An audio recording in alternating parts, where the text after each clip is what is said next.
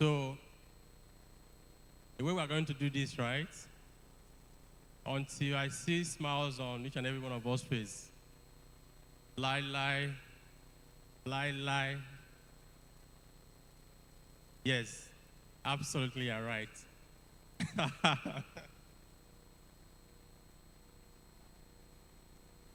until each and every one of us is smiling, we're going to be here. Yes, I like this. I like this.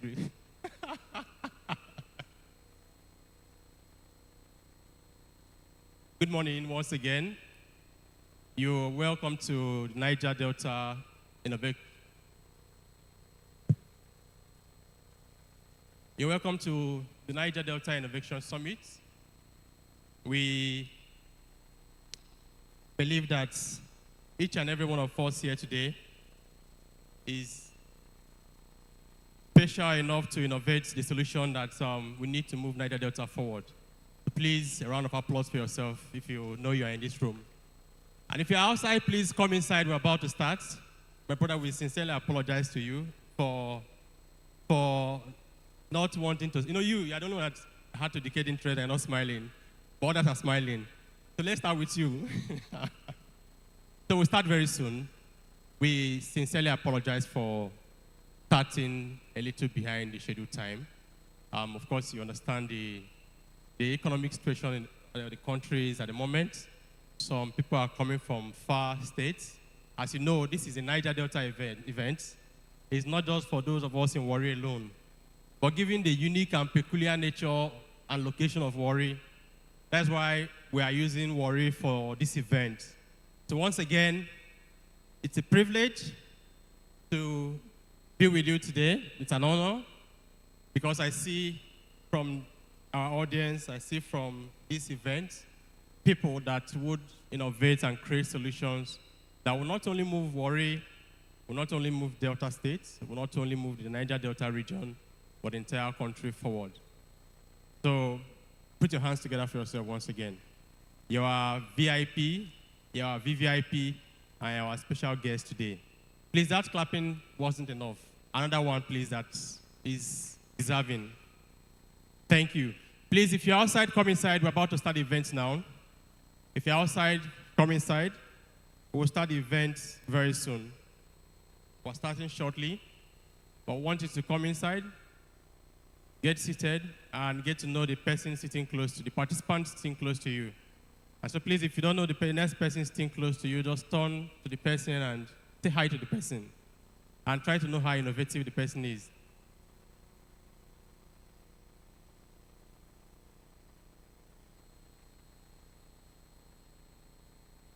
Let's get to know how innovative the next person is.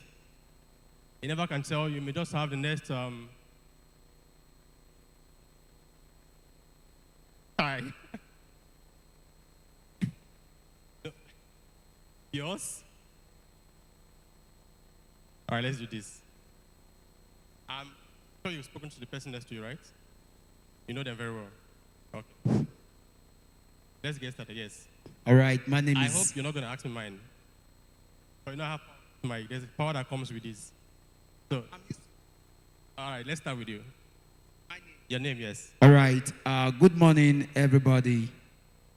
All right, so my name is Dabo Imwisuri Nathaniel. People know me as MC Nato. I'm a comedian, a content creator, a master of ceremony, and what have you. So that's me. All right, God bless you. Come. Why don't one clap for him now? Clap for him, please. He's a comedian. They never laugh. I want me to laugh. Oh, yeah. Come now, God, you can confess. I bet what it be name. Joke. No, your name, sir, before anything. Oh, that was what I told you. I should not ask for my own name. No, you must tell us your name now. You get what I want to confirm. I already tell you to me not asking my own name more. They say name now. Don't look there. Oh, God, wait. I'm not telling your name now. They say name now. Senior waiting. Now you call her Mosekba. You don't say that name for worry. Voila. Senior. I beg. Hello. I beg. What is the meaning of Ekba? Now me give you mic. Go.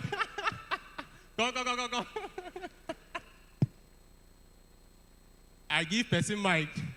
If they use the mic, do nothing.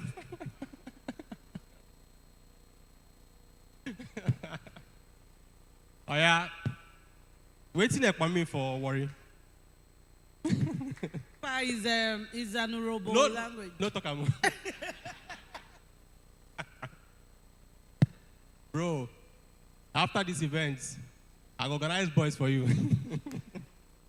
You see person carry mic, you don't talk in name, you dey hide something. All right, so we still have to get to you because throughout this event, we'll go laugh, we'll smile, we'll learn, we'll share ideas, we'll connect, we'll go chop. I don't know that one, no. You go connect. No. Again, I don't talk. Mo miss this thing. Oh, yeah, tell me, what's name? What is his name? You know, tell me your seatmate's name.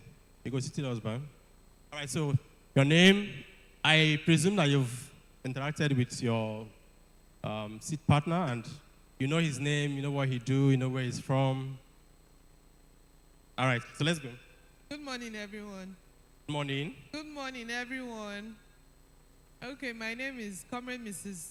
Joanne Eserogene Onorerome. The name of my seat partner is Mr. Ais. We just chatted like few minutes before you gave me the mic. Okay. And he's the leader of Not Too Young to Lead. Okay. Not too young to lead. Yes. That is, what is his name? The current essay to the governor on students and youth rights. That's so. No, that is privileged information now. You want me to go kidnap her, bro? No. Tell us about his house, okay? Her name, what she does. Please, a round of applause for her, please. The clapping. So we have standard we're going to set today, right? We are working with standard. There's a clapping standard. If you clap as if you were 1975, you're not going to work today. Oh. Eh? So let's agree the kind of clapping we're going to be using. Please, another round of applause for her, please. A round of applause for her. Nah, not this kind of standard.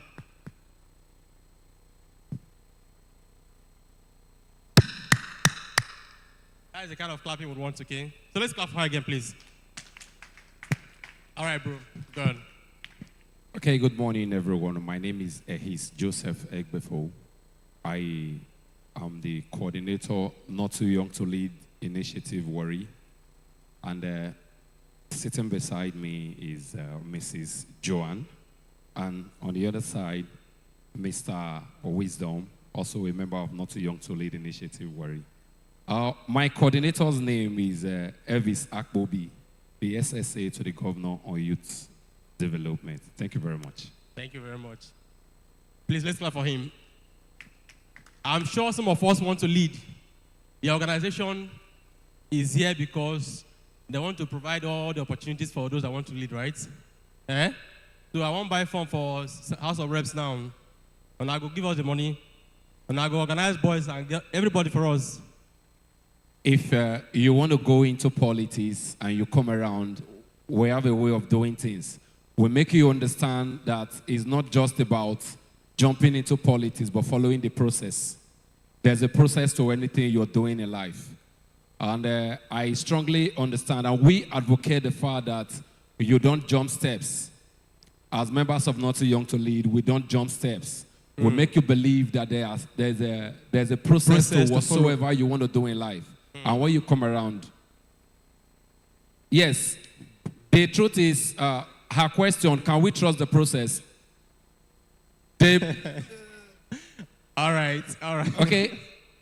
I think we'll come to you, sir. If I will be given opportunity to talk on this, we will talk about the process of becoming who you want to become in Nigeria. The truth is, it has gotten to a point where we all believe that the process has been broken. The bridges has been destroyed, but even at that, there are still opportunities for the people that want to do the right thing. Just as my boss has passed through a lot of process, and right now he's doing a lot in the country and even in the States. Please, let's clap for him. All right. Bring the mic here. No, don't worry. I bet more clap for our beg.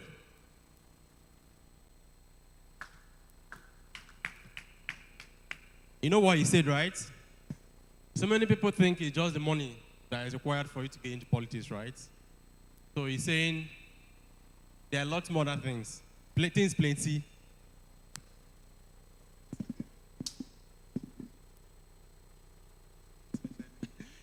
Things plenty. There's no process. I'll come to you. And we have to follow those processes, truly. You see, what my guy here is trying to say is, sorry, what's his name, sir? What's his name? Mr. Felix is trying to say that there's no process is broken, it has to do with the individual, right? Oh, I thought you were saying, talking to her. No, it's my job to put it to you sometimes. Notwithstanding how we think that the system is broken, I think the best way that we can still,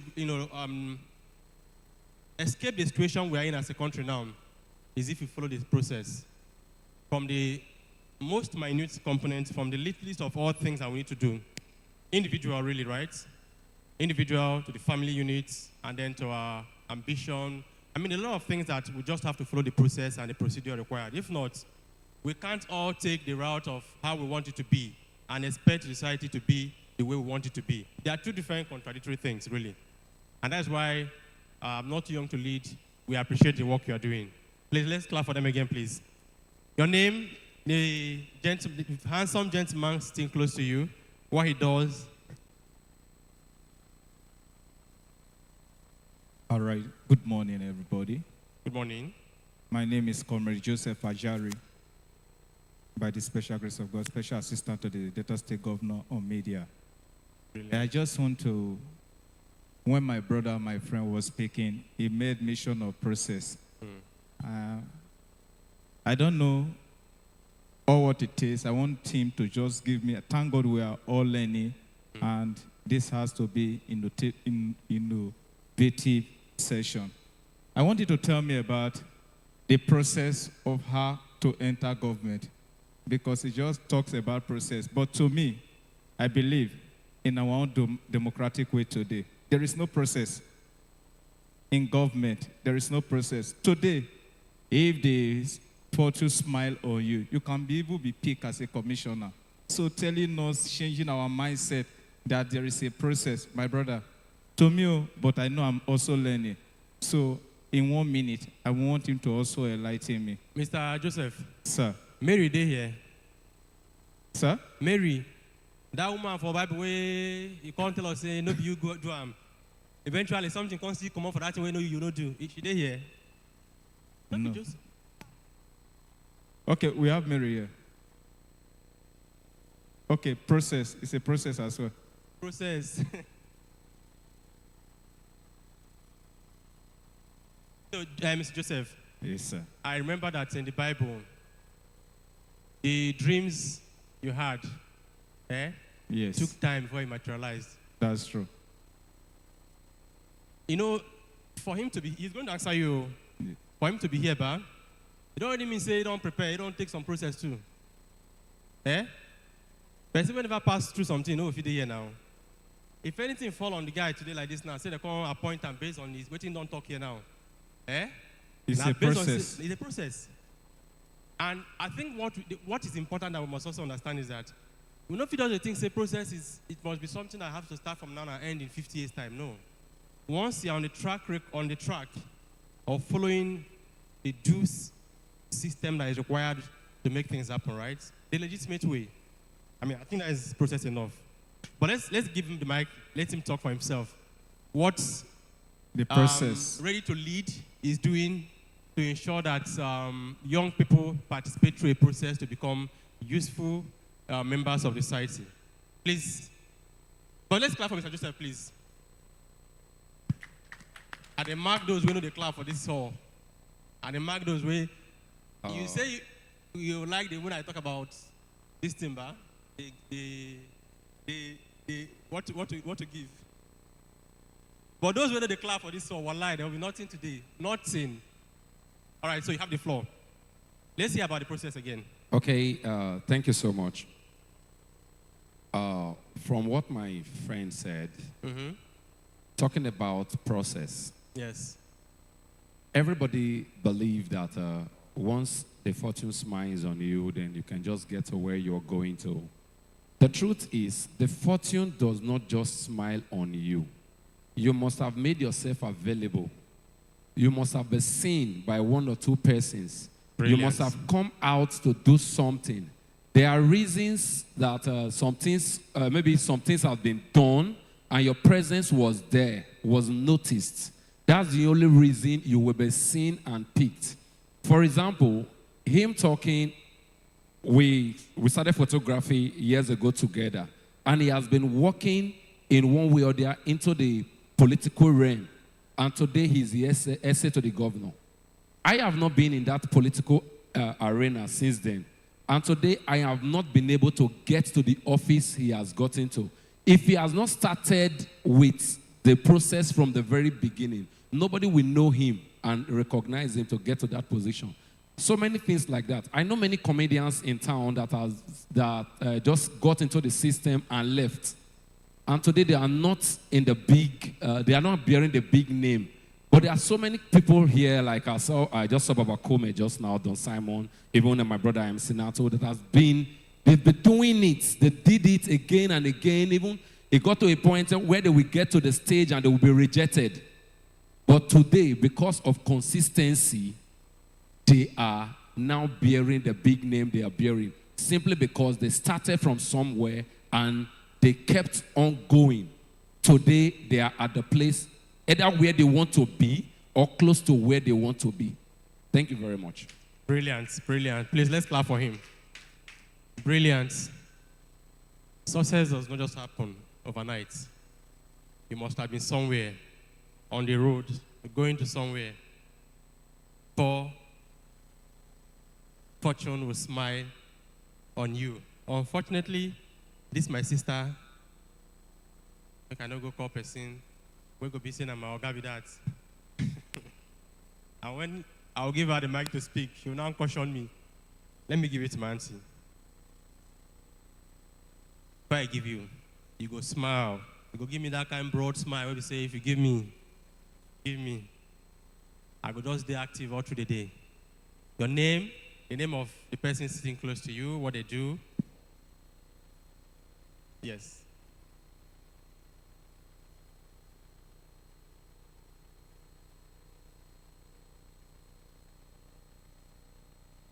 Please, let's clap for her, please. Thank Good you. day, ladies and gentlemen. My name is Ambassador Dr. Mofe Ogunkoya, PhD medicine.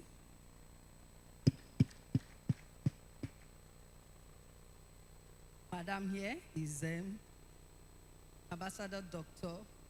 Ngozi Okeke, the philanthropist.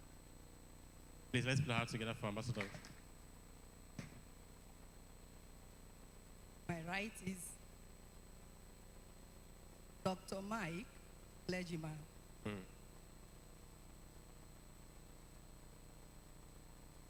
No, you've done well. You don't need to know all of them. Thank you. Please, let's clap for her. Thank you very much. Dr. Mike, do you know his name? What he does? Yes. Okay, you can give her the mic. Thank you very much, ma'am. Okay, this is Comrade Chuku Yenom. Chuku Yenom, yeah. He's a youth advocacy man, yeah. That's what it is. God bless you. Thank you. Please put your hands together for Dr. Mike. Wait, this mic. I say, one carry this mic. But nobody sit down close to you. Let's put our hands together for them, please. So who's the last lucky person I should give the mic to?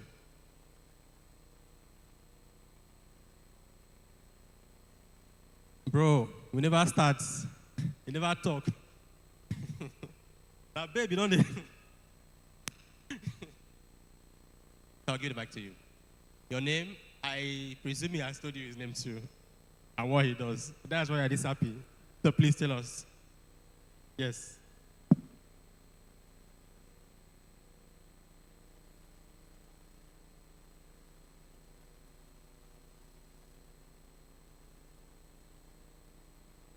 My Joy Akpowore.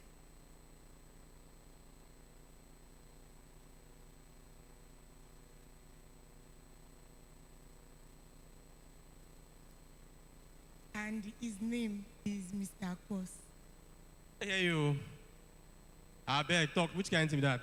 Talk. I said my name is Joy Akpowore and his name is Mr. Akpos. Mr. Akpos. Yes. Akpos. Why in the bear the same name with me? Huh? What does he do? Oh, yeah, please interact with him further, okay, so that you know. Please, let's clap for her, please. Thank you.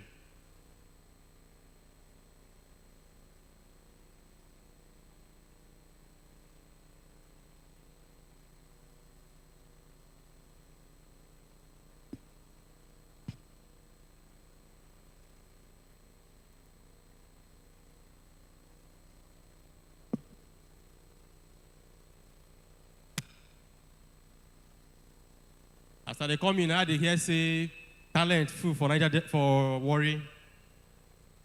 Bro, be like say your face this time familiar. Oh. You be popular person, ba? Familiar. Please, let's put our hands together for Don Simon. Please stand. Come with me. Please put your hands together for him, please. This thing I just did now. Now only those ready for spirits. Those that are high in happiness. I don't feel this kind of thing. Please come with me. This time. All right. So I will leave you in the hands of this handsome man. For the next 5 minutes, he's going to. If you don't crack up people in this hall, what we say, people where they back, come sit for these front seats. You don't go sit down. You go stand with us here till the end of the program. Please put your hands together for him, please. Bro, don't be set up, bro. Praise the Lord. Long time I go return your money. Now me work hard for empty shares. When I for the group, when I get like now 9,200, we send picture. Now let 30 don't come. I'm happy because it's on rare occasion. You see a worry boy travel out, come back to Nigeria, come to his own town to do something like this. Please, can we celebrate my brother, Ambassador Young Peru? I deeply appreciate it. That's why he never come in one certain land, no, don't charge him. But the less. Peru will price anything on this earth. Don Simon, Nation Builder Show on the 8th of May. Now you go perform. Peru no wahala. How much I go send you? Send 450. Don't Simon send 110. The price you always get as it be. But anything the price I always come because he's a good man with a good heart. And this is a nation building program, and by the grace of God, I didn't come alone. I came with one of our pioneer comedian in Delta State, who presently is a senior pastor in 10th Generation Ministry. Formerly, he was Baba Kome as a comedian, but now that God has called him to the ministry, is Apostle Kome Idese, the senior special advisor to the present governor on community development. All right, now I was called to do comedy. Please, can we celebrate God Almighty, please? Can we celebrate God? Now, this is a clap for me. Okay, I say clap for God. Sorry, when I really know God. If you're a Muslim, forgive me. I don't criticize religion, but I say clap for God. All religion worship God. When Jasper Aduja, they say, I don't say, now God go on now. Please, can you clap for God?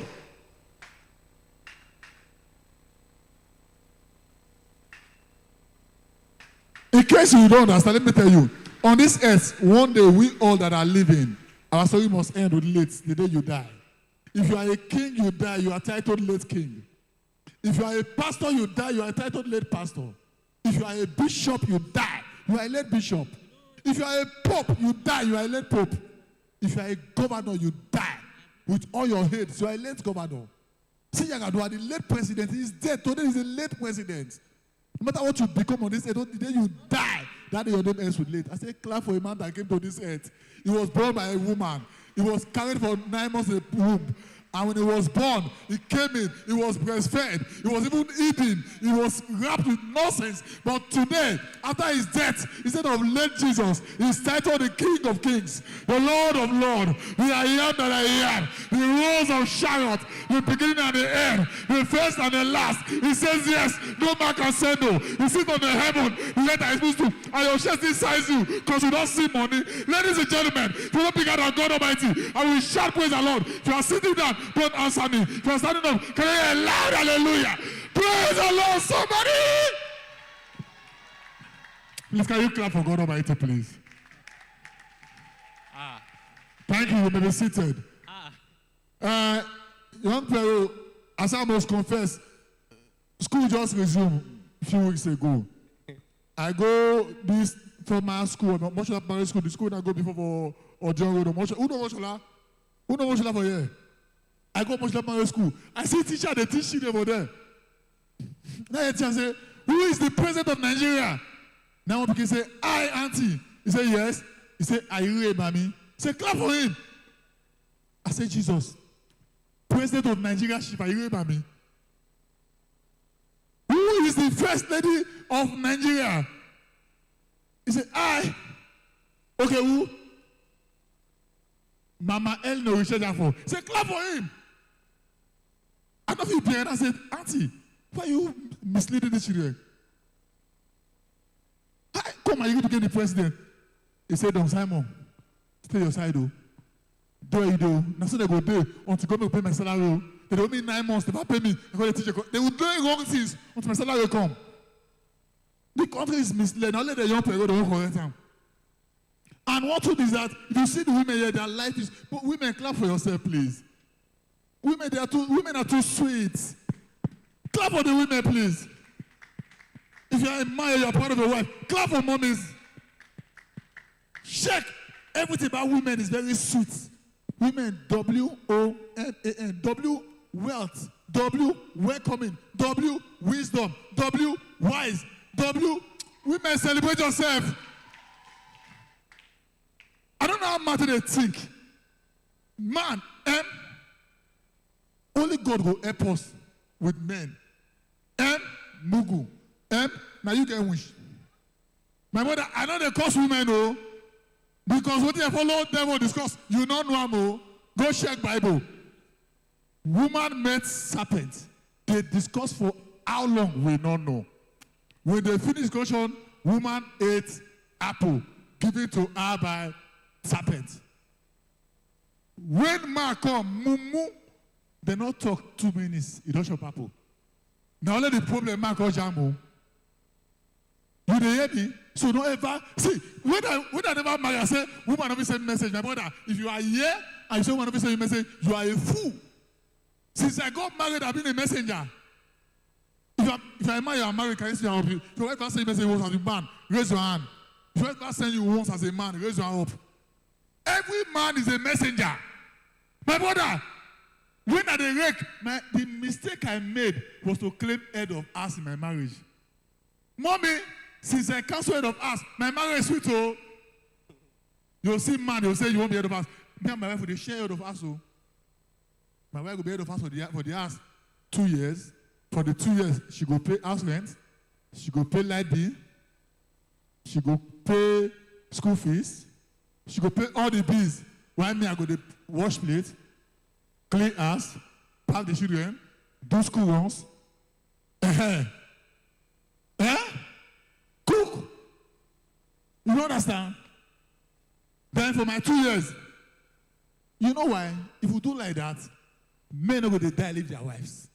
Nigerian men are going to die live with our wife. We have more widows than widowers in Nigeria. If me, my wife, she is 41, I am 41 and a half. As we live so, as they live. At 70, she will be 70, I'll be 71, 70 and a half, she will be 70. At 80, the same story. At 90, as I die next week, she will die. Not my wife, you're going to do widow the sweet pass, sugar mommy. Not be my wife. My friend tell me say, sugar mommy, sweet, pass widow. I say na lie.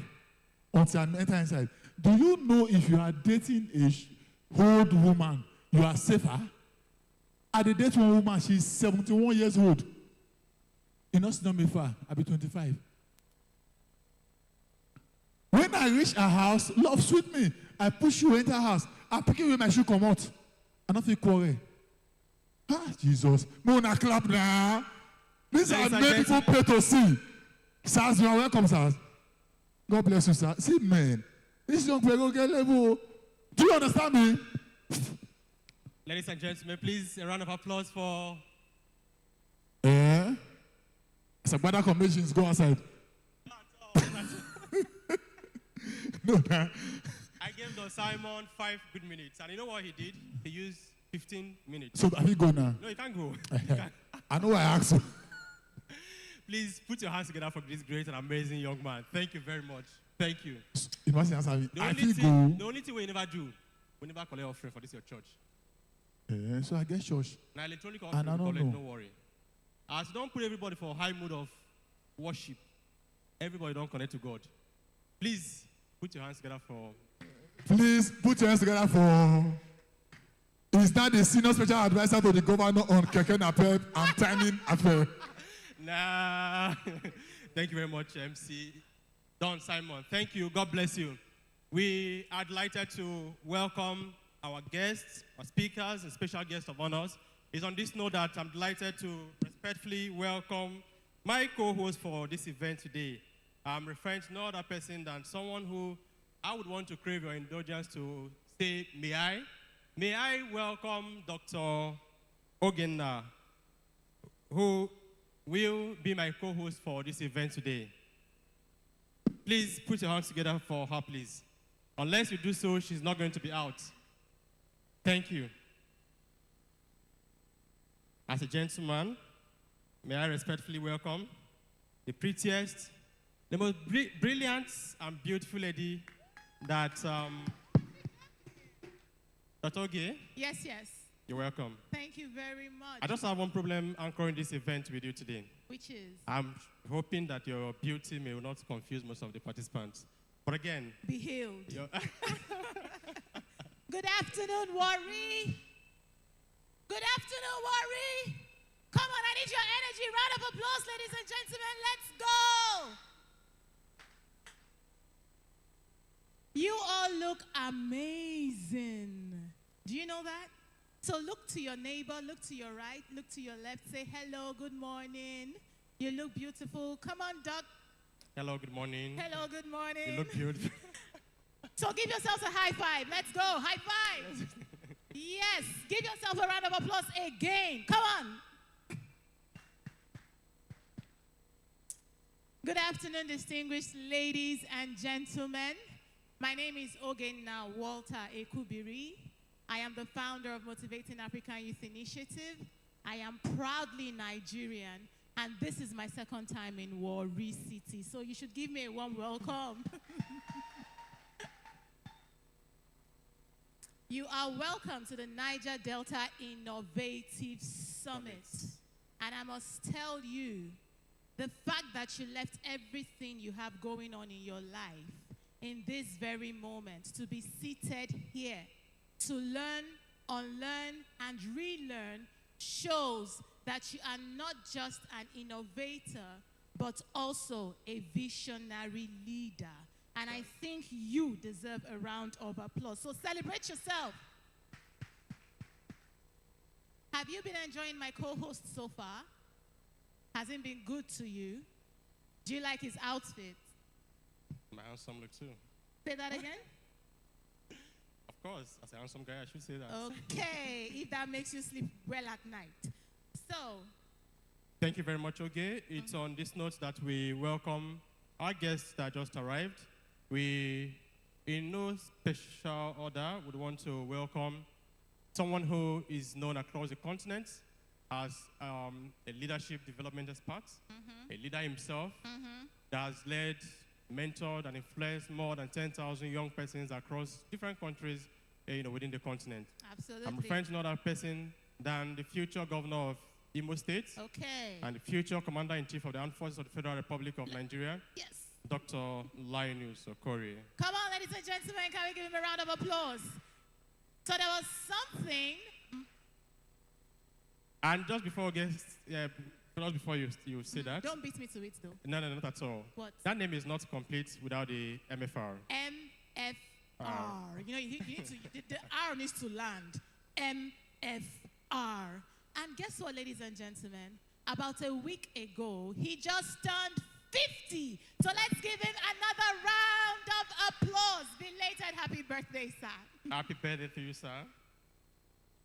Yes, right next to him, we have someone who crossed over 7 oceans and 7 seas to be here with us today. I was privileged to be on the same flight with her. She's an innovator, an inventor, a creator, and a very beautiful, full-blown African woman.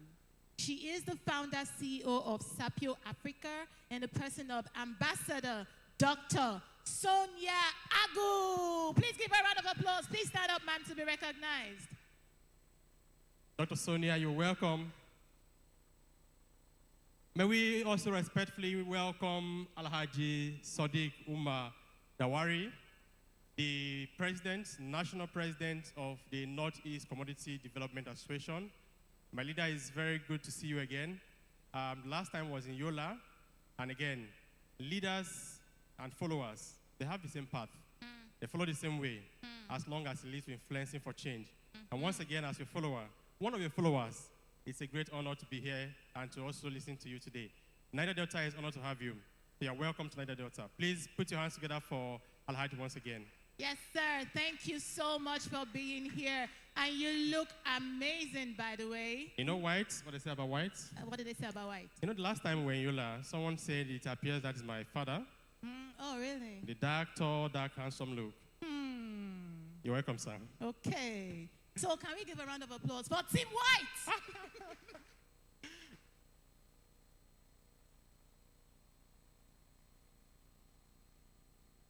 Right next to him, we have Honorable Enitimi Briella Government, who is a politician, an entrepreneur, and he is behind most of the branding work you have seen here today.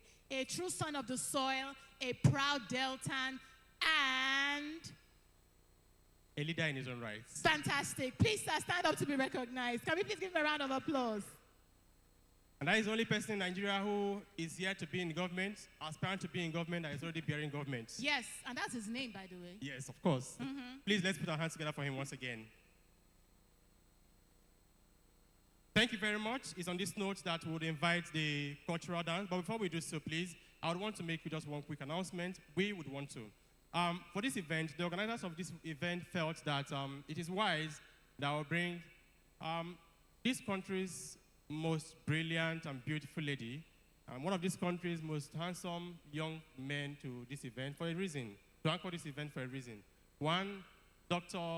Oge is going to be anchoring this program with Queen's English. I will be doing so with Warri English. So please, I won't worry English. I won't worry English. Please, let's put our hands together for the cultural dance, please. Ladies and gentlemen, give them a round of applause. Yes.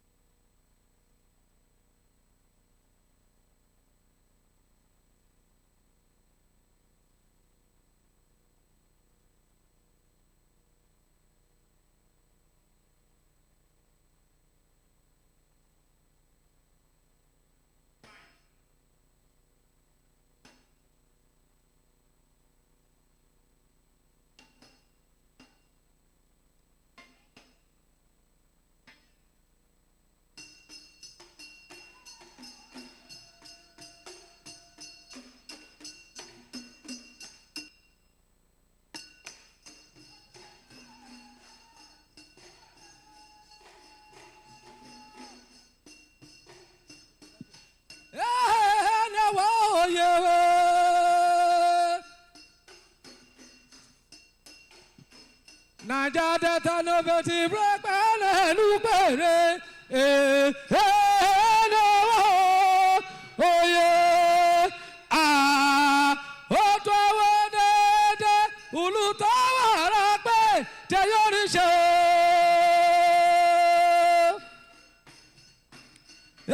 mama ọ̀tọ̀ àwọn dédé olùtọ́wọ̀ rẹ̀ pé tẹ̀yọ́rìṣẹ́ ẹ̀nàmújẹ́ ṣẹlẹ̀ ṣàmà lára gan o ẹ̀yìnrà ọ̀dẹ̀yà dẹ́rẹ́gbọ̀ ẹ̀ẹ́dẹ́wọ̀ oyè.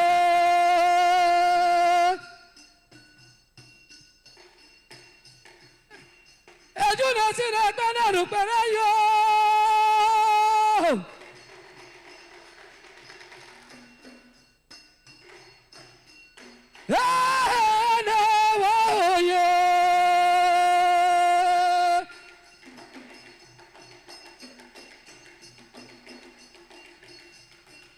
Africa yunore penelu pereyo ena oye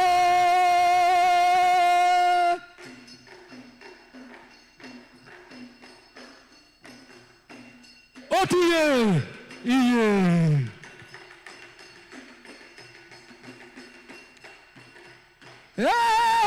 teyori shewa lode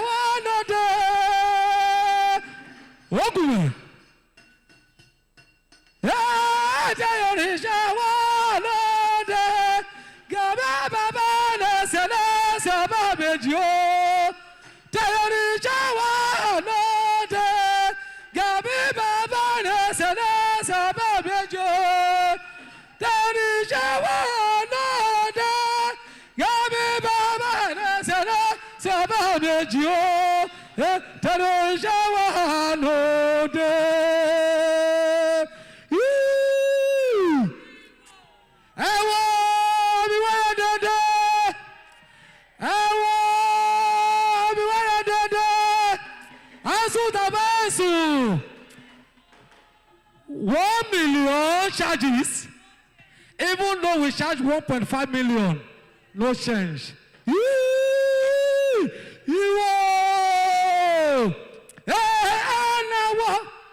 Oh yeah, Dore, oh babu,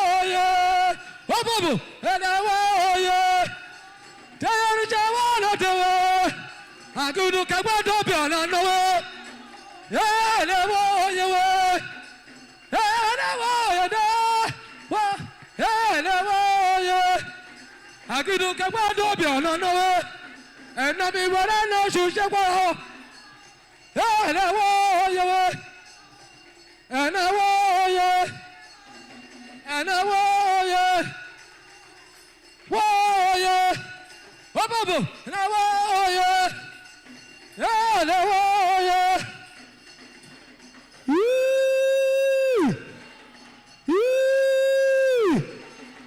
Oh, no,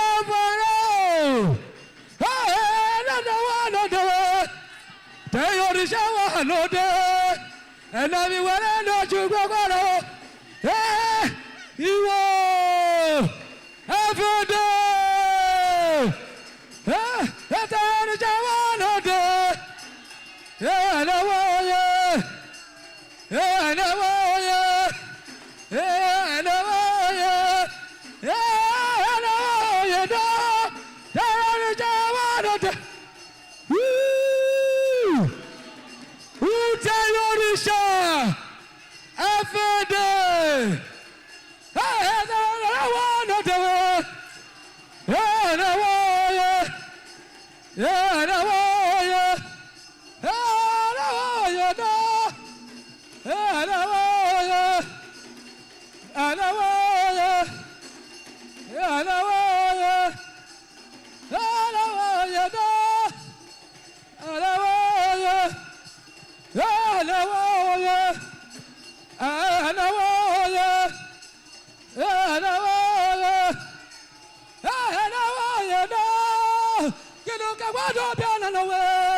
And I mean, what I should take what I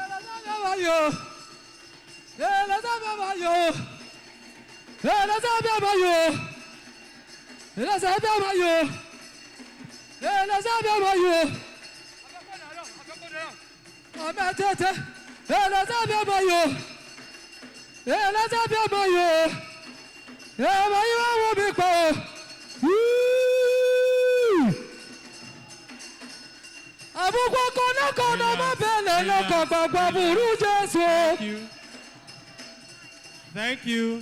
Thank you very much.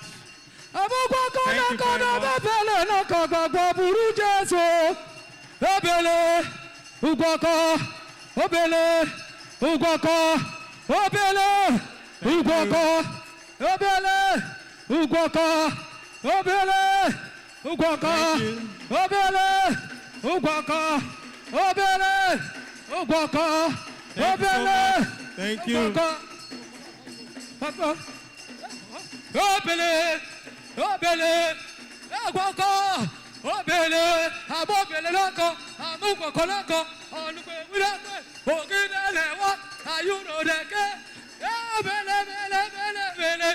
Thank Uguaka, you. uguaka, uguaka, uguaka. Bele, uguaka, oh bele, uguaka, oh bele, uguaka, oh bele, uguaka, oh bele, uguaka, oh bele, uguaka, oh bele, uguaka, oh bele, oh bele, oh bele, uguaka, oh bele, uguaka, oh bele, uguaka, oh bele, uguaka. Ababukula mi kwasa gbaweriye.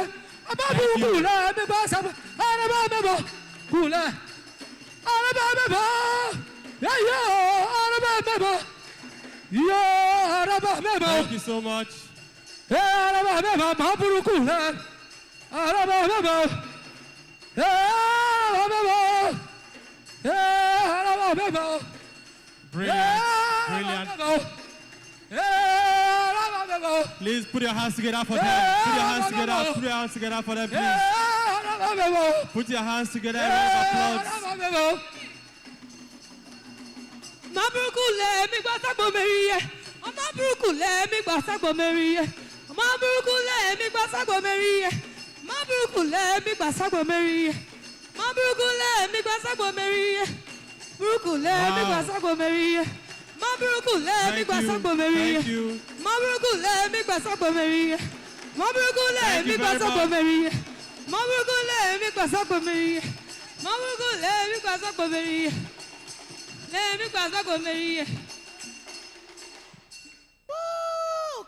Can we please give them a resounding round of applause, ladies and gentlemen? I need to know that you enjoyed that performance. So if you did, please celebrate them a little more. Come on, let's go. Wow, wow, wow, wow, wow. That was thrilling It was. and energy sapping. It was. It's a process. Amazing. Please Your can we hands give a round of together for them, applause? So, Dr. Linus Okore, Newsflash. I had the rare privilege of capturing that very entertaining segment of you giving us a few dance steps. And you are going to see yourself tomorrow on Trending. Please give me a round of applause. Okay, thank you so very much, Ambassador Young. I enjoyed every bit of that. Can we celebrate the beautiful city of Warri? Put your hands together for them, please. And so, as Africans, Nigerians, Deltans, we believe in giving honor to whom honor is due. And so, ladies and gentlemen, myself and my co-host would be honoring a few of our special guests.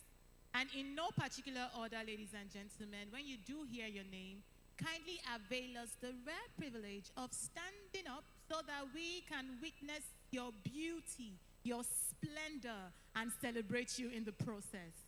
First on my list is a professor of safety and environment. He is also a professor of climate change and environmental sustainability.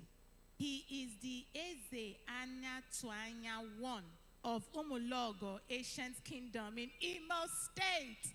Ladies and gentlemen, can we celebrate Professor Okeke Gerald Ndubisi? Thank you so very much, sir, for being here with us. You know, I had to remove my cap. Oh. And then the Lord said, let me send my people a man of God. And then he sent to us for this event, Reverend Dr. Anthony Eviokovo, the senior pastor of World Shockers Ministries and International here in Delta State, also a lecturer at the Delta State University, Abraka. Abraka, Please let us celebrate him. Put your hands together for the man of God who is also a lecturer. Thank you so very much, sir, for being here with us. We also have someone whose acquaintance I have been able to establish thanks to social media. She is the Senior Special Assistant to the Governor of Delta State on female and youth empowerment.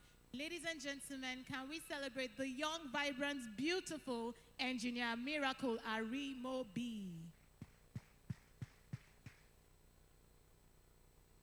Ladies and gentlemen, we also have the honor of having with us a UN and a global leader, Mrs. Tolulokpe Anua Morio, who is an entrepreneur, an author, a public speaker, and of course, an influencer. Please, a round of applause for him, for her. Thank you so much, ma'am. She is one of our panelists for today. We're glad to have you. Thank you so much, ma'am, for being here with us. Also on our list, we have a filmmaker and media consultant in the person of Mr. Alex Eyengo. Thank you, sir, for being here with us today. We have also with us Apostle Kome Idehise. I hope I got this right. Please forgive me. Yes. Before I leave here today, I'm sure that some persons would stone me if care is not taken. No, not at all. But We are that's all right. peace-loving people in Delta State. I agree with you. So he is the pastor of Anonymity Generation Ministry, and he is also the Senior Special Assistant to the Governor of Delta State on Community Development. Can we give him a round of applause? Are you here, Please, sir? your hands together for him, please. And if you know your local government, you know your ward, you know your community, before you leave this place, approach him. Yes. If you are from Delta State, so that you share with him the concerns of your community with him, and I'm sure he will take it to the executive governor of this great state. Thank you, and you're welcome once again. Can we please give him a round of applause again? Thank you so much, sir, for being here. It's on this note that we have to bring this event officially to a start by... We still have a few people to recognize, Stanley. I understand the fact that this event has very, very distinguished, a lineup of distinguished guests, and we may not be able to finish them at once. So what we're going to do is that we're going to be introducing them, in batches so that we're able to kickstart. However, Whatever you say, my lord. Oge's beauty is captivating and compelling, and she's confusing me here. I can hardly know where exactly I want to say next. Be healed. May I now also yield the floor to her to introduce our friend, our guest, and someone very special to us who had traveled all the way from South Africa to be part of this event today. Yes, she has been at the core of the Jet Age Nation Builders event, both in South Africa, Mauritius, and other parts of the continent where this event has held. Please, Absolutely. Dr. Ogena, you have the rare privilege of introducing this special guest. Yes, I do. And she is a woman deeply rooted in her spirituality. She prides herself in telling stories about the restorative work of God. She is a model, a speaker, an innovator, and today she was referred to as Miss Nigeria because she's geared in green. Ladies and gentlemen, can we celebrate the beautiful Nobomi Shogweni from South Africa? Thank you so very much for being here. Thank you.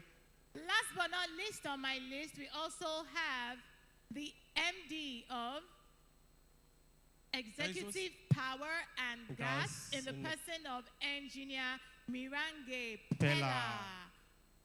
Can we Please, please celebrate for him, him, sir? please. Thank you so much for being here, sir. He's been seated quietly, just observing the environment. It would have been a very serious mistake if you didn't take the bold step to introduce him. Thank you very much, Oge. Please, a round of applause for the beautiful Oge, please. You're not clapping for me. Yes. Thank you. And so, ladies and gentlemen, again, we are first Nigerians. On this note, I would crave your indulgence. Please stand while we take the first stanza of our beautiful national anthem.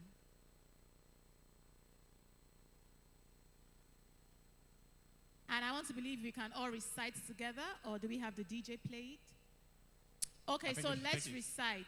One, this is the moment you know those who went to primary school. And those who are patriotic. And those who are really patriotic and who really love Nigeria. Are we ready? Feel free to mumble. Ready? 1, 2, ready, go. Arise, O comfort. Nigeria's call obey. Serve our fatherland. Love and strength and faith.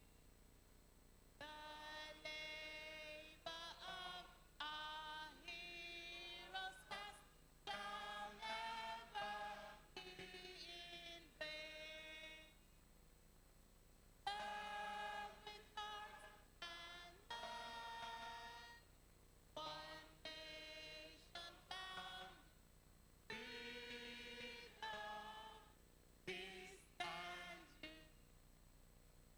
Come on, give Thank yourselves you a very round of much. Thank you. applause. That Put your was hands together for yourselves, beautiful. please. It's on this note that as Africans also, and those who are deeply rooted in spirituality, we want to invite the man of God, Reverend Dr. Anthony, the senior pastor of World Shockers Ministries, and also a lecturer, to give us the opening prayer before we get this event started. We need the presence of God with us. Please put your hands together for the man of God.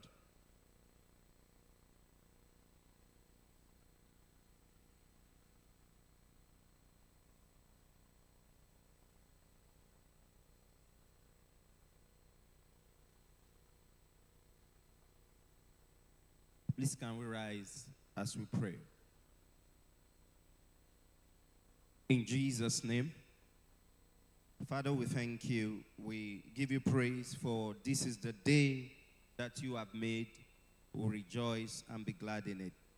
As we commence this event, we pray that your spirit will take control in the name of Jesus. We ask that the insight of our understanding be enlightened in the name of Jesus. We commit every speaker into your hands and every delegate today into your hands. We ask, Lord, that your spirit will permeate our hearts in Jesus' name. That at the end of the day, we have all causes to glorify your name. We declare this meeting open in the name of God the Father, the Son, and the Holy Spirit. Can we shout a believing amen? Amen. Thank you so very much, Apostle. Can we please celebrate him, ladies and gentlemen? And in the spirit of balance, sir, we would be asking that you kindly avail us your presence here on stage. Ambassador Sadiq, sir, could you please come help us with Thank you very much, the Muslim Alaji. prayers? Shall we put Can our you hands please give together him a for him, round of please? applause? Thank you, sir. We put you on the spot. We apologize. Thank you, sir. Thank you very much.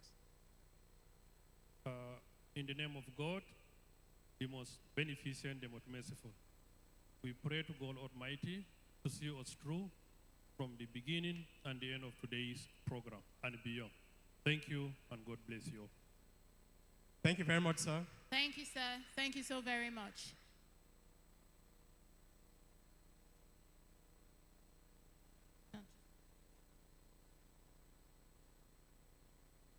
Ladies and gentlemen, the Niger Delta region of Nigeria, known for its diverse ethnic groups and vast oil reserves,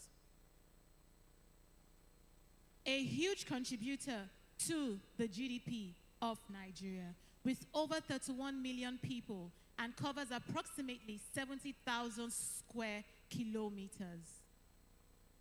We are here to discuss the furtherance, advancement, and progressiveness of this region. And so, ladies and gentlemen, it is time for serious business. On this note, we would be calling on the convener of this event to give us his opening remark and perhaps share with us the light bulb moment as to why we are here. It's on this note that we respectfully invite the convener, the founder of Jet's Age Nation Builders, Ambassador Dr. Young Piaro, to give us his welcome address for this event to kickstart. An event that is just not an ordinary summit, an event that is an alignment of people, purpose, and products. Come on, Please, come on, a round of come on, applause come for on. him, a standing ovation for him, for a visionary, for an innovator, and a leader. Thank you. Please, can we be seated, please? Thank you very much. Please, can we be seated? I'm not a mank person. I'm only a passionate young man that want to see things work. Because I know we can all win together. Because if I win and you don't win, there's going to be a problem in the society. So I want all of us to win together. Before going further, permit me to introduce my own boss, my mentor, Dr. Linus Okore, a man with many feathers, a man that has done well in the leadership scheme across Africa, a man that has read leaders in politics, in business, private sector, and they are all gorillas, and I'm one of them. Please clap your hand for that, please. Of course, I am. Always proud and happy to be. Thank you very much, sir. Okay, you are still a student. Yes, I am. We have many Proudly students so. here. Yes, I will introduce my own mentor, elder brother, father, Alaji Sadiq Umar Dawari, the Dan Lawan of Adamawa. He is a royalty, but when it comes out for jet age, today is not wearing suit. When it comes out for jet age, you think we are age mate, but he's old enough to be my father. He's also a mentor. Thank you very much, sir, for being here. Yes, we have with us a representative of Chief Ayuri Emami, who was supposed to be here with us. Now he's in the U.S. attending to serious issues. So his representative is here, the person of Alex Enyero. He wants to be called that way. He wants to be called that way. Yeah, yes, I have Prof. Okeke. The title is long. So, Dr. Sonia Agu is there. I know why I'm talking about her. She was in 4 countries in the last 5 days. She did not get to her house until she touched down Warri. I could see the stress in her face when she was touching down Warri. And she's a passionate woman, an ambassador with the African Union, ECOWAS. If you follow her, you know what I'm talking about. If you are not following her, follow her now. She has many followers. Okay is here to follow us people. If these people tweet your name, you are gone. You will be surprised. Thank you for being here for all the stress. Of course, my personal person, my secretary, my advisor. Nobody, thank you for coming all the way. So, the time has gone far. I will just talk brief about the Jet Age Nation Builder. Like you know, my name is Young Pierre. People call me all the kind of names they want to call me, but my name is Young Pierre. I am standing here before you today, not because I want to be here, but I'll tell you my humble beginning shaped my path to follow this road that I am. I will rephrase and I'll talk about, as Sakel said, lonely at the top. This road is lonely.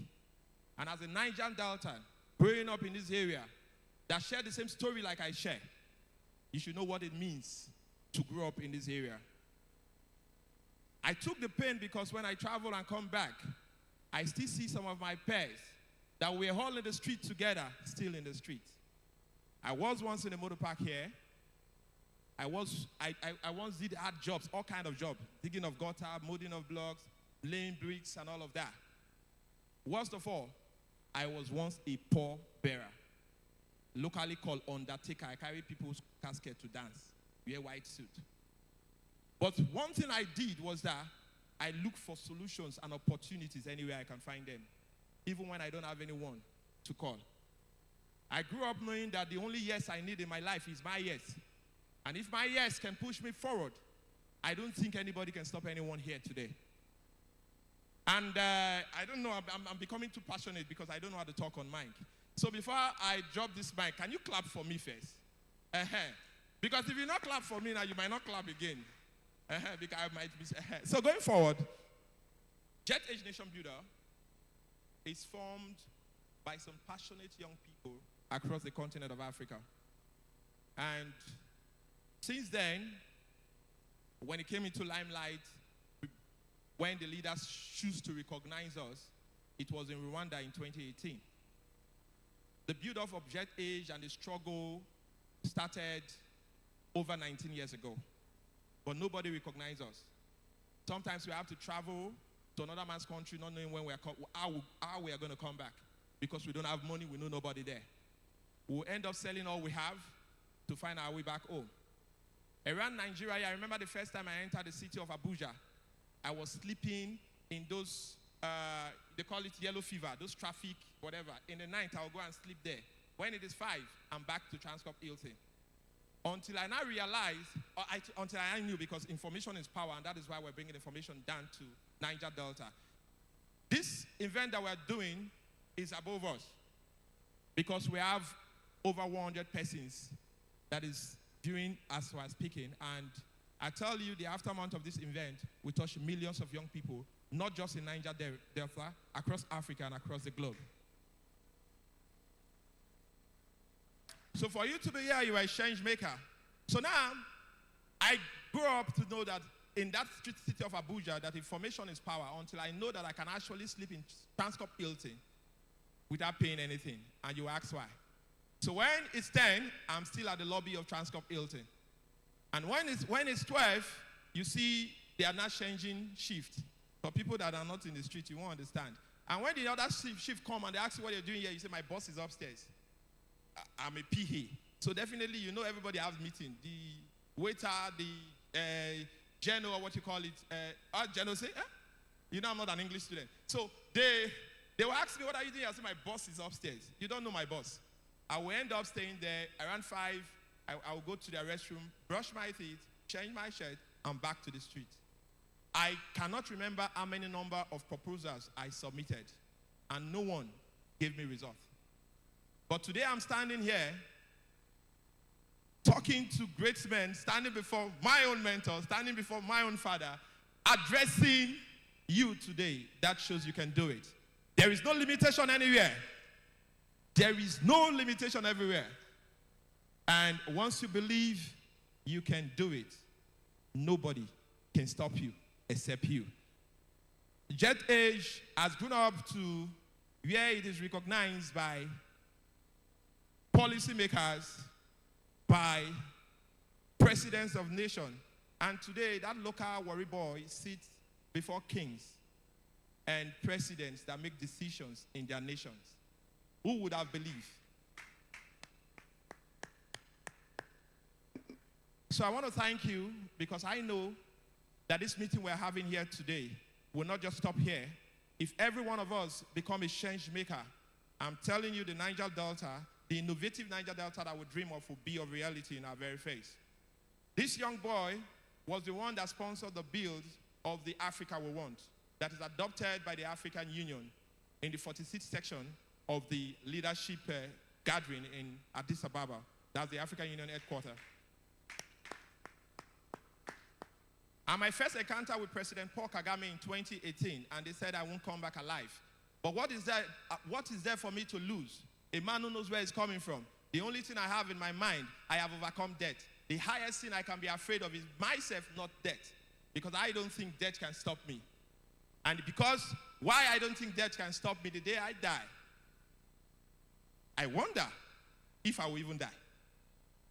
Because people like me don't die. If you believe people like me don't die, clap for me, I beg you. All right, today is not for me to talk. You know, I don't know how to talk. I have speakers, mentors, fathers, sisters, and brothers that will do justice to this subject. We have fabulous panelists. They will be coming to treat you. And if you are not following Jet Age, I'll just tell you brief of our track record. We've been to Uganda. We've been to Mauritius. Same conference. We've been to Rwanda. We've been to Addis Ababa. Yeah? We've been to a lot of, we've been to everywhere. And today, Jet Age have physical offices in 16 African countries. Fully operating with staffs. And that notwithstanding, today we have been adopted into the African Union simulation to drive Vision 2063, which I want Niger Delta to be part of, and together we'll build a Niger Delta, build a Nigeria, build an Africa that should be of interest to every one of us. Thank you. Ladies and gentlemen, please can we celebrate this great man who's never going to die? Jam your hands together for him. So there's a popular Nigerian song, we don't die, we multiply. That's so. That's so. Do you agree? I was having a conversation with my mentor last night, and, you know, I was saying to Dr. Laida Sokore that leaders are like gardeners. We plant the seed, we water it, we see to it that we add fertilizer, we prune, and we ensure that we harvest in due time. On this note, can we celebrate all the leaders we have in our lives with a round of applause? They could be your parents, they could be your siblings, they could be your mentors, they could be your leaders in the church, they could be you. So celebrate yourself. Celebrate yourself. Do you have anything to say to us in Pidgin? Worry. Streets. Area. Hey! You know, so they carry last. Today is not going to be an exception. Okay. You don't influence me to speak English. No, you're here to speak Pidgin English. Area. Hey! All right. Let me allow Oge to use Queen's English. This is not allowed to use Queen's English. Ladies and gentlemen, remember I said to you that this region has over 40 ethnic groups.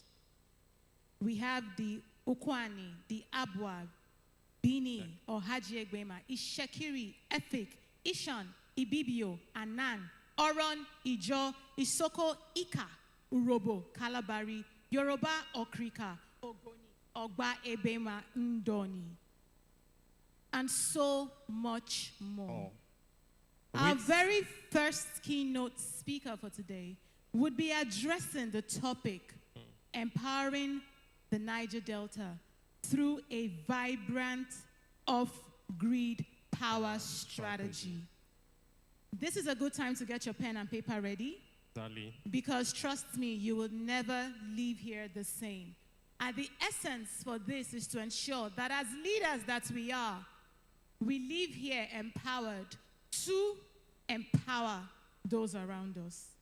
And so, ladies and gentlemen, with a resounding round of applause, can we make welcome our very first keynote speaker for today, the Managing Director and Chief Operating Officer of Escusia Power and Gas Limited, in the person of Engineer Mirange Pella. Please celebrate him, people. Keep clapping until he makes his way to the stage. Niger Delta, come on, worry. Celebrate him. Woo! Standing ovation.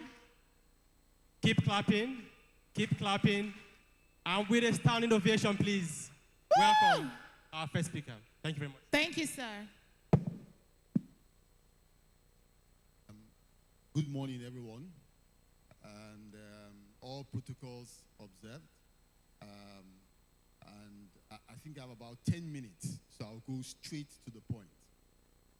The Niger Delta, like you said, is a very strategic and important region. More importantly, I believe that the Niger Delta has the potential, the word is potential, to be the greatest region, not just in Nigeria, but in Africa as a whole, because of the great resources of this region. I mean, Nigeria used to be and still would have been, if not for all the problems we have in the oil industry, the greatest oil producer in Africa. And all these, what makes Nigeria the greatest oil producer is the Niger Delta. It's the Niger Delta region. Yeah? And so so we can by default say that the Niger Delta actually should be the greatest region, not just in Nigeria, but in Africa. And so today I'm talking about empowering the Niger Delta through a vibrant off-grid power strategy. I'm into power, so I want to focus on that. Very quickly, I want to say that if you have a child here, no, not if you have, if you are the youngest person here, let's say you are 10 years old, you grow to become a father or a mother, and you have children. The children, that is the great-grandchildren of your children, not your own great-grandchildren, no. The great-grandchildren of your children cannot see reliable power in this country. If anybody tells you that there will be, any politician tells you that they can give reliable power in this country, it's one of two things. Either the person is lying to you, or the person is ignorant. Because if you understand the power sector, I've been in the power sector for over 30 years. And in the 30 years that I've been in the sector, in Nigeria, the amount of power on the grid on any given day, on the average, is 3,000 megawatts. on the average in the past 30 years. Sometimes it has been as bad as 2,000 or 1,000, but it has never crossed 4,500. Now, but meanwhile, people are marrying every Saturday. They are buying television. They buy fridge. They buy gadgets. People are building estates every day. People are building event centers. People are building industries. They are hooking up to the same 3,000 megawatts. It's not foolishness. It's not foolishness. It's the same 3,000 megawatts they are hooking up to. And you are wondering why the system is deteriorating. And then, if we want to talk about what it will take to build the infrastructure, forget it, it's just not possible.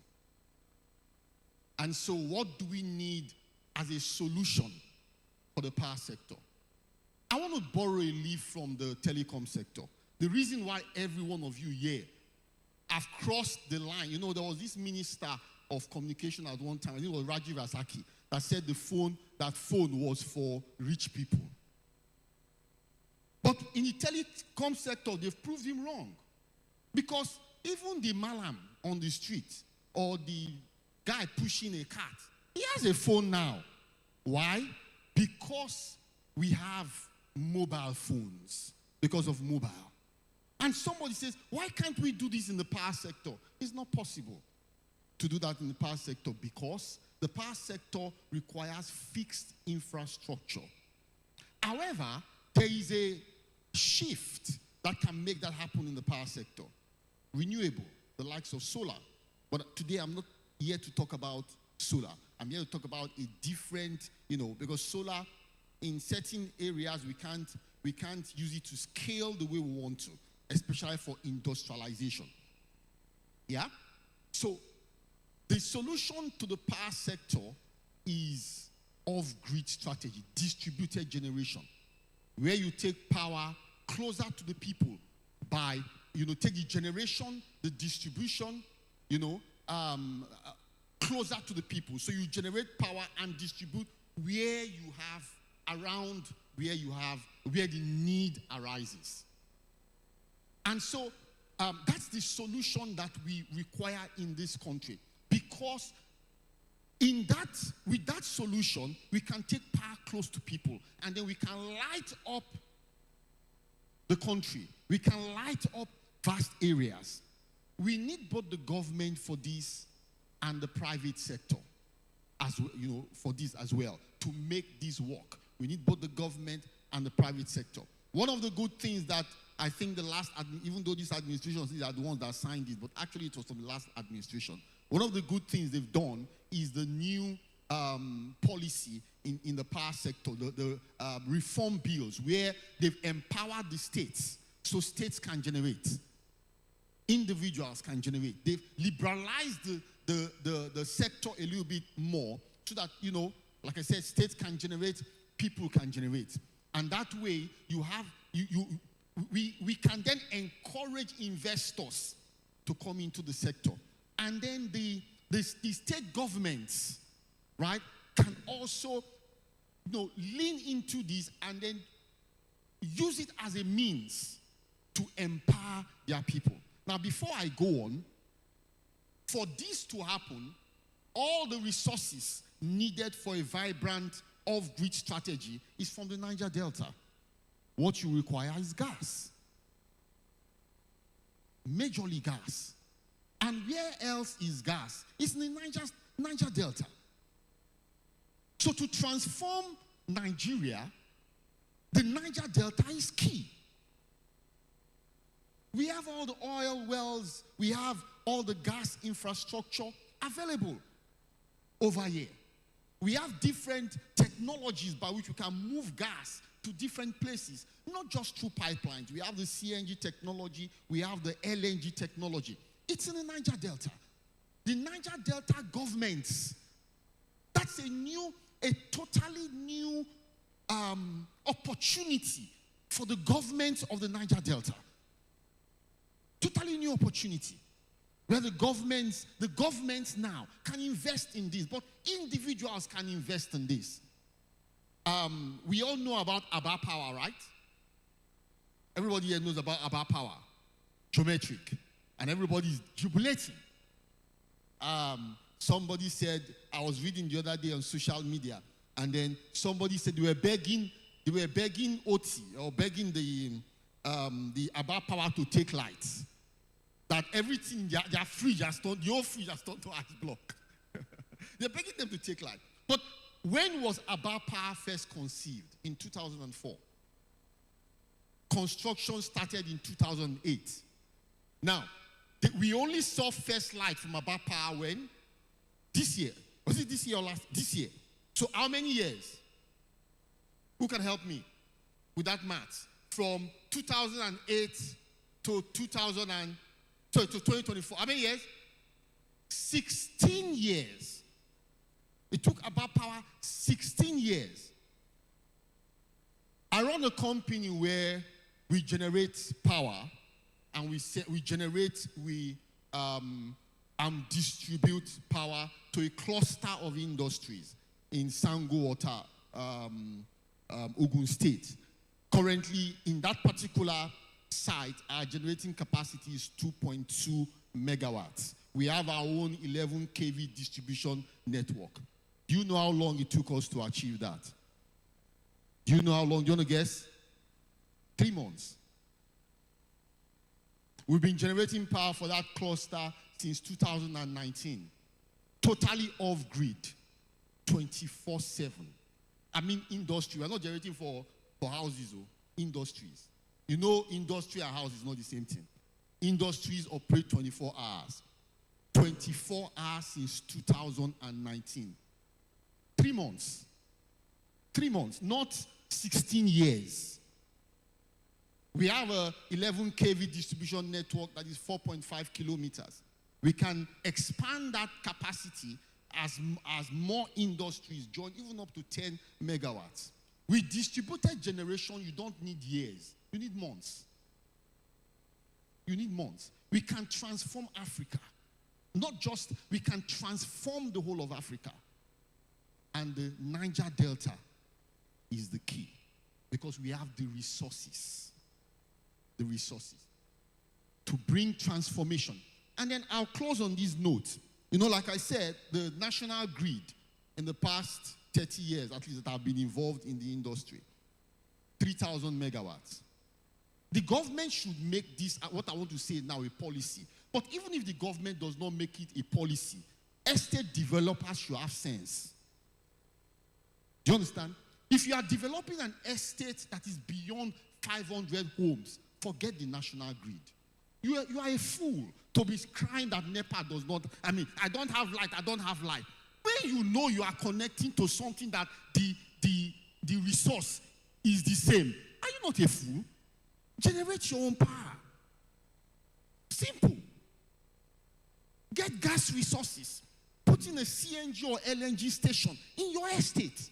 Generate your own power. On that note, I close. Thank you.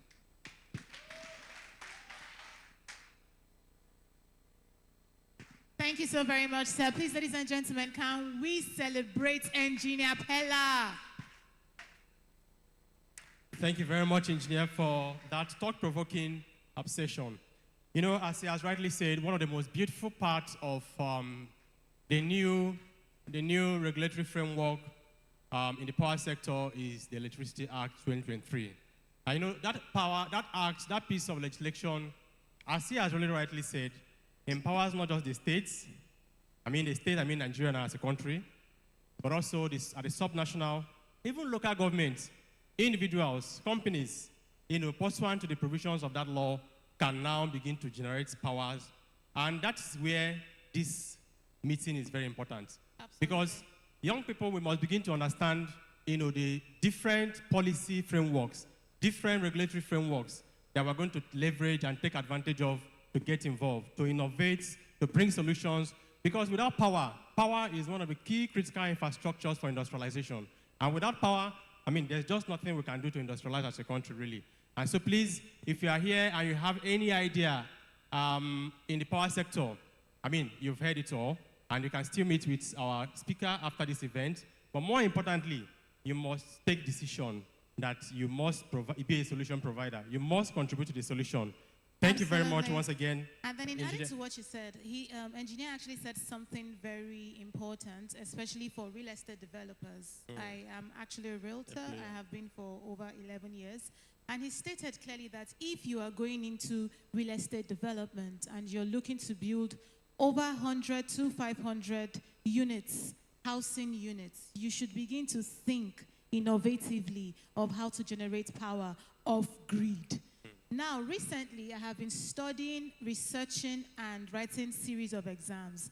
And I have come to notice that there's a level of intelligence and confidence that comes with people who are experienced. Have you noticed that? Yeah. Because when I saw you walk into the stage, sir, I didn't expect for you to spit so much fire.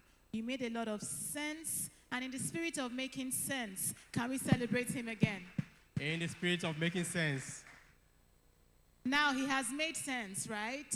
The honors falls on us to do what? Act on what he has said. Yes, Barrister, our next keynote speaker. Yes, before we bring our next keynote speaker, may we respectfully invite Chief Ayeri Emami to give us his goodwill message. Ably represented by Alex Eyero. Can we please give him a round of applause, ladies and gentlemen? Round of applause, please. More importantly, because he's also a man of white. Yes. Thank you very much. Thank you, round of applause. sir. Keep clapping for him, please. Keep clapping.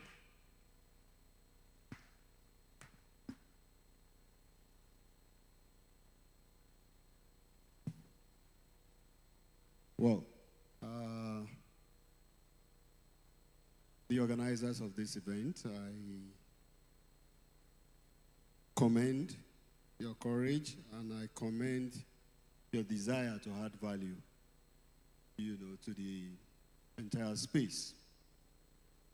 I am here.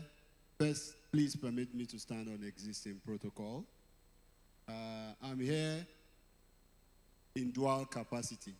I'm one of the guest speakers, and I'm also representing my friend, my brother, Chief Ayerimi Emami, the Ologboshere of Warri Kingdom. I'm here representing him officially. He would have loved to be here, but he's far away in the United States. Otherwise, he would have loved to be here because he enjoys supporting initiatives like this. He has a prepared speech which was just sent to me this morning via WhatsApp. And I'll just read his speech, which is a remark, the opening remark. Remarks by Chief Ayerimi Emami, the Ologboshere of Warri Kingdom, at the occasion of the Niger Delta Innovative Summit held at the Monarchy Center, Warri, Sapler Road, Delta State, on May 8, 2024. May 8 is very important to me because today is actually my birthday. Thank you. And it goes thus. I am most delighted to be invited by the organizers of this, to this auspicious occasion of the Niger Delta Innovative Summit hosted by Jet Age Nation Builders Nigeria with the theme positioning the Niger Delta for Africa, for the Africa we want. With the caliber of speakers, panelists, moderators, diplomats, public officials, exhibitors, the mass media, and all other participants gathered here, I have no doubt whatsoever that justice will be done to the reason of our convergence here today. As a thoroughbred Niger Deltan, I am particularly thrilled by the theme of this summit tagged Positioning the Niger Delta for the Africa We Want. What this means is that the Niger Delta is currently not properly positioned for the Africa of our dream. And as such, this summit wants something to be done about this. As Nigeria is very critical to Africa, Niger Delta is equally very critical to Nigeria. To this end, I am optimistic that at the end of this summit, the various experts and indeed human resources gathered here today will point the rest of us to the various ways our dear Niger Delta and people can be positioned for the Africa of our dream. I have no intention to bore you with long remarks. In fact, my plan is to sit down here all through this event and listen attentively to the various speakers scheduled to deliver one paper or the other on diverse value-adding topics. However, permit me to quickly state for the records that some of us, by the special grace of God, dint of hard work and patriotism to our dear Niger Delta, have always done things in the past, present, and will continue into the future to position the Niger Delta for the Africa we want. Apart from creating jobs for our people in the oil and gas sector, we have been investing in promoting the hospitality, tourism, music, and entertainment industry generally in the Niger Delta, particularly Delta State. We even set up a record label that most big musicians today identified with in their early days of little beginnings. Same for today's big stand-up comedians. My 911 Resort Center at Papa Ajudaibo in Ugborodo community along the Escravos River in Warri's Southwest local government area of Delta State has hosted performances of most of the A-list musicians and stand-up comedians in Nigeria at one point or the other.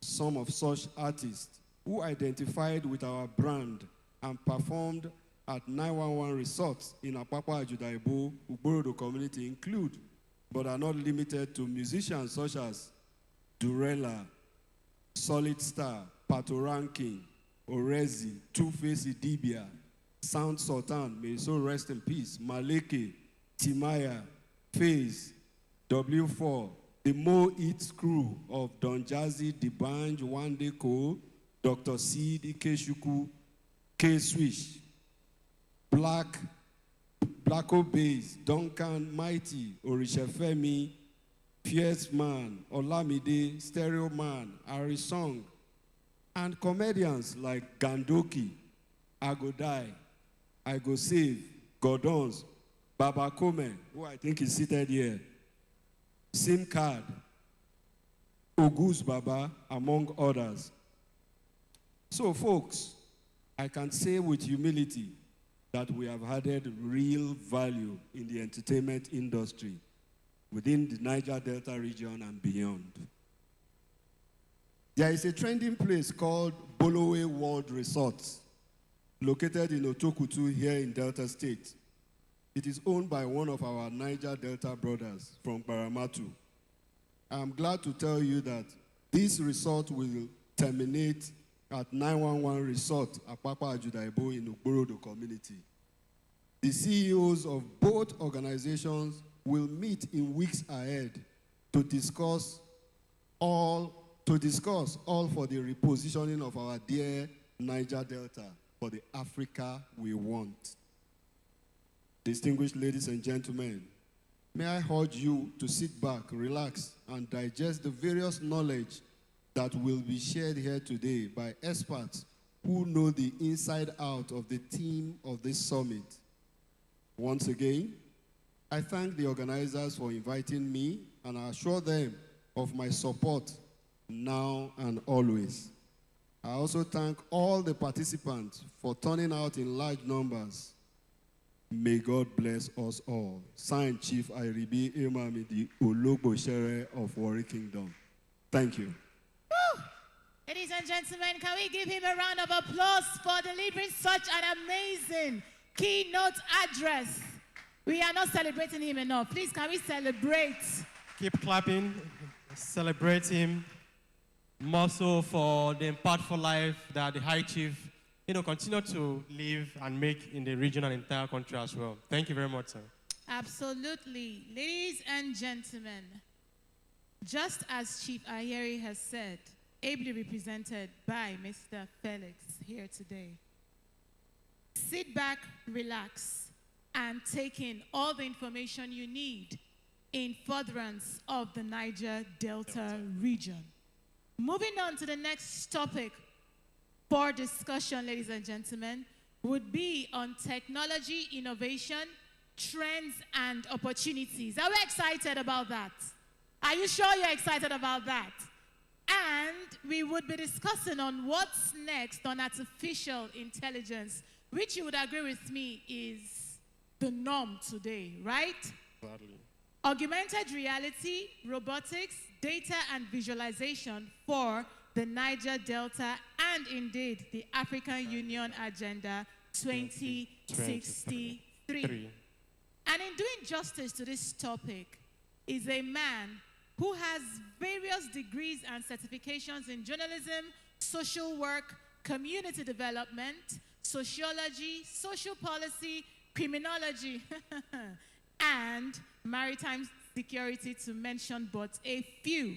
He is an expert in security and intelligence studies with special interest in terrorism and counter-terrorism, intelligence management, Middle East studies, peace studies, and competitive intelligence. He's a prolific researcher and writer with over 130 publications in national and international referred journals, besides books, chapters, and conference papers.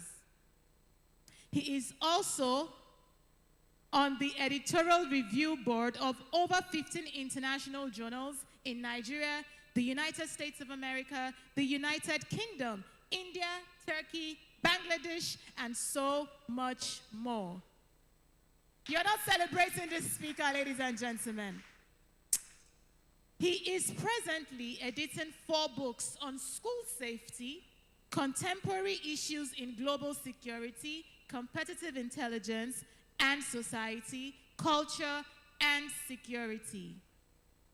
He has held and spoken in various conferences in Nigeria, of course, Oman, Kuwait, Vietnam, Indonesia, Guyana, India, Pakistan, Ghana, and he is here today in person, the provost of the College of Management and Social Sciences, head of the Department of Intelligence at Novena University, Nigeria, and the Global Executive President of Global Intelligence, Peace and Security, Prof. Oh, Diego. Ladies and gentlemen, join us and make welcome on stage our next speaker in the person of Professor Ngbowaji Daniel Inte. Come on, let's celebrate. Please put your hands together for him. Yes, let's keep clapping until he makes his way on stage. Please. He is going to be speaking to us on trends and opportunities. What's next in artificial intelligence? Pen and paper ready? Let's go. Good afternoon, sir. Thank you, ladies and gentlemen. Thank you, members of the high table. Thank you to our traditional rulers here, my Lord, spiritual and temporal, if they are here. I greet you all. I will start most sincerely to appreciate the organizers of this auspicious program, and I will thank specifically my younger brother and friend, Ambassador Piero and his team, and indeed the Jet Age Group. When I got this invitation to be part of this program. I realized that I had a lot of things on my table, but when I looked at the need to share my experiences with my people, the people of Niger Delta, I decided to cancel most of my programs and try to be here. Let me also use this opportunity to apologize for coming in a bit late. I had problems trying to locate this place because I'm not very conversant with, Warri, as it were. So I spent quite some time trying to locate this place. Thank you very much for this opportunity once more. And I'm delighted to talk to us as partners, as brothers and sisters and citizens of the Federal Republic of Nigeria, and of course, Niger Deltans.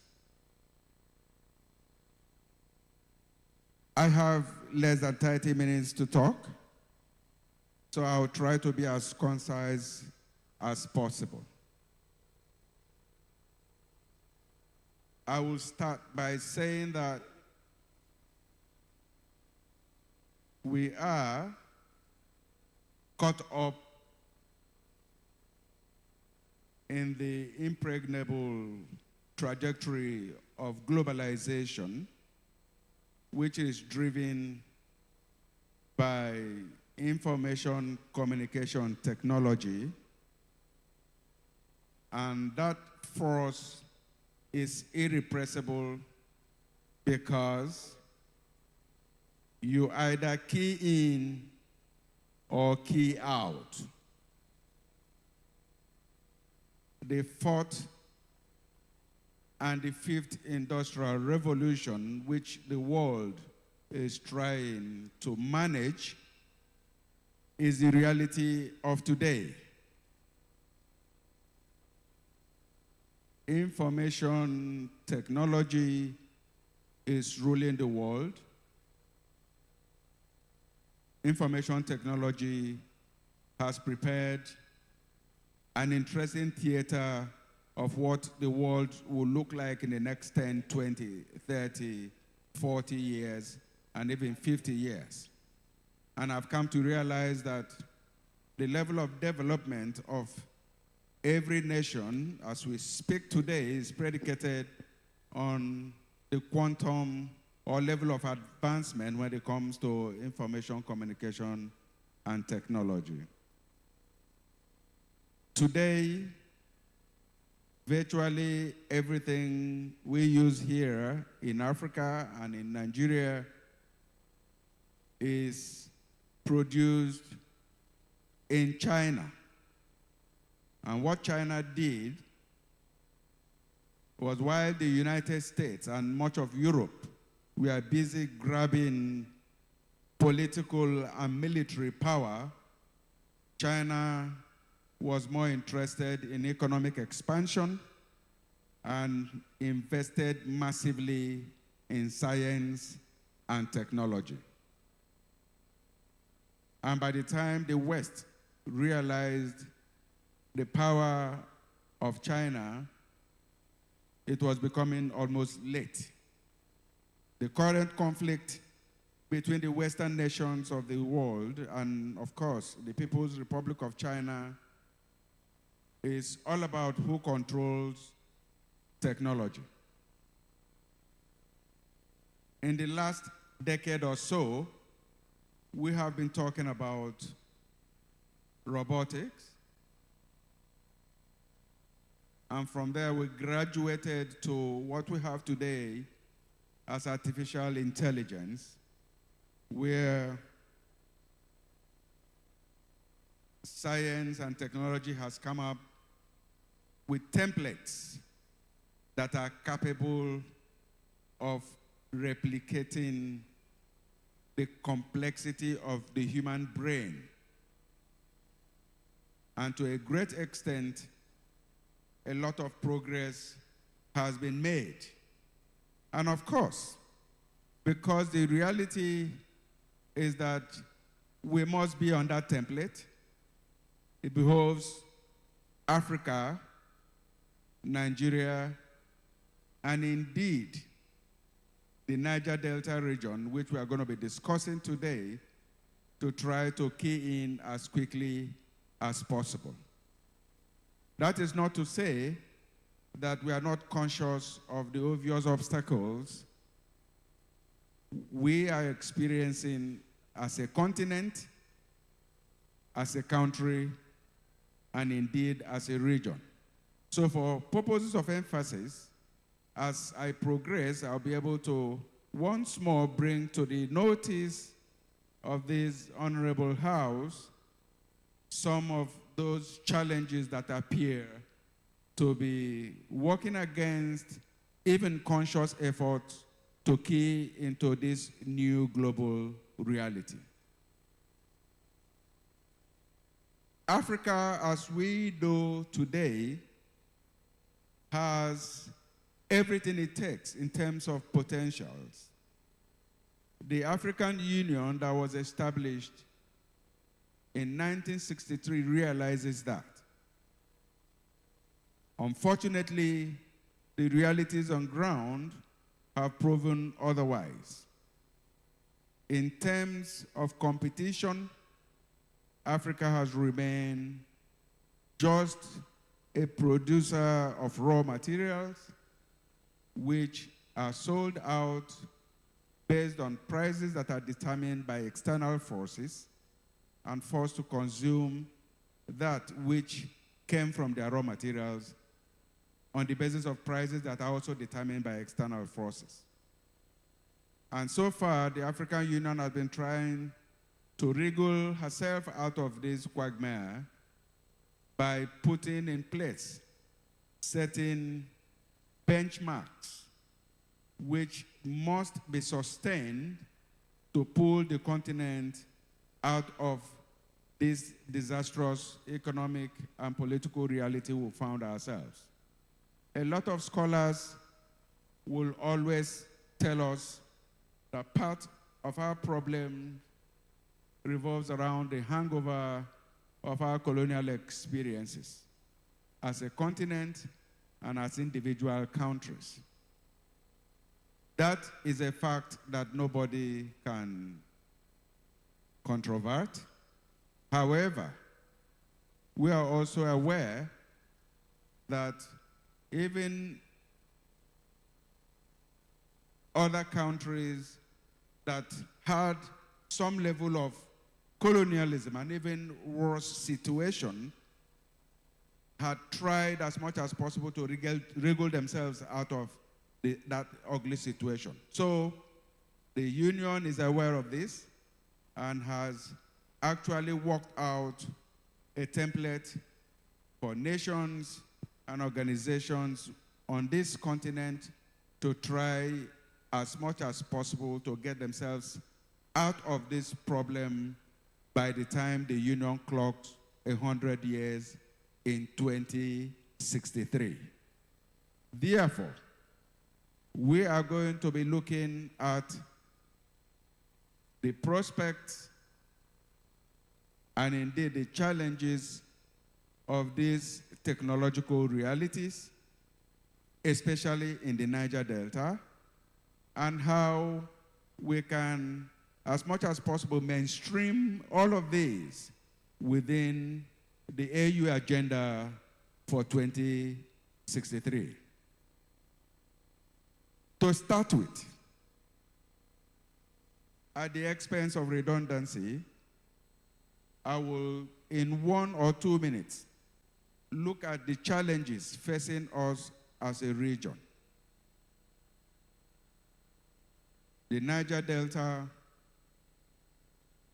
it's about 70,000 square kilometers, home to oil and gas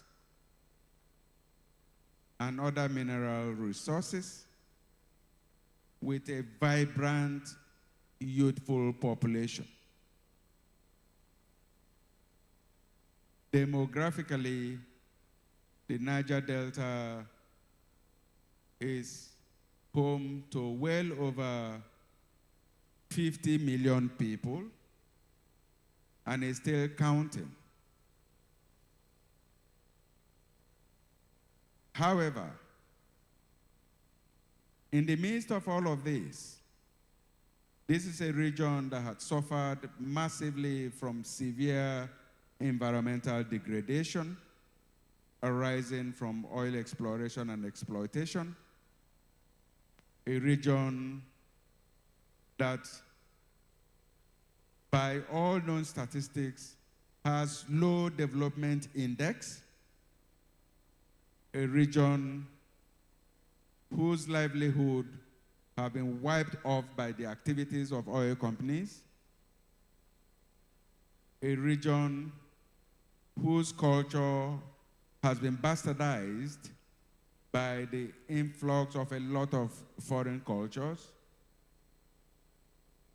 a region that has suffered severe neglect within the political economy of Nigeria. The list goes on and on.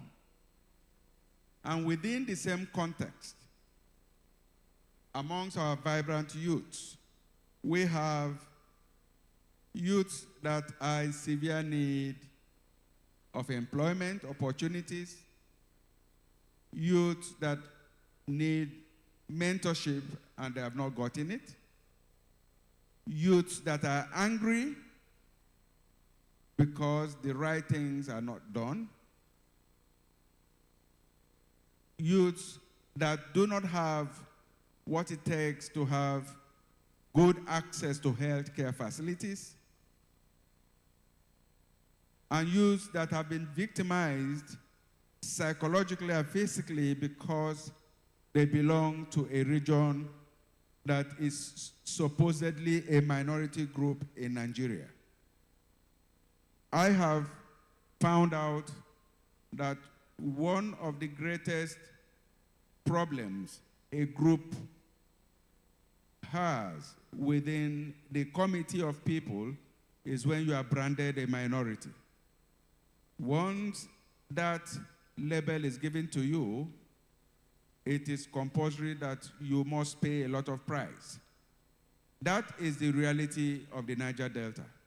So you can see that we are a region so much problem. But the question is, are we supposed to allow ourselves to be, drowned in those problems? The answer is no. This is because most nations, most groups that did excellently well did that out of extreme challenges. And some people will tell you that necessity is the mother of invention. So I believe that whatever challenges we are facing as a group,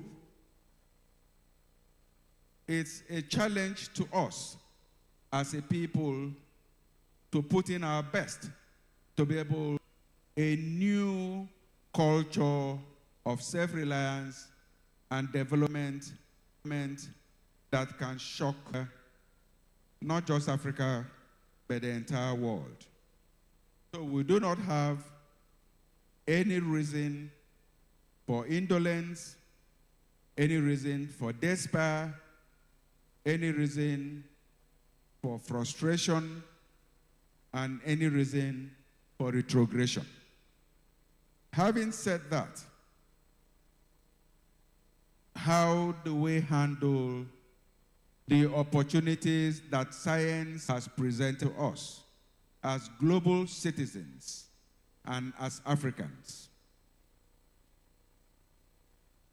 If you look at what I have right here, a simple cell phone with a lot of functions that is affordable relatively and there is no single human being here that doesn't have a cell phone. 24 years ago, this was an impossibility. By 2001, when the GSM technology was introduced into Nigeria, it was sounding like an impossibility. Indeed, prior to that time, carrying a small cell phone in your hand and making calls to people thousands of kilometers away from you would have been branded as an act of witchcraft.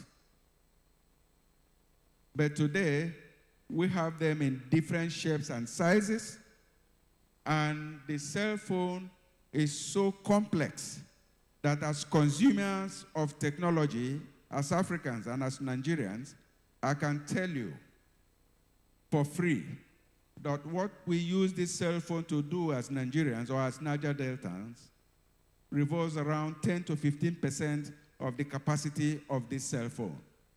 The other 85%, the other 90% is redundant because we do not have the requisite knowledge and skills to apply.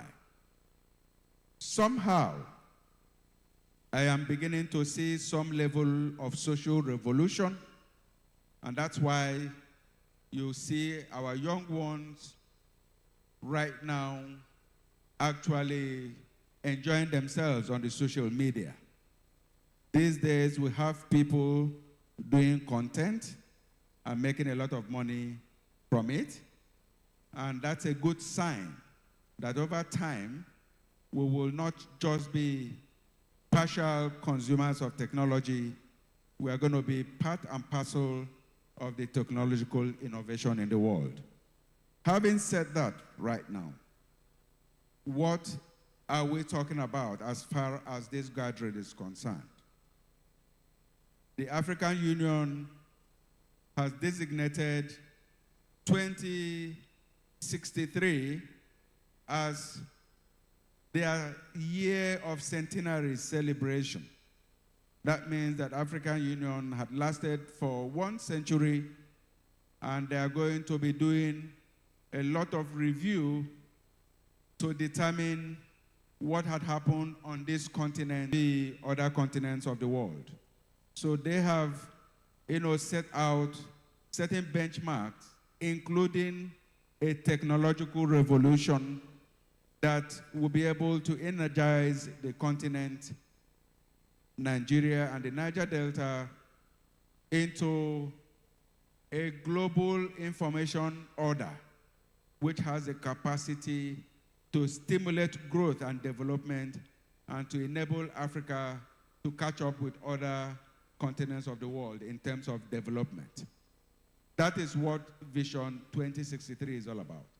And one of those components on the template is information and technological revolution.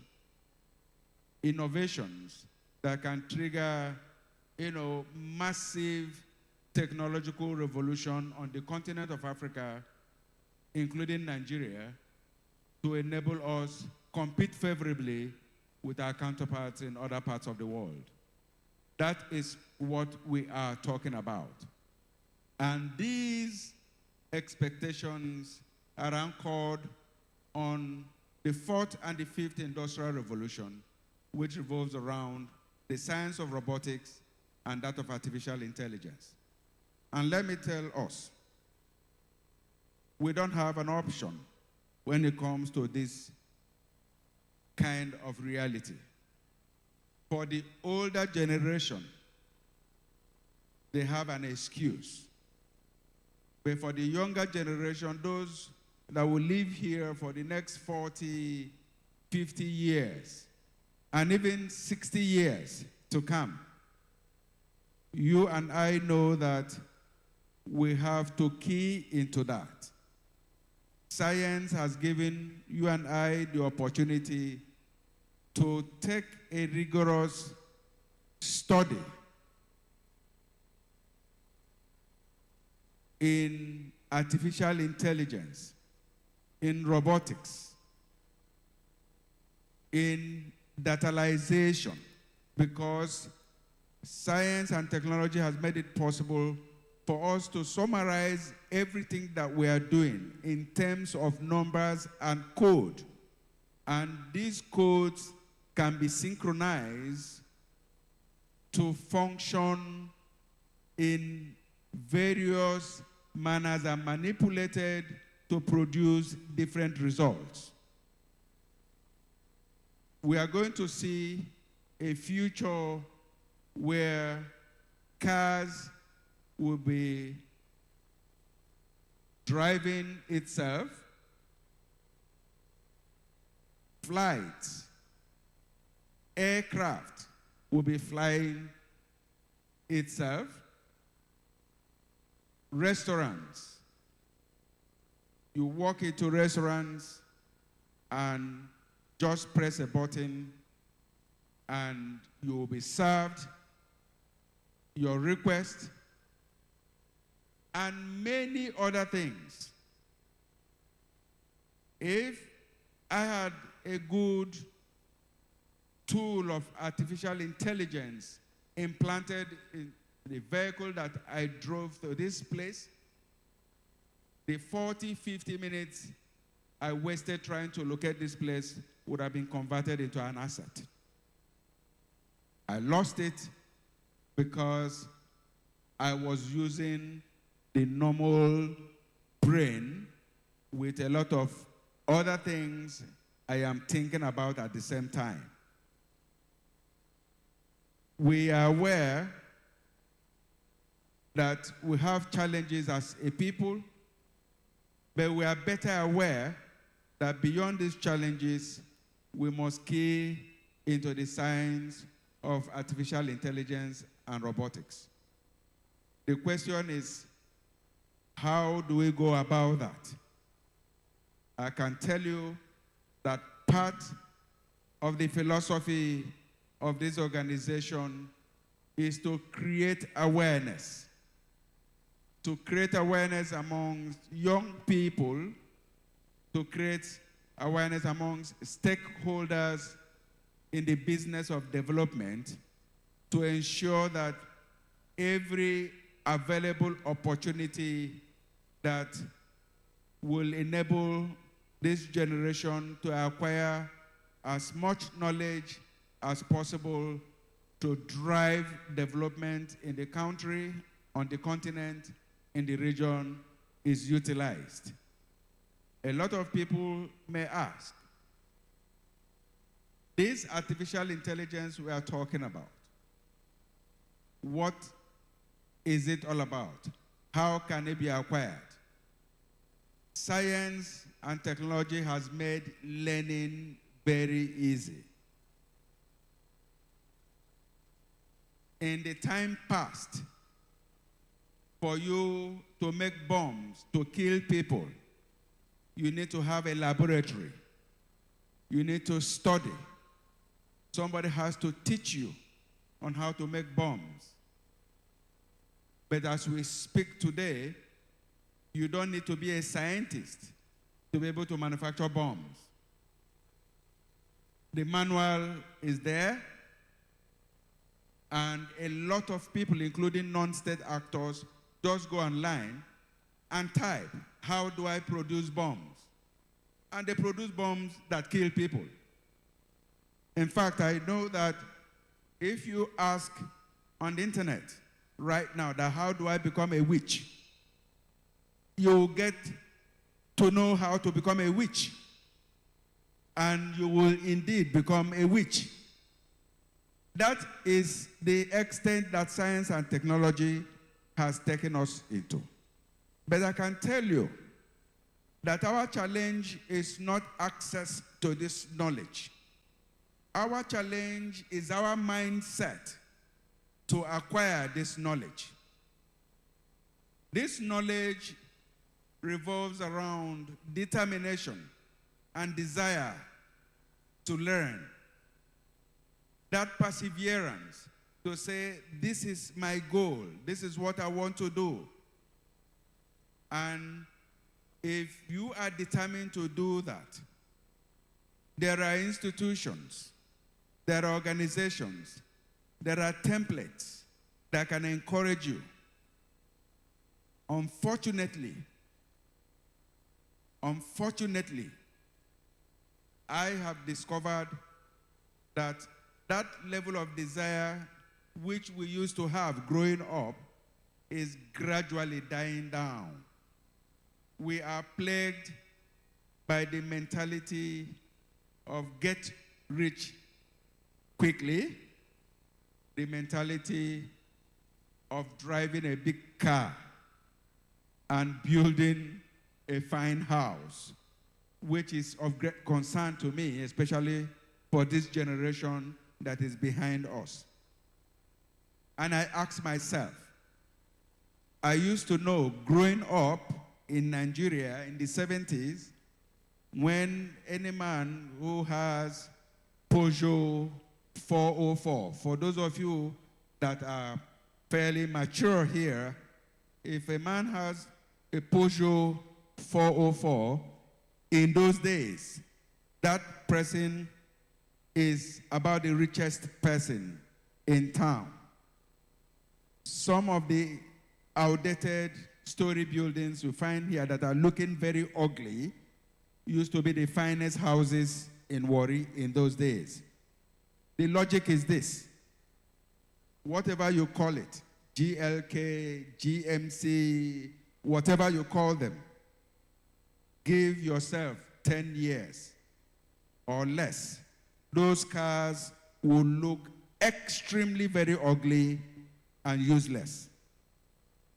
That is the area of my concern for youths of the Niger Delta when it comes to the pursuit of innovations, the pursuit of rigorous knowledge in science and technology, and of course, artificial intelligence, which is the in thing here. Let me also tell us that this knowledge is interwoven. When you're talking about dataization, you're talking about deep learning, you're talking about data analysis, you're talking about the applicability of data analysis in robotics, which of course dovetails into artificial intelligence. So all of these concepts, if you ask me, crystallizes into what I will refer to as a technological revolution. And of course, scientists will tell you that this is the 5th industrial revolution. So it is not so different when you're talking about robotics and when you're talking about artificial intelligence. All of these things are phases within the industrial revolution that postmodern man is facing. And part of these things are embedded even on your little cell phone that you carry every day. And why I say that and I get worried is that rather than looking at the technology that you carry every day, even in your hands, you realize that people are consumed by the desire just to get money, enjoy your life. And for me, if you follow that trajectory, make money, enjoy your life, the next thing is for you to die. Because, except for Muslims, I believe that all of us here are Christians. If you look at the Bible books, those who revel, enjoy, the next template is to die. So, as young people, if your desire is to make so much money, enjoy yourself, then get ready to die. But if your desire is to build a foundation, that which can be bequeathed to the generation after you, that which can uplift Niger Delta from where we are in abject poverty poverty and a battered environment to a region that can compete with other regions in Nigeria, and of course, make your own contribution to the African continent so that we can liberate ourselves as members of the global, community. It means that we must change our attitude. We must change our attitude. There must be a platform. There must be a group that should be able to speak truth to one another so that we will change this attitude of getting quick money without working for it to that attitude of spending some time creating something that can, survive the test of time. If you look at most of these tech giants, some of these greatest world billionaires that you and I have read about, the Zuckerberg, the Elon Musk, and all of these people. These are people that took time to try a lot of things. They failed, repeated it, they failed again, they kept on repeating until they were able to have a major breakthrough, and today they are reference points and they are forces to reckon with, and they are known all over the world. We have to change that mindset and key into this reality, the reality of being able to spend some time and look into the complexity of the postmodern science and technology, that which as much as possible has come into existence to release the fatigue of manually doing everything in nature and releasing them to machines to help us to do them. I am not ignorant of the fact that even within the world of robotics and artificial intelligence, that there are a lot of ethical concerns. I understand that very well. And for most of us who come from religious background, some of us will query situations where it appears we are challenging God as the source of creation. But to the extent that we need progress, we need growth, we need development, we must do our best to do that which our counterparts in other continents are doing. A typical Chinese young man, a typical Japanese young man works tirelessly. For those of you who have gone to Asia, the idea of annual leave is a luxury. These are people who work like ants. And if you look at what they are giving to the world as a result of those extreme hard work, you will see that the results are actually a testimony of what they are doing. Interestingly, as black people, as Nigerians, as Niger Deltans, most times we take so much delight in too much of lousy behavior, relaxation, easy money. And when we go to Europe, once we step into London, once we step onto the shores of the United States, we drop those things and we start walking like those people to survive. Why can't we walk that way at home? Because there is no place like home. Key into what science and technology has brought to us, caused a technological revolution in the Niger Delta, and drive development that is controlled by us as peoples of Niger Delta.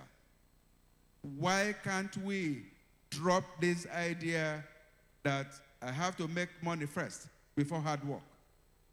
Why can't we copy those good aspects of our contemporaries on other continents?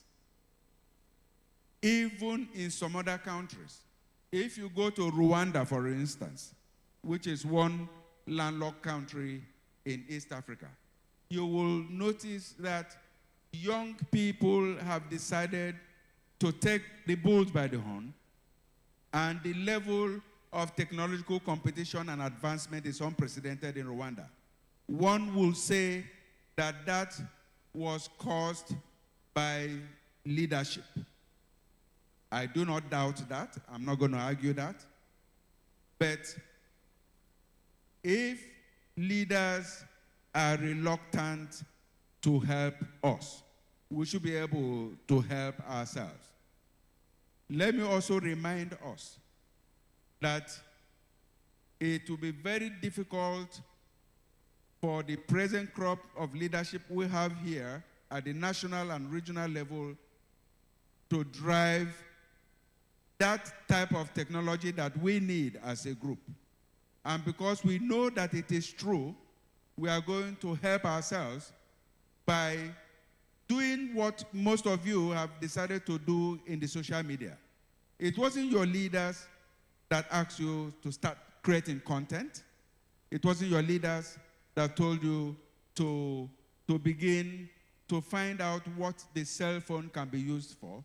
So in the same manner, I believe that as a generation with a bright future from a region that has suffered so much hardship, so much segregation, so much poverty, so much denial and access to the good things of life, we should be motivated enough to embrace that maxim of heaven help those who help themselves in a positive manner by keying into the new reality of the fifth industrial revolution, which is artificial intelligence and robotics, so that together we can build a vibrant, positive, development-oriented Niger Delta, that of Nigeria, and indeed the continent of Africa. Thank you very much, and God bless you all. Thank you very much, Prof. Thank you, sir. If you are part of this generation that Prof is referring to, please stand up, and put your hands together for him.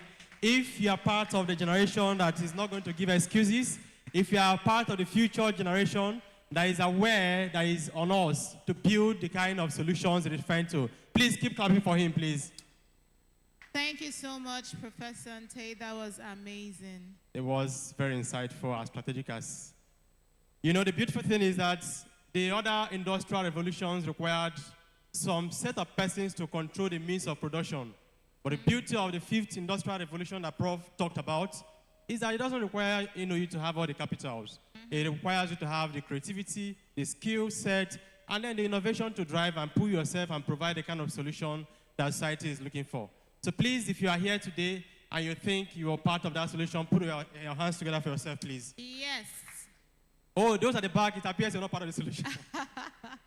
And to add to that, you know, surprisingly, or should I say amazingly, we are in a city where no they carry last. That's so. So in the spirit of innovation and progressiveness, worry when no they carry last. If you believe that everything that Prof said applies to you and your business, please give yourselves a round of applause with a smile on your face. Of course. Yes, ladies and gentlemen, I will be calling the next speaker, and I am so delighted to know that I would be introducing the very first female who will be gracing this platform. Give a round of applause for yourselves, women, in the spirit of gender balance, yes? Is this not gender? Yes. Gender balance, it is what it is. I think I'll be seeking gender justice here. Gender justice? I should be the one to, Why? Oh, please, let me yield the floor to you. Okay, Please. thank you very much. Ladies and gentlemen, the next speaker is a social entrepreneur and the founder CEO of Sapio Works, a super app that links artisans and creatives to people in need of their services. She is also the founder, CEO of G-Fest International Foundation and an executive board member of the Nigerian chapter of the Pan-African Youth Commission. She is widely traveled and she sits on the board of local and international organizations. She is a member, coach, leader, and a pace setter. Ladies and gentlemen, when he was speaking about her in his introduction, Ambassador Young stated how she flew in from over 3 countries to be here with us today. She is going to be speaking with us on emerging trends and future foresights. And she would be identifying and analyzing emerging trends and future possibilities in innovation. She is beautiful, she is bold, and she is a bombshell of intellect. Ladies and gentlemen, join me as we make welcome on stage our very first female speaker in the person of Ambassador Dr. Sonia Agu. Come on, let's give her a round of applause. Keep clapping for the beautiful Sonia until she makes her way on stage. We are not clapping enough. Keep clapping. Hello, lady. Good afternoon. Excuse me, sir. Why are you taking her to the middle? The first speaker we have to adjust the podium for. Please, a round of applause for yourself.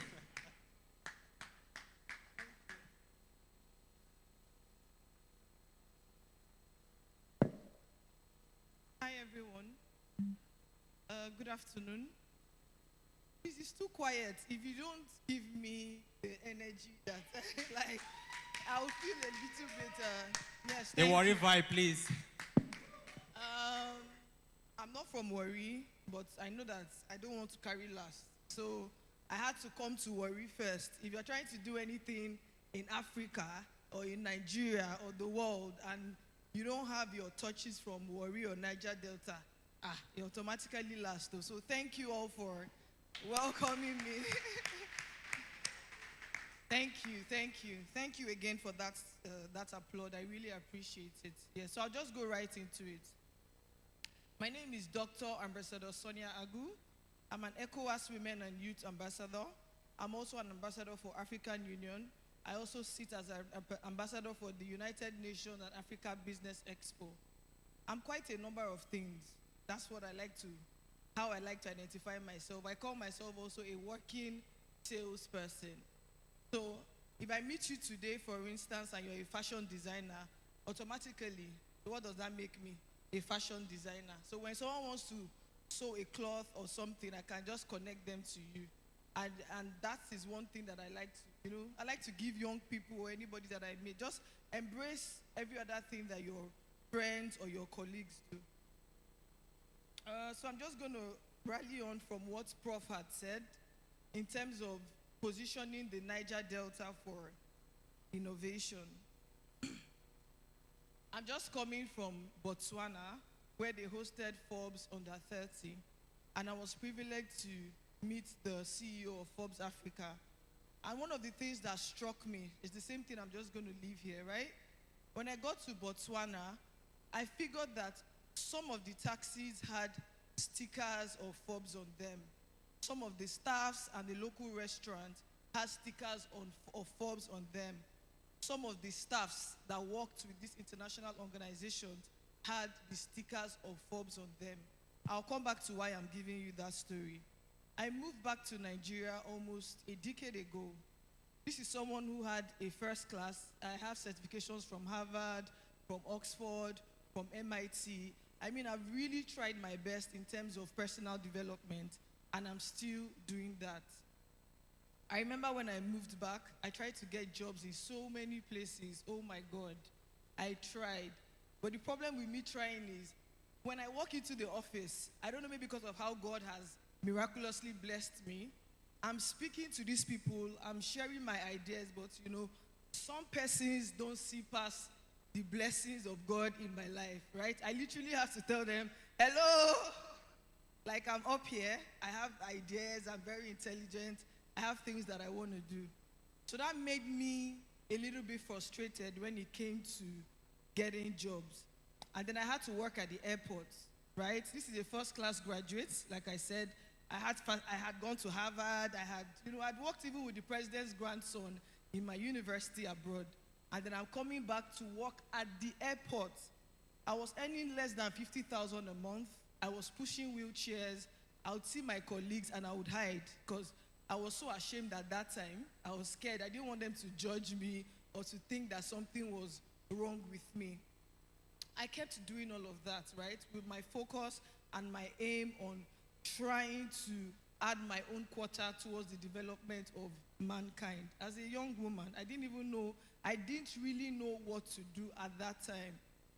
One of the things that also motivated me was looking for a female mentor that I could look up to. At that time, there was nobody. And one of the women that I aspired to be like was the likes of the finance minister at that time, Ngozi Okonjo-Iweala. And I tried to go to her office. Like, it took me 2 weeks. Every day I would go there in the morning, and nobody would listen to me. They would ask me questions like, who am I, who I knew. I'll tell them I'm from G-First. G-First is an organization that I created myself. It's called the God First Foundation. And God is love. So I figured when you meet people, the first thing you have to share or what you do to them is just to show love. And these people would not even answer me. Like, they'll be like, which one is G-First? Like, who sent you here? I'm like, I'm not asking her for money. I just wanted a one-on-one with Ms. Ngozi. I wanted to ask her if it was really true and possible for a woman to succeed without cutting corners. Unfortunately or fortunately, I'll say that I did not meet her, right? But I'm dressed like her, so I'm already in the spirit with her. So I started the Sapio Club as well. I kept encouraging young people and myself. I kept doing all what I could do. And then coincidentally, or non-coincidentally or whatever, I met the current president's son, which is Sheyi Tinubu. He happened to be my boss. And I remember then when my friends would see me carry his bag, or you know what it means to be someone's PA at that time, right? They would laugh at me and say, how can you be doing this? You be first-class graduate. And I'll be laughing in my mind like, to be a leader, you must be willing to serve. Hello? Is there anybody? Can anybody hear me? Yes. Okay, thank you very much. So to be a leader, you must be willing to serve at all times. And then, to God be the glory today, they happen to be the president of Nigeria. Please, let's give a round of applause for the current president of Nigeria.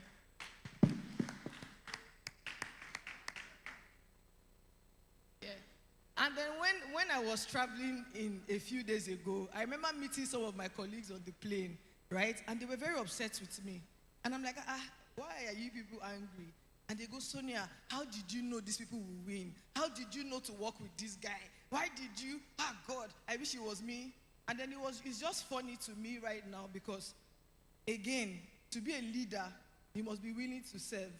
When you see someone who has a leadership calling or a leadership role on their life, please serve them as much as you can, because one day, whether they say thank you to you or not, when you grow, people who you don't know will serve you. So in that same line and in that same spirit, Dr. Linus, I have met him. He didn't even remember me. I was one of the people he met way back when I was serving, doing my NYSC in a church called Holy Hill.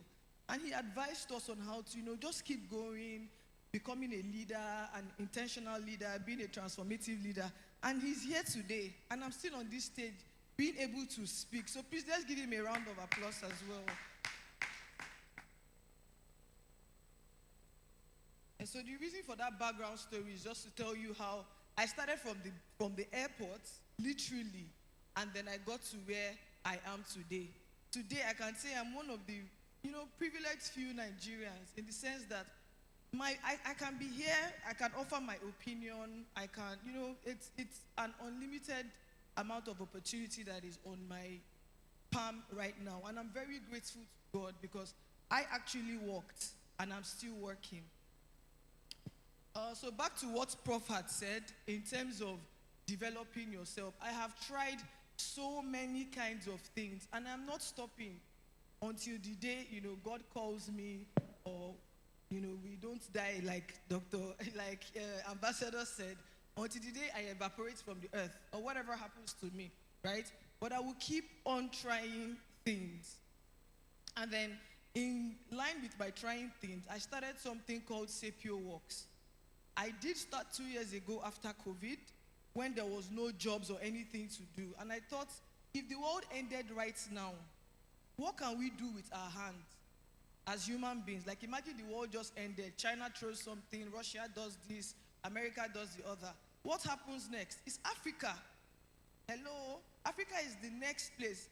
If you think I'm lying, check on the same internet that Prof was talking about. People are selling passports. If international economies are selling their passports now for people to join them, you will know that Kaki is not becoming leather anymore. International bodies are not even eating their food anymore. Where do you think they are going to run to? Africa. Again, I'm coming from, a few countries, and one of the things I'm very passionate about is seeing how Africa can position ourselves towards this whole global development. They may have gone further ahead of us. It's fine. We will catch up. And in doing that, Sapio Works was formed. What is Sapio Works? So Sapio Works is a web app where you can offer your services as a human being. We all have cell phones, right? And we all want to make more money. We're always on the internet. Doing what? Unnecessary things.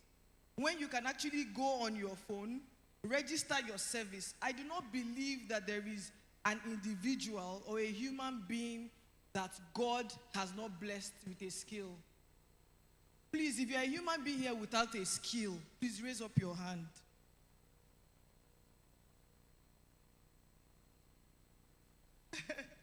Is there anybody here without a skill? A skill, like you don't have any skill at all as a human being. Exactly. So if you have a skill as a human being, please go to www.sapioworks.com. It's called Sapio Works, right? Ambassador Piero made sure that I am here today to try and also position the Niger Delta. And the reason why the Niger Delta is very important is exactly what Prof said. It makes no sense that this is the state that produces this amount of revenue for our country and they are not represented right. True or false? Thank you. So going back to what I was saying, right? Why I told you that I got to Botswana and I saw that the taxis had Forbes stickers and what have you. So in traveling to these countries, I am seeing that there is a huge need to employ Africans virtually, right? As I speak to you, we've trained some people in Enugu who earn money in dollars. The minimum these ethical hackers earn is $50 an hour. Please try and do the maths. And what did we do? We trained them, we put them on the app. People abroad don't even speak to us anymore. They employ them per hour and they do that job for them. So the idea is to transform the way that we work. Because if you look at it, most of our Gen Z people don't even have that amount of time. Someone was saying, sorry, back to what you were saying, sir, how it took someone 16 years. I bet there is no human, no Generation Z who do work for 16 years. So, but I like also that you said we can get things done in 3 months. So that's very fantastic. And so in line with us revolutionizing how we work, Sapio Works was created. Someone asked me again, why are you doing something like that? Nigerians are bad people, they are armed robbers, someone will lie, how am I sure? There's a verification process to be sure that before you enter the platform, we have your details. We're not just bringing anybody into that platform. Aside from that, why do you want to lie about who you are? It's a question that baffles me. So for instance, my name is Sonia Agu, and I go on the platform and I lie that my name is Mary Jane. If, for instance, I go to his house and he hurts me or does something to me, that's it. Nobody even knows that I went for a job. Nobody can find me, right? And when I'm speaking to these people abroad and I'm giving them my SOP on how I intend to run this business in a country that seems like it will never work, they are fascinated. They are happy. As I speak to you, the web app that has not even come out was valued at $200,000, and we just picked up our first $20,000. Please try and give me a round of applause, please. Okay, so the reason for sharing this story is to just encourage anybody here. So if you're here and you're thinking about if it's possible that you can succeed or do something with your life, yes, it's very possible. I am a living testament. I'm a living testimony, rather. And what I would leave everyone here with today is this very simple thing. Don't stop. Keep on doing you. Keep on developing yourself. Aptech runs a lot of programs in Abuja, in so many places. Go and register for one of those courses and put your skill there online. There's a skill of praying. We have a skill of praying. Like you can actually go online and pray with somebody and they pay you per hour.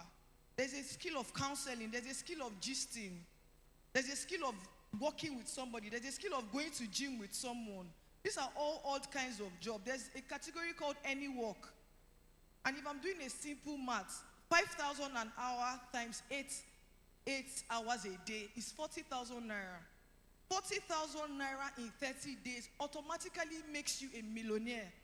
And you're not just a millionaire, you're a millionaire who will pay your tithes and still have extra 100,000 that you can dash me back if you like. Thank you very much. My name is Dr. Ambassador Sonia Agu. Amazing, brilliant. Thank you very much, Dr. Sonia. Thank you. There is saying that show me who has done it, and I'll tell you who to follow. From the airport to the presidency. That is in line with Mandela's prison to the presidency. Please put your hands together for Dr. Sonia. Put your hands together for Dr. Sonia. You know one amazing thing is, there is actually skills for almost everything.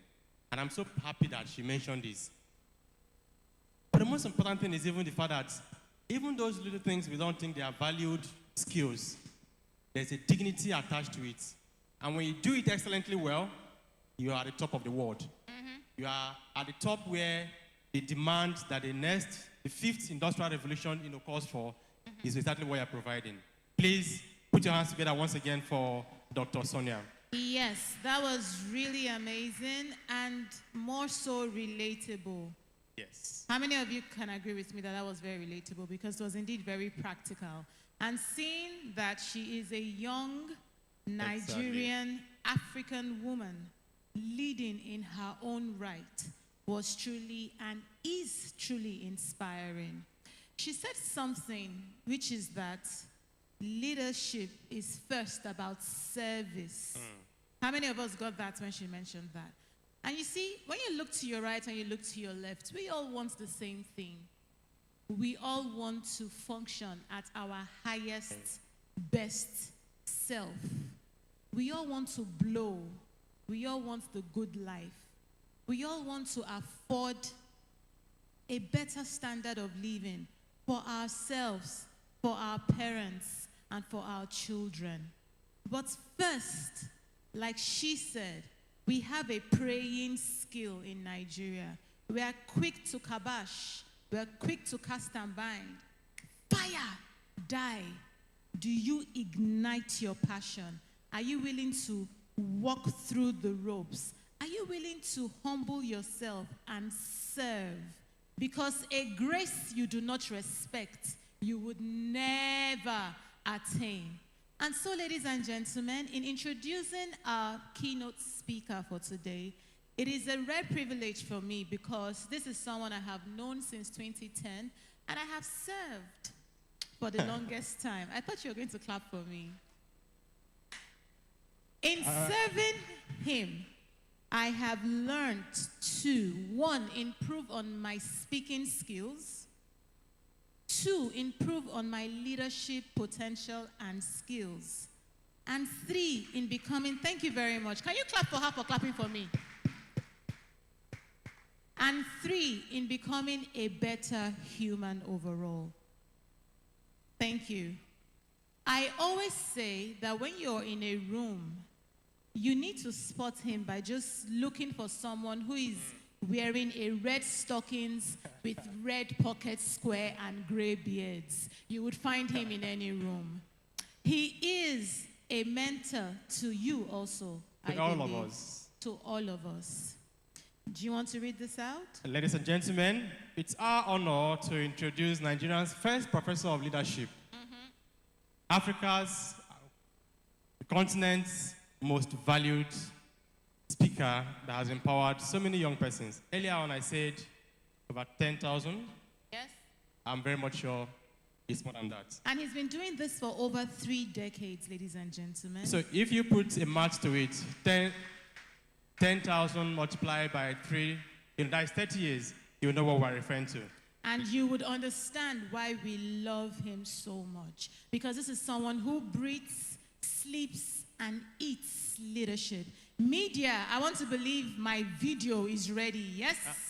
And so, ladies and gentlemen, with a resounding round of applause, please make welcome our mentor. And we must all stand up as we welcome Dr. Linus Okore, MFR. But as you stand, just keep standing. Because for what is what? In 2022, they should keep standing, okay. Please keep standing, yes. For what is what? Beautiful. The audio, please. Is sound on? In 2022, the Abuja Leadership Center invited Dr. Linus Okore to speak. And then, before he left the stage, he made a comment, gave a story. And that is for all of us here. If you've listened to almost 3 speakers now, and you've not made up your mind on the execution of what you're going to do next, that means you're owing us for attending this event. You're going to pay us. But Linus said something. He said that in a particular church, a young man walked into the church, just as beautiful as Dr. Oge is. Okay. The young man saw Oge, not my Oge anyway. And then the young man decided that this is the wife I'm going to marry. And the young man told his friends that after the church service, he's going to approach the young lady. After the service, the young man only went to Oge and said, "Hi, sister, God bless you." And then he left. And that was exactly what the young man did for 6 good months. Then that smart, dedicated, committed to execution young man came into the church. And immediately he saw Oge. He said, "This is my wife." After the church service, the young man walked to Oge and said, "Please, I like who you are. Can we have lunch?" The next thing the church heard was when they announced the wedding date for Oge and the new church member. So bringing it to my worry people. If you are here and you've not made up your mind on the next execution line of why you are here, Dr. Linus is going to tell you why. Please, a round of applause for him, please. Media, keep the clapping, video. Keep clapping, keep clapping. If I were you, I would clap more. If you are... Keep clapping, please. Keep clapping, keep clapping. Thank you. Thank you very much, sir. Thank you so much. Thank you for those kind words. Thank you. Thank you very much, guys. Is there anybody in this room that would like to make a difference? Can I hear you say, "I"? Everybody wants to make a difference. Everybody wants to count. But the truth of the matter is that it's not everybody who wants to make a difference that ends up making a difference. Look at your neighbor and say, "Do you know who I am?" If you know who I am today, you will buy me lunch on Wednesday.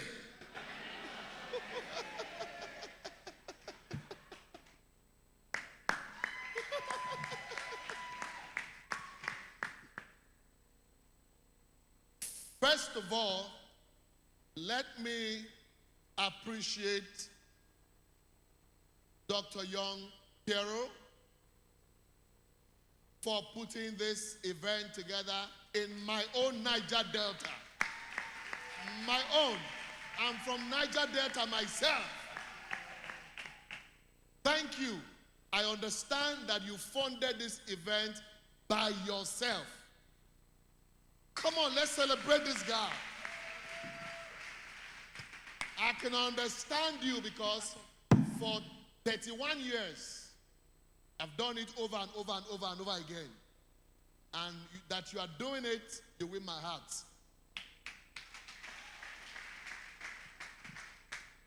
Let me honor all the speakers that have spoken before me. From our first key speaker, did justice to it.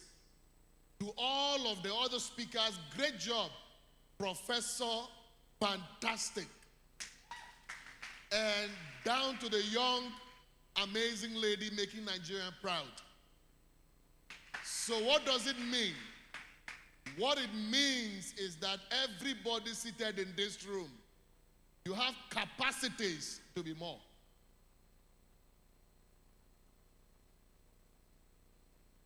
You will sign a check and give to this gentleman after a couple of years, because there's no way you'll be in this room and after 5 years you remain the same. No way. It's an error. And so today I'm going to be very, very, very outstanding. Guess why? The reason that why is that just last week I turned 50.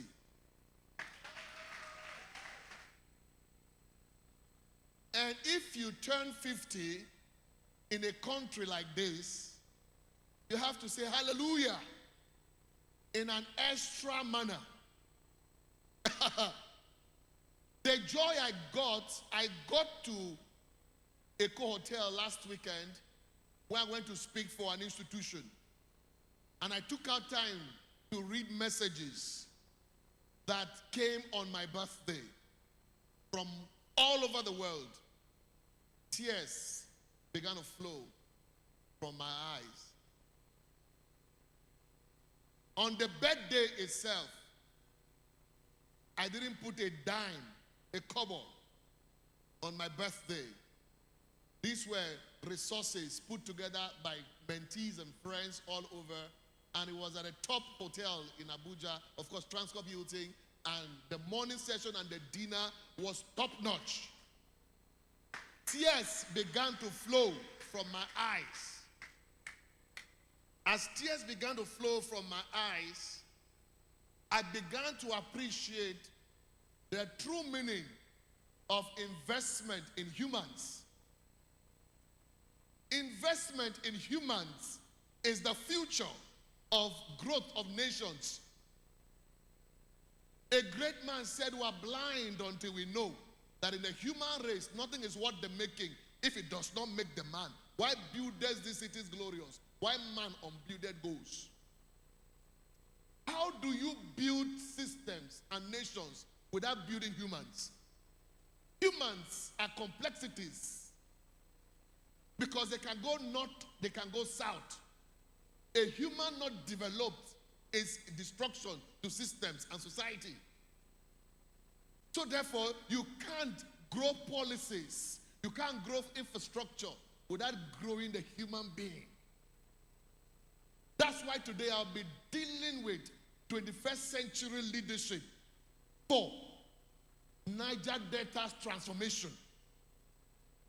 You can't transform Niger Delta until every governor understands that, look, humans are important. We must grow their capacities. We must grow their attitude. We must grow their leadership capital. We must prepare them to take over. It's our greatest investment. If we do that, you see humans that will think in the realm of 21st century. And when leaders think in the realm of 21st century, you know what they do? They transform systems and nations. And that was what Singapore's leader, the famous leader of Singapore, his name is Lee Kuan Yew. I watched him speaking the other day after many years of his death. I saw a video of him speaking, and I saw a man who left Malaysia crying because Malaysia pushed out Singapore.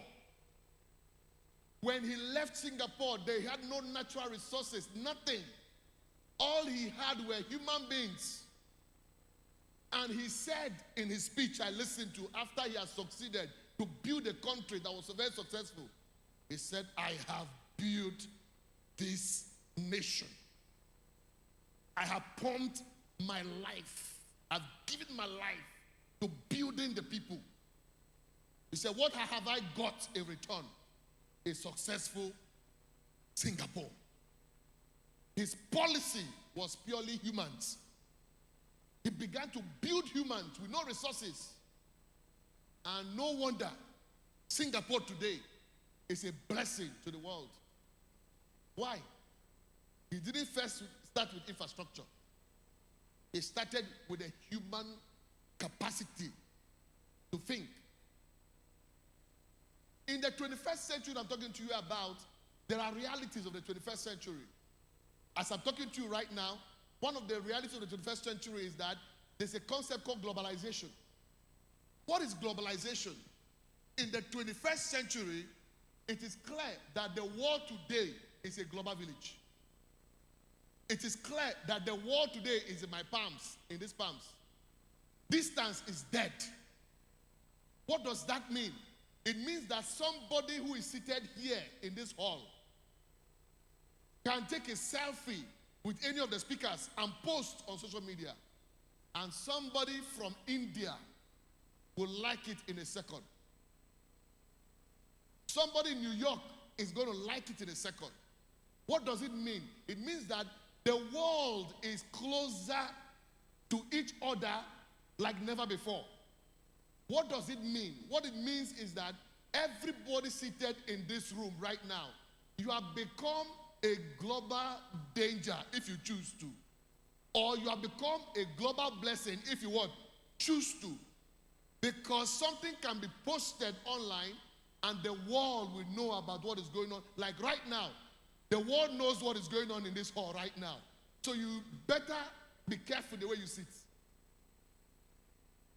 Camera can come on you right now. And in YouTube, if somebody's watching somewhere in Ghana, somewhere in New York, and you are sitting in a very funny manner, as if you are attending a village meeting, and people are going to wonder, what kind of man is that? You are living in a world right now, I'm talking to you, that the consequences of globalization is the fact that you are no longer competing amongst yourselves. It's no longer worry. It's no longer worry what? Worry versus worry. It is now your competition is amongst the very best in London. Your competition is amongst the very best where? In Tokyo. You are competing with the very best in the world. How do I know that? Be invited to New York. Be given this microphone to say a few words. How do we know you are a Nigerian? How? How do we know you're a Nigerian? You take this microphone, you will hear something like,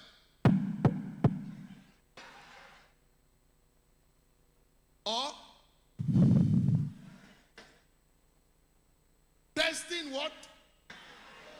That is, everybody will say, Nigerian.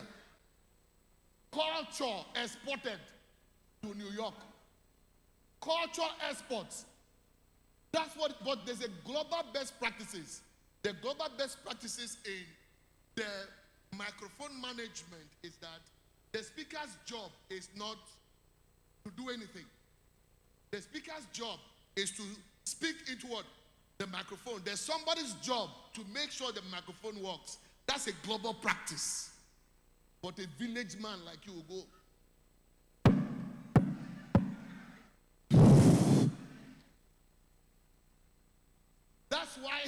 That's why we need to take you away from worry and take you to where?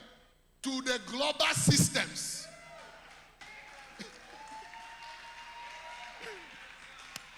That's my job here. Now let me tell you, my experience with worry, 29 years ago, or 30 years ago, I came to worry for the first time in my life. I had lost my dad in class 3, when I was in class 3. My mother had 9 of us. So there was nobody to take care of me to go to university. Oh, thank God for wisdom. As I was finishing as senior prefect of government secondary school Owerri, I recall, my school just turned 60 years old at that time. And old boys were coming for reunion. And they were sitting from different angles. And there was an old boy directory that they launched that year. As a school prefect, what was I doing? I had my badge. My badge was here, school captain. So I went, as soon as they were seated, I will be going to everybody sitting. If I size you, you look like a very progressive, important personality of note. I will move there and I will introduce myself. Hello, sir. My name is this, and I'll be so you can see my badge. School captain, government secondary school, Owerri. So I met with a lot of very important old boys. And then I went to the directory. I began to call important old boys. My name is this. I just graduated from secondary school. Can I come and visit you?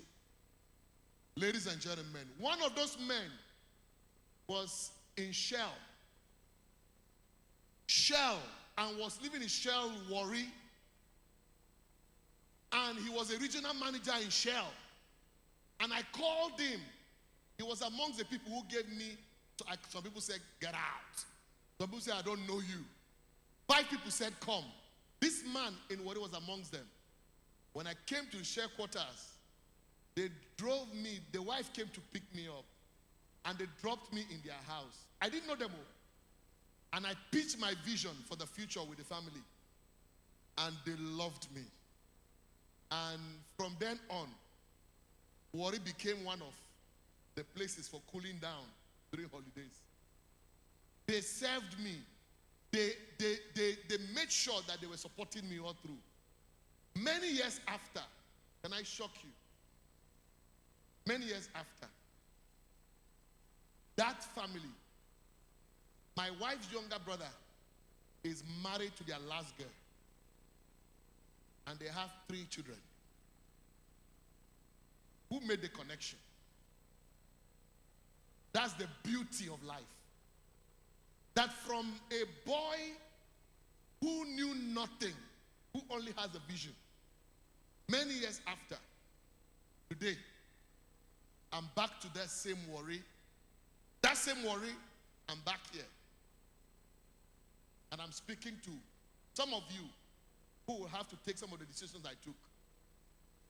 Because in the 21st century, it's about globalization. And globalization, what it does to you is to let you know that you have no time to complain. You have no time to say, this is my situation. You only have the time to reinvent yourself. To say, you know what? I want to compete very best. But who is ready to compete with the best in the world? Who's ready? The second reality of the 21st century is technology. Technology is such a reality. What it means is that anybody seated here, you must learn how to utilize technology for what? For your personal progress or organizational progress. That's a blessing, number 2. The third reality of 21st century is a concept called diversity. Diversity. Has anybody ever heard the word diversity here? What is diversity? That any leader that is in this room that must function, you must know how to relate with all manner of human beings. You must understand that people are different. Is that correct? You must understand that there are people who are naturally wicked. Is that correct? You must understand that there are people who are what? You must understand how to deal with those humans. There are people who are kind people. You must know how to deal with them. There are people who will never say a word in a room, but they have a lot of ideas. As a leader, you must know how to do what? Engage with them. Our diversities are different. But how do we deal with the diversities? I'll give you a personal story. I was flying in from Washington, D.C. to Dubai many years ago. And I was very tired. As I was very tired, I carried my bag. But somewhere in the hotel I entered, I saw a lady far off. That lady had something in her hand, like a cup. But she was smiling at me, 100%. It's me she was smiling at. Beautiful lady, for that matter. As a smile was coming, she was heading towards me. And then I stood. I started smiling. I didn't know when I started smiling. And I was looking at her, and she continued coming to me. And she handed me something in the cup. My friends, I drank without asking what it was. Ladies and gentlemen, I drank what was in the cup. But as I drank it, strength restored in my body. My body system received strength. I want to ask a sincere question. Was it the smile or was it what's in the cup that gave me strength?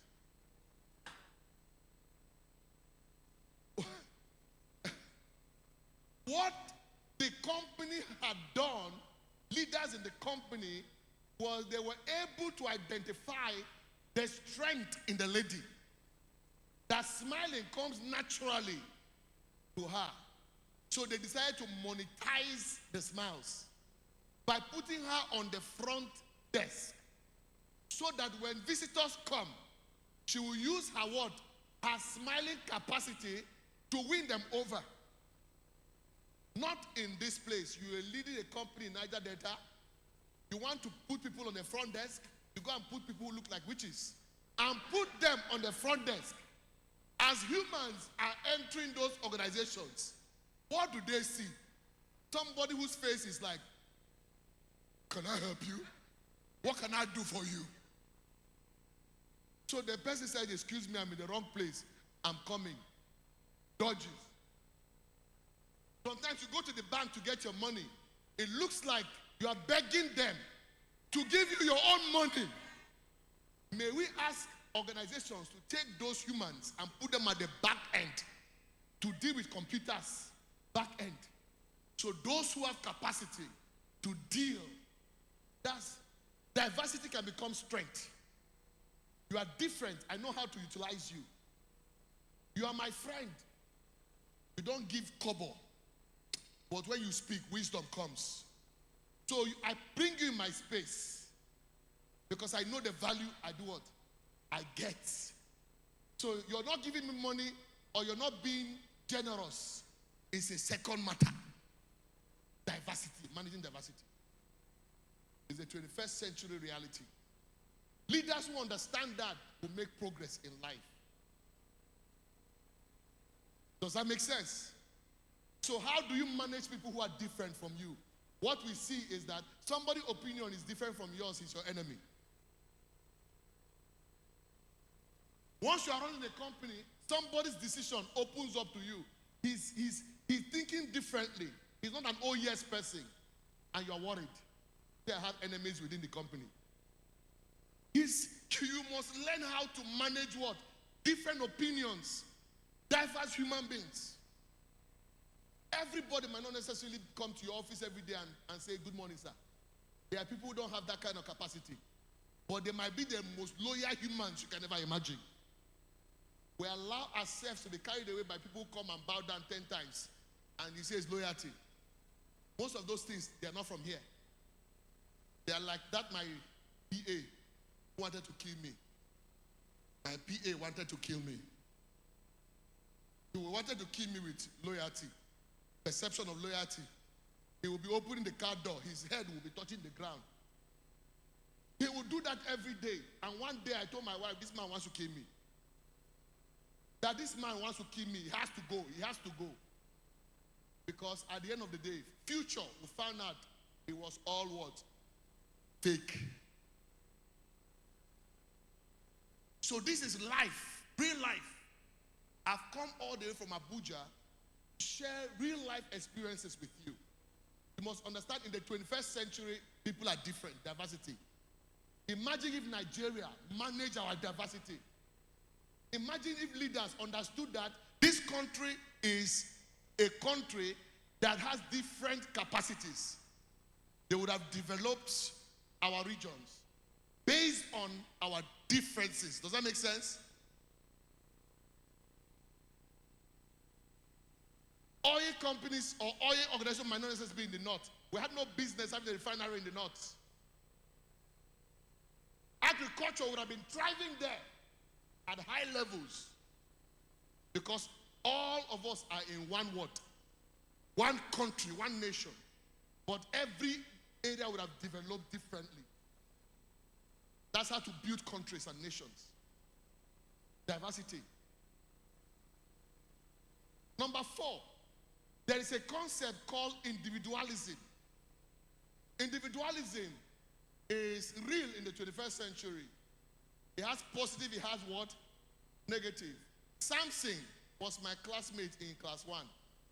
Samson was carrying 3 plates of food every day. Samson was eating 3 plates of food every day. He will go to the refectory.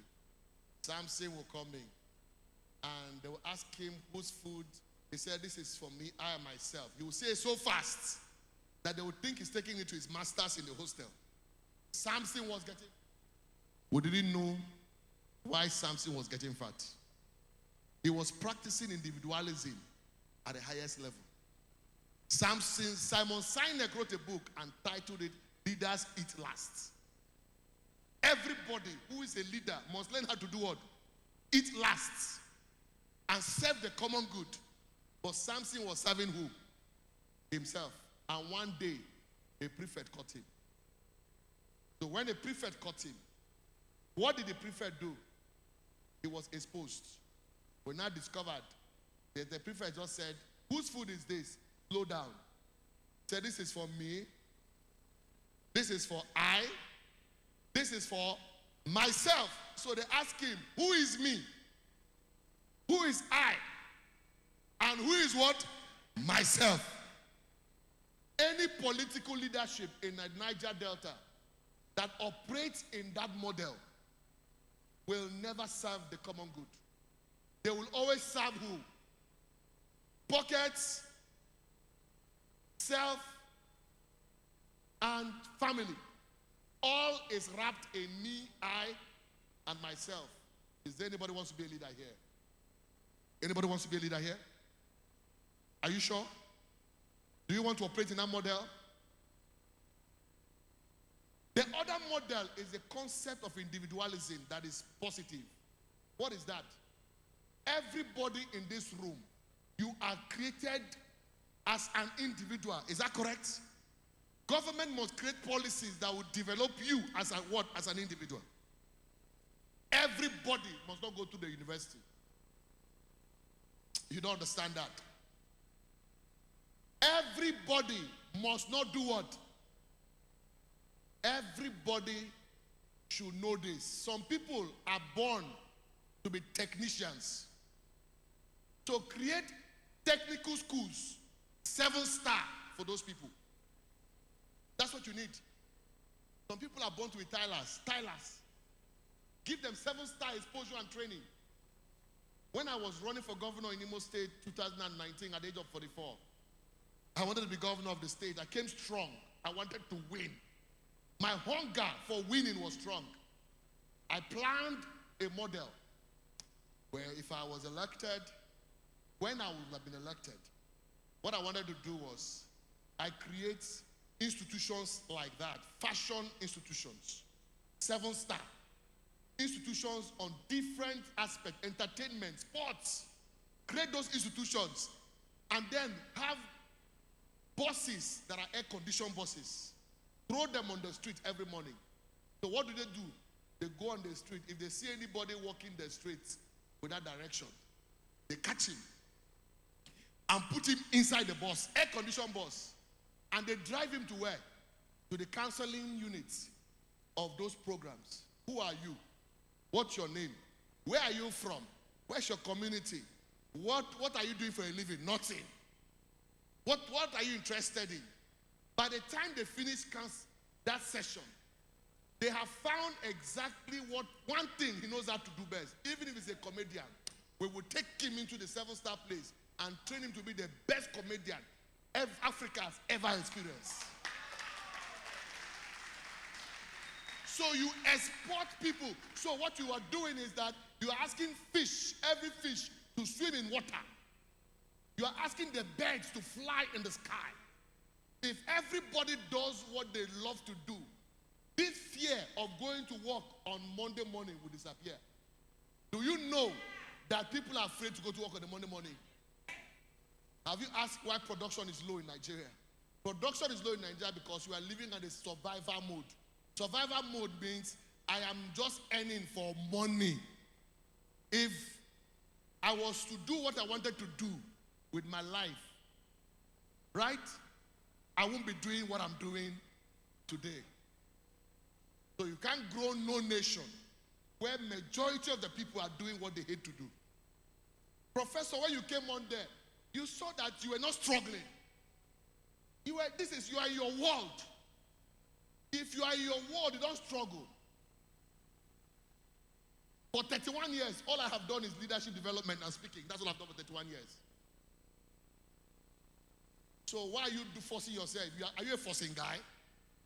Forcing yourself to be a comedian. Because in comedy, there's money. Everybody goes to do what? The next business is agriculture. Everybody goes where? That's not how growth comes. Every one of you in this room, you want to be great? In a few moments, I'll share certain principles that will change your life.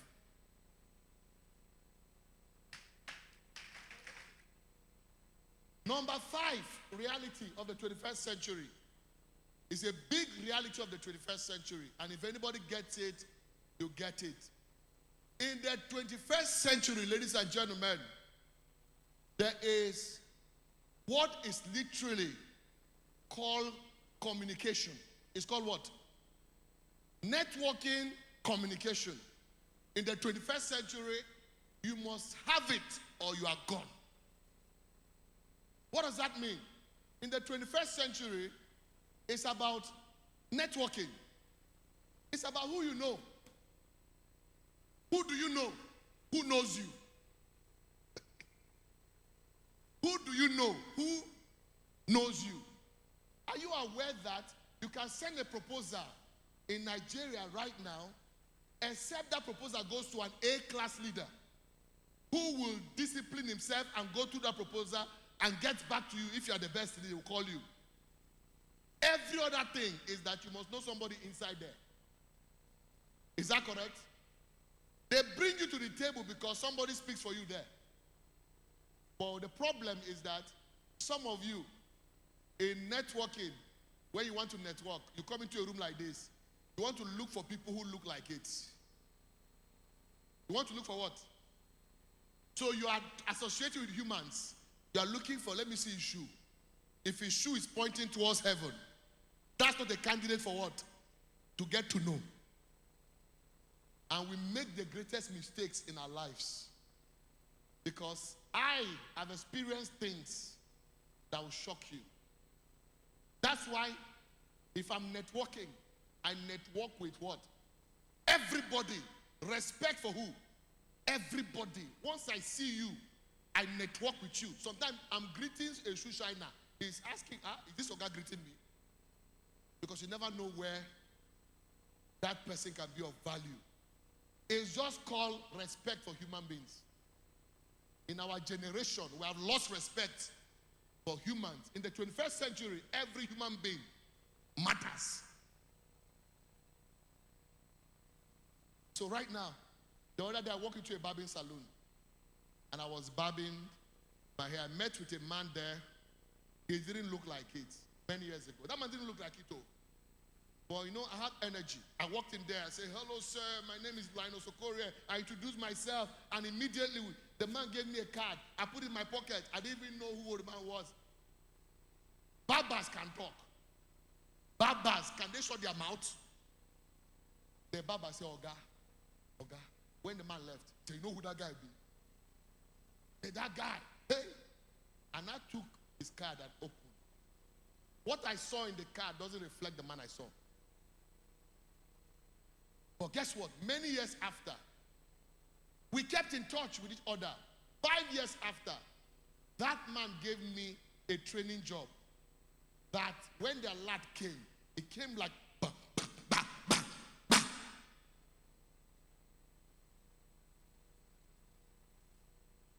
The alert was an alarm.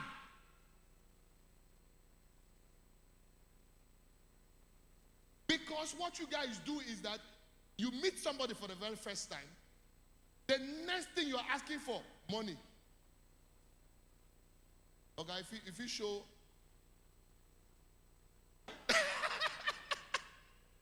and immediately you kill that relationship on the spot. You don't know how to keep in touch. Then you start calling the person 10 times. The phone rings 10 times. 10 times you are calling the man. Say this man, he do proud though. He's a proud man. Why don't you send a text message and say, sir, it was nice meeting you. I look forward to an engaging relationship. Thank you, sir. You see that? Networking. That's why I noticed that everybody who has become great in this life, you knew somebody who you built a relationship with. That's why I've not lost relationships in my life. For many years, I've kept them. Sometimes I will be hungry and I meet an important man who his house is big. He has all the money, but I'm there. They say food is served. I say, I'm sorry, sir, I'm fine. Absolutely fine, sir. Absolutely fine. I'm waiting for the meeting, sir. Governor invites you to come and stay, come and visit government house. You that I see, you that I see. This is an opportunity for me to tell him all my problems. First thing first, you know every government house you go, there's a free dining and lunch, eh? They say go, the governor says, go and eat food. Go and eat food. You move there. Thank you, sir. You go to the table. By the time you finish eating the food, the governor has done what? Boom. What do? I sit at strategic corners. Where would the governor come out from? Where would that important personality come out from? In my struggling days, I'll go and stay there and sit in my coat. Coat. If you call it coat, it's your choice. I am waiting. As soon as food I'm not eating, as soon as it's coming, I'm the first person he sees. The young man, come, let me talk to you. Conversation is finished. I built that relationship selflessly. Not asking for something. Rather, what can I do, sir, to support your cause? Don't be like those fake people.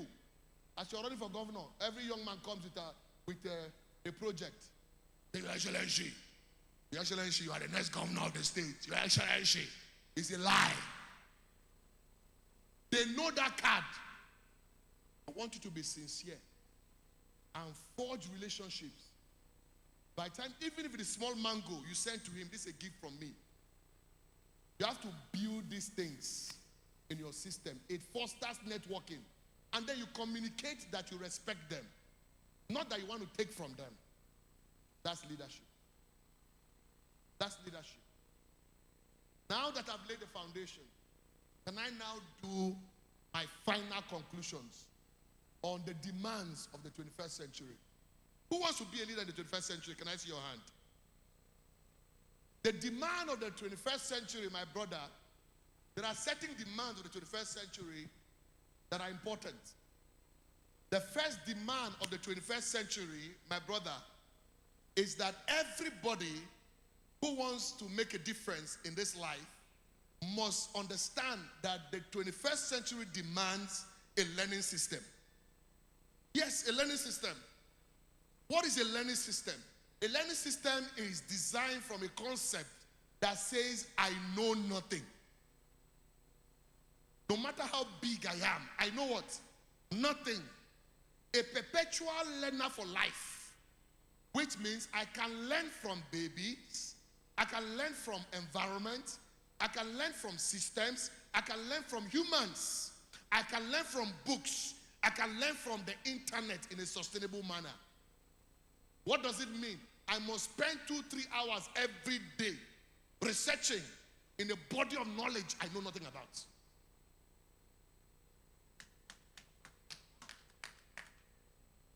What does that mean? What it means is that every system in this life has a body of knowledge. There's a body of knowledge on how to smile. There's a body of knowledge on how to have handshakes. There's a body of knowledge on how to introduce somebody. There's a body of knowledge on how to introduce yourself.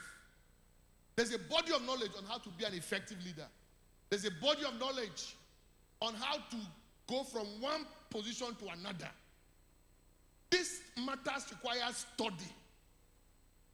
The growth that you have as an individual is a growth that comes from study. Even the Bible says, study and show yourself what? Approved, a workman. But rightly doing what?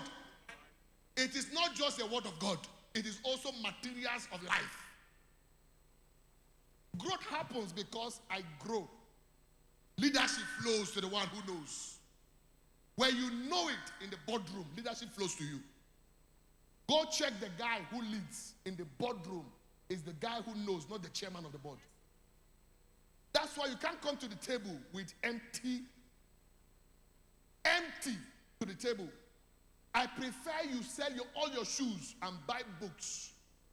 For 6 months in the room, locked up yourself in 6 months. After 6 months, you come out, you open your mouth, content.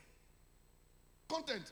Don't you know that sometimes when you come in public, when they are discussing on matters, my advice to you is, if you don't know the subject matter, don't speak, don't be quiet, don't speak. Rather, cross your leg, be shaking your head. As you're shaking your head, everybody will say, that's a wise man. Oh, that man knows what they're talking about. You don't know it. It's self-presentation. Then you say, after this subject matter, I will go and do what? To study about this and no more. When you meet with a great man, what do? You listen. What this generation does, you meet with a great man, you know what they do? You meet with a great man, let me take a picture. Or they come in and say, excuse me, sir, I'm a consultant. Consultant. You're asking, say, can I have a second with you? I'm a consultant. And he's doing like this, consultant. One came like that to meet me. Said, Mr. Linus Okore, I've been following you for a long time. So I'm a consultant. Doing his leg like this. Is there anything wrong with your leg? He was well dressed. Packaging. Packaging will finish people in this world. My friend, worry people, stop packaging, stop packaging. Stop this packaging. It doesn't help leaders. It is good to dress well. The guy packaged, say I'm a consultant. You meet your helper, you say you are a consultant to your helper. So I asked the guy, come and see me. So the guy came to my office and we had a conversation. It took me 5 minutes into the conversation to find out that this guy doesn't know nothing. So I advised him, since your passion is to be a consultant, can you go and find a consulting company and apply to work for them so you can grow capacity?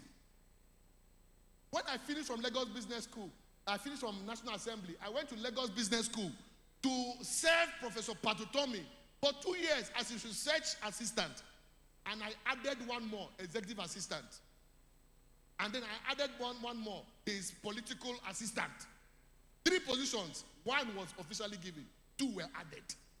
Because I wanted to grow and learn. What am I saying to you? Learning system is the way to go. You must learn from every situation, everybody.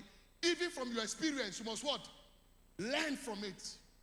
How do you learn? 4 areas. Number 1, the pursuit of knowledge. You learn from pursuit of knowledge.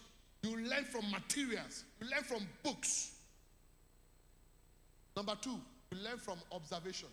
From what? Do you know you can walk into a room and you just observe the environment? You're observing the environment, you can learn too much. Somebody speaking to you, you're observing. You are listening to what he's not saying. That's wisdom. Somebody can say, get out of my house. But he's smiling at you. But what it means is, get out of my house. And you don't have wisdom, you're not observing. Observation. Can I say something to you? Can I say something to you? You must learn how to ask questions. Any leader you meet, you must ask questions. The power of questions. I want to have a deal with you. The power of reflection is the 4th one. And I have this final deal with you. Is there anybody in this room that you want to, from now going forward, you want to do 1 book per week? You want to read one book per week? Let me see your hand. How many? How many? One, two, three. Okay, those who are not raising their hands, can one person volunteer to tell me why did you raise your hand? Okay, why did you raise your hand? You don't have the time. You don't have the time. What's the nature of your work? You're a fashion entrepreneur. Good. What about if I offer you a deal and say to you that I want you to read one book per week, I give you 5 million. What that means is that my job will give way because that doesn't give me enough money for this. So my job will give way for me to read. Oh my God. So this is better business. My job is not paying me up to 5 million and you want to pay me 5 million to read a book. My brother, I'll take this new job. My brother, you see the problem right here is not the time. The problem right here is the value you place on the book. Now you are a fashion designer. Do you know that there are fashion designers globally? How many names do you know? Fashion. Let me hear them. Givenchy. Yeah. Louis Vuitton. Givenchy, when did he start his production? I don't know the year started. You don't know the year it started? Yes. Well, who else? Let me say. Let me say. Okay, let's go. Yes. Louis Vuitton. Yes, when did he start the production? The year started, I don't know. Where's his headquarters? France. Where's his second headquarters? In Vietnam. Where? He does production in Vietnam and Bangladesh. Do you know the quantity of production he does in a week? In a week, no. Because they have many aspects. Uh-huh. So the point I'm making to you is that if you want to be a fashion guy, you know what you should be doing? Research. Every week you should be in research. I do. I want to see you read the best books on fashion in the world. I want to see you interact with power players in the magazines in the world, writing about how they started their fashion houses. I want to see you read biographies. How many biographies of them have you read? Local biographies. How many? Local? Local biographies. Have you read international? I do, but Well, not who much. have you read? What's the title? The books are readily now available. We read on the internet. Oh, good. That's a good one now. So you read on the internet, right? In the internet where you read, right? How many of the materials, what are the subject matters of the ones you have read? Those are the issues I've raised. Those are the issues you have raised. I've read about, okay, let me give you an instance, sir. Yeah. About 2 days back, I was reading about the fashion industry in Bangladesh. Yeah. I was reading about our cashmere because basically when you meet people, they tell you about, I want cashmere material. Yes, beautiful. So I said, okay, let me read about cashmere material. Before now, I don't know how cashmere is made. Good. And I got to know that cashmere is made from a wool. So did it give you value when you read that? It did. So if it did give you value, do you also know that there's something called fashion for sustainable energy? True. You know there's fashion for True. that? Do you know there's fashion for climate change now? Yes. Now, do you know that what I'm telling you is this? If you value reading, what it means is that you value one book at 1 billion naira. Where? Because it's abstract in your mind. But in reality, my friend, it's not abstract. When I started leadership development, you know what I did? In my house in Lagos, you know what I call house? House is a man who I respect gave me his boys' quarter. I converted it to Gotten International Office. In that room, there were half of the room books. The other half, bed. In the middle, thinking spot. Every morning I wake up, and after praying, I spend 3-4 hours digging in books. And I was writing down jotting down things on my files. Books on my files. I was writing materials. My brother, in my head there, I was already seeing myself globally speaking and earning big money speaking. You finish speaking for 1 hour, they carry 10 million, put you and bam, bam. I was thinking about that at that time. And guess what, my brother? As I'm talking to you, right? Some of the things I wrote that time, I've just finished about 6 books. Some of them came from there. Some of the ideas I wrote, they have fetched me hundreds of millions just from materials alone. My brother. Huh? As I'm talking to you today, my brother, right? I'm a global citizen on this subject matter. I know. Why is that so? I put materials, I value them. Up to I today, want my mentor just finish your program. one of your mentors Just finish your finished program. my The one in Ghana. The one in Ghana. Yes. Finish the one in Ghana. Attended your program. Who is that? Sheyi Vodi. Deivoe. Yes. He wasn't in Ghana. You have not even read full details about it. I followed on the one So in. that's the point I'm making. So you have to read, my brother. Today, if you don't read one book, I cannot finish a book in a week. you can up to today, you can't finish one book. For now, I won't lie to you. Hey, I cannot help him. Village people, I won't. My brother, listen, I'm interested in you. Just be honest. I'm interested in you. Be honest. If I were you, I'm going to coach you. That's what I'm going to do. My brother, I give him a scholarship. A scholarship. Bring a scholarship for my master class. If you can fly yourself to Abuja, can you fly yourself? Very good. I would give you that scholarship. Is worth 500,000. You have that scholarship. And by the time you finish with that scholarship, I want you, all you owe me, go on social media and write your history and your testimony. How you started reading books and it changed your life. Thank you, mentor.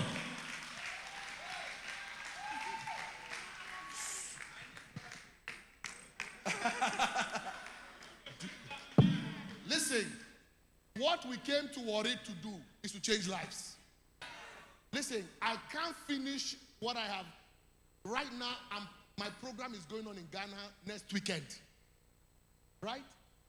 Ghana is happening next weekend at Cape. Absolutely, sir. One of the best hotels in Ghana. 600 leaders from all over Africa are coming to Ghana. Yes, sir. President Obasanjo, Akimi Adesina, Lumumba, all the names that matter are in the room in Ghana. Who wants to go to Ghana with me from here? They want. Now listen. Today, I have just. Look at this. I have just finished launching my first book on networking. This is my story. The power of networking, on how networking can change lives. I launched it on my birthday last week. And this is the first time post-birthday. It's still on launch price. And today, I brought 20 books. I will sign personal autograph on all the 20 books for people who are going to buy on the launch price. Right? At Tesron U, 20 of you, I will sign that and you take a personal picture with me. Who are those interested? Can I see your hand?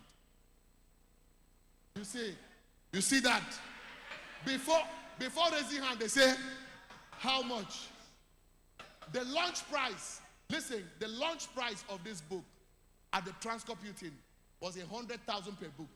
That's the launch price, right? But what I'm going to do is that I will have that price here. See the launch price, half it. So with 50K, I will sign my autograph on this book. You get it. Only 20 people. Who are those interested? Let me see your hand. Fantastic. Fantastic, sir. Yeah, fantastic. So the first 20 people I will sign. Guess what?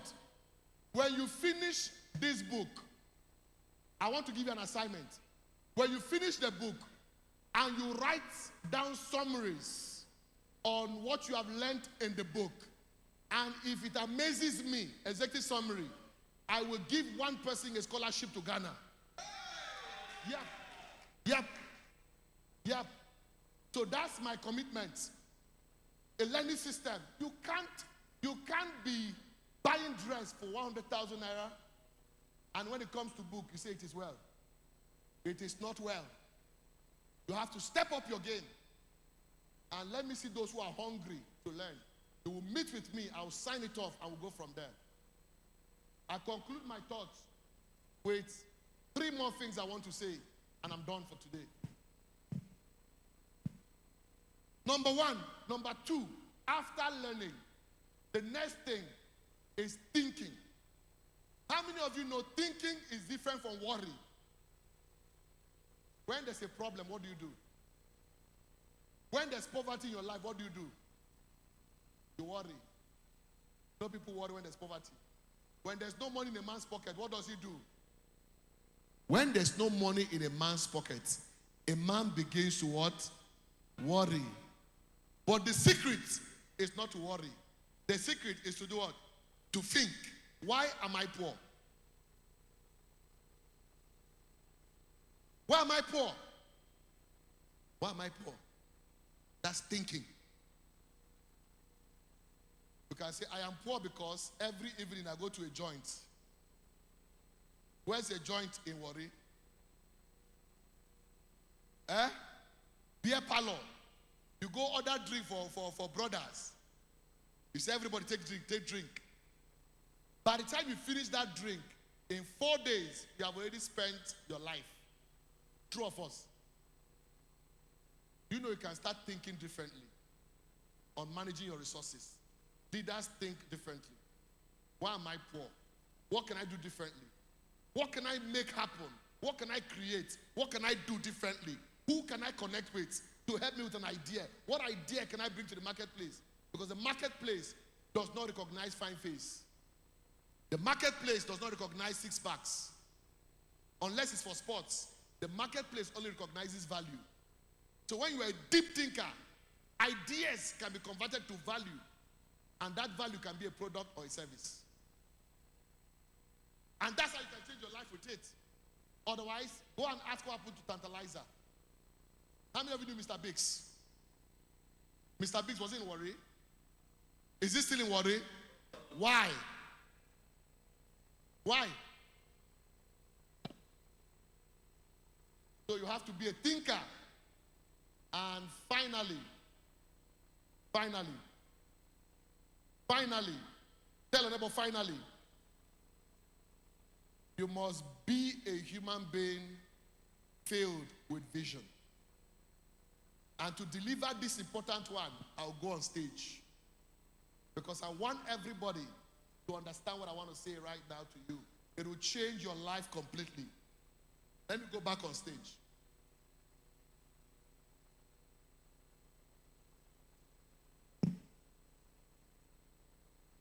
So I was only 19 years old. And the idea to raise leaders for Nigeria hit me.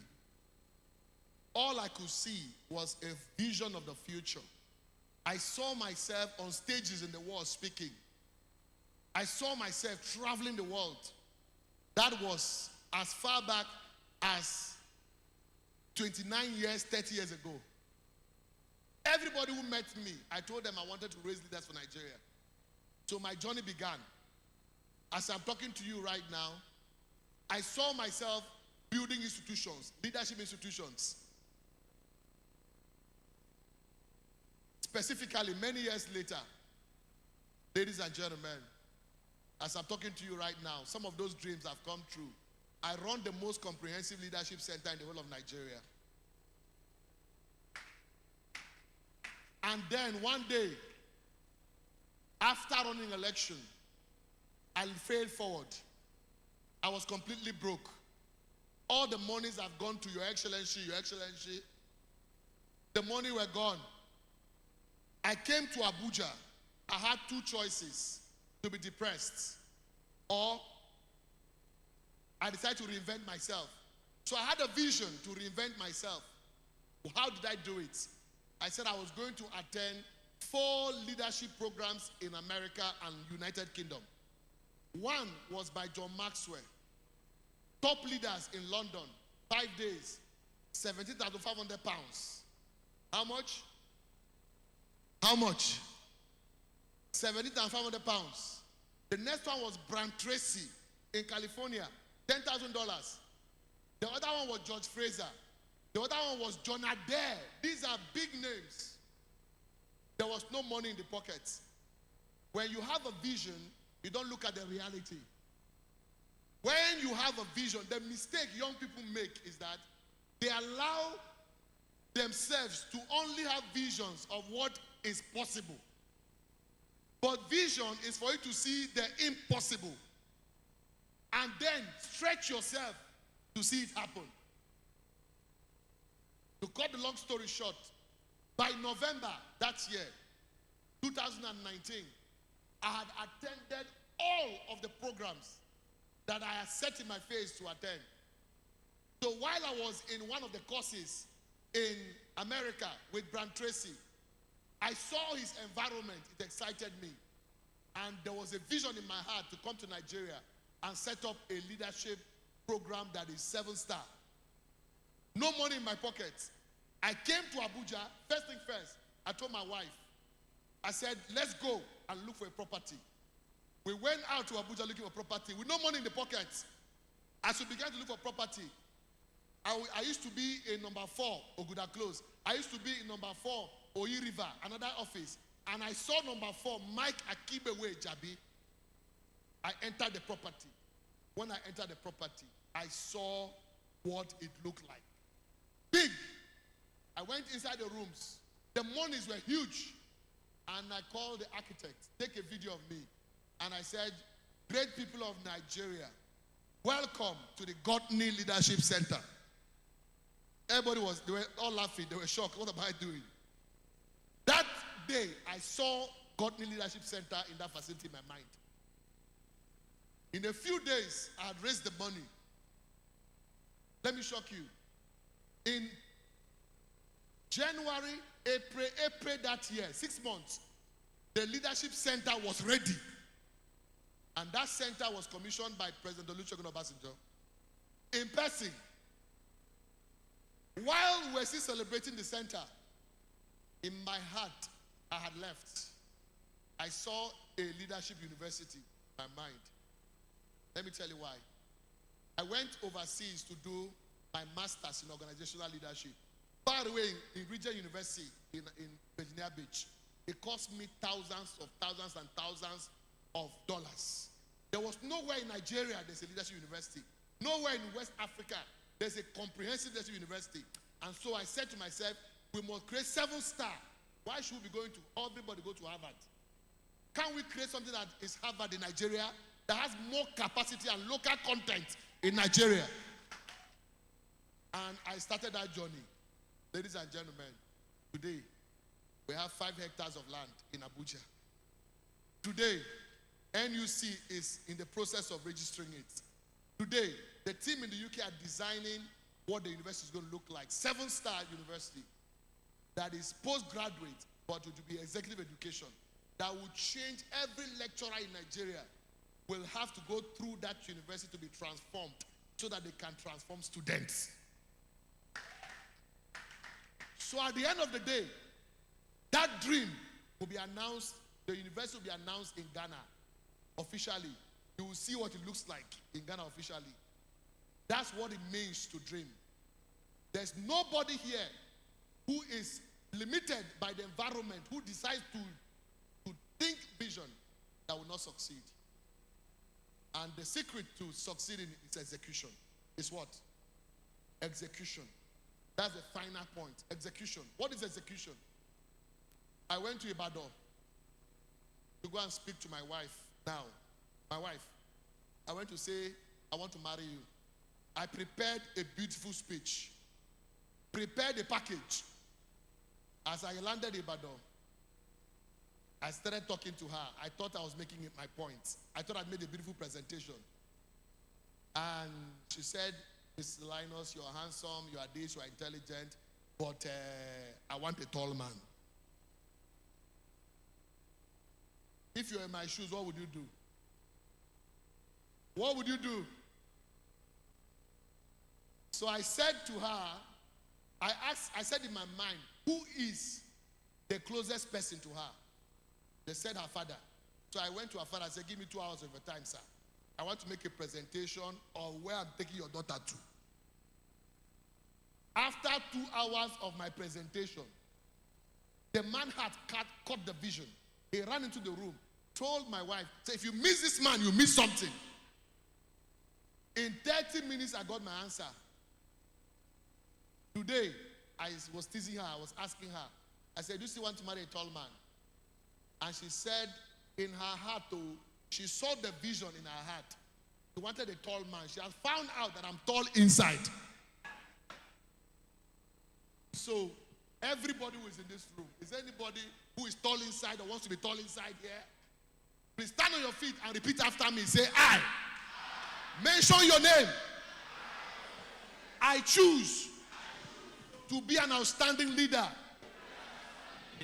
I choose to be a voice.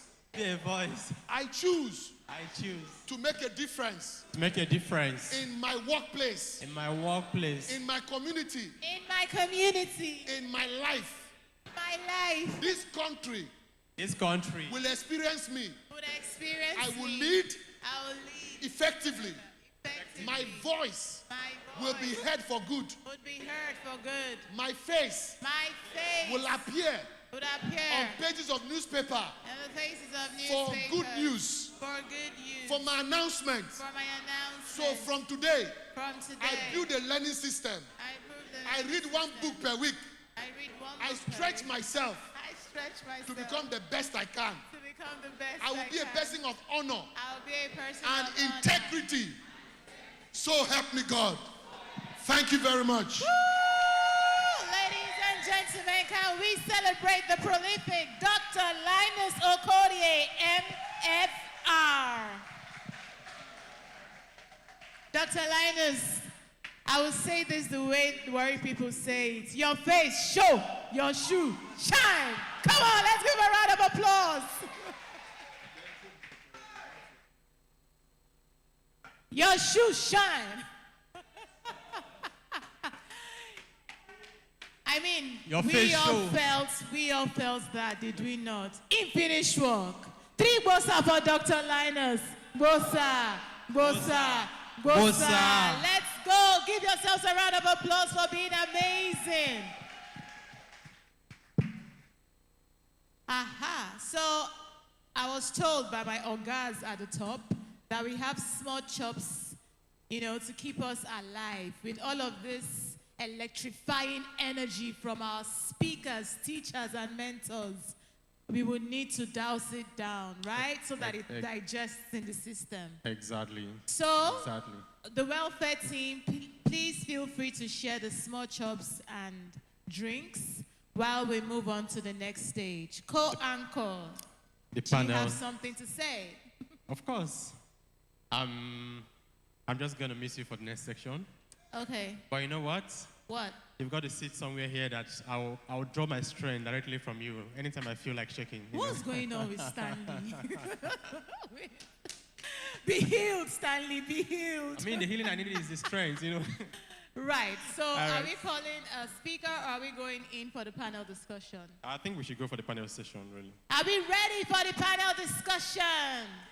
Are we ready? I need your energy, Worry. Come on, are you ready for the panel discussion? Okay, let's give a round of applause for our panelists. Try to get ready. Let's celebrate them. Let's celebrate Thank you. them and let's celebrate as we welcome Mrs. Tolu Okpe Anu Morionu, a business consultant, a coach, a public speaker, Absolutely. and a mentor. Yes. Please put your hands together as she walks to the panel table, to the She panel came session. all the way from Abuja, ladies and gentlemen. All the way Let from us celebrate Abuja. her. Come on, let's show her some Worry love now. Yes. Thank you, ma'am. Initially, we made a mistake when we recognized the presence of government. And in our term, we used just the words government. We didn't, recognize him as High Chief. Chief, we are sorry. There's no way we can, there's no apology that can really suffice for this, really. But I do hope that the entire kingdom Of war, Brutu community. that they will forgive us. Please put your hands together for Chief Government as he comes to take his seat for the panel session. Yes, yes, yes, ladies and gentlemen. We also have with us the cerebral Nobomi, who we have graciously introduced earlier on, and who had to fly across different countries To to be make this here. event today. Please Absolutely. put your hands together for her. She makes it to the Can height. we celebrate the beauty from the south of Africa here with us live? You're not celebrating her well enough, Worry. Keep clapping. And she's dressed in green, representing Nigeria. And for her sake, I have to wear white also, so that white, green, and white without a Why fitting. do you like fine women? Once you see fine woman, cho cho cho cho cho. It's not my doing; it's the Lord's doing. High five. And Yes, so the he's le- joining us. We also have with us Nigerian celebrity hype man. Yes. The only hype man that his name is known across the Niger. Both on the side of the south and on the side of the north as well. Celebrity hype man. Let's give him a round of Please applause, give ladies him a round and of applause, gentlemen. please. He's a fine gentleman dressed in white. Tall, black, and handsome, the Niger Delta way. Thank you, sir. I like that. I like that description. Really, it captures the entirety of his elegance. And so, ladies and gentlemen, enjoy this panel discussion that would be moderated by my amazing co-host in the person of Barrister Stanley Ekpa. Please give him a round of applause. As I give her a hug for this session, please, you do so with your hands, please. Thank you so much. Please clap for her, please. Round of applause. Wow. I am intimidated by the profiles of the panelists for this afternoon. But again, I would have to appeal to them that I should just jump straight to the conversation, please. Let me start with the ladies. I'll start with Mrs. Tolulope.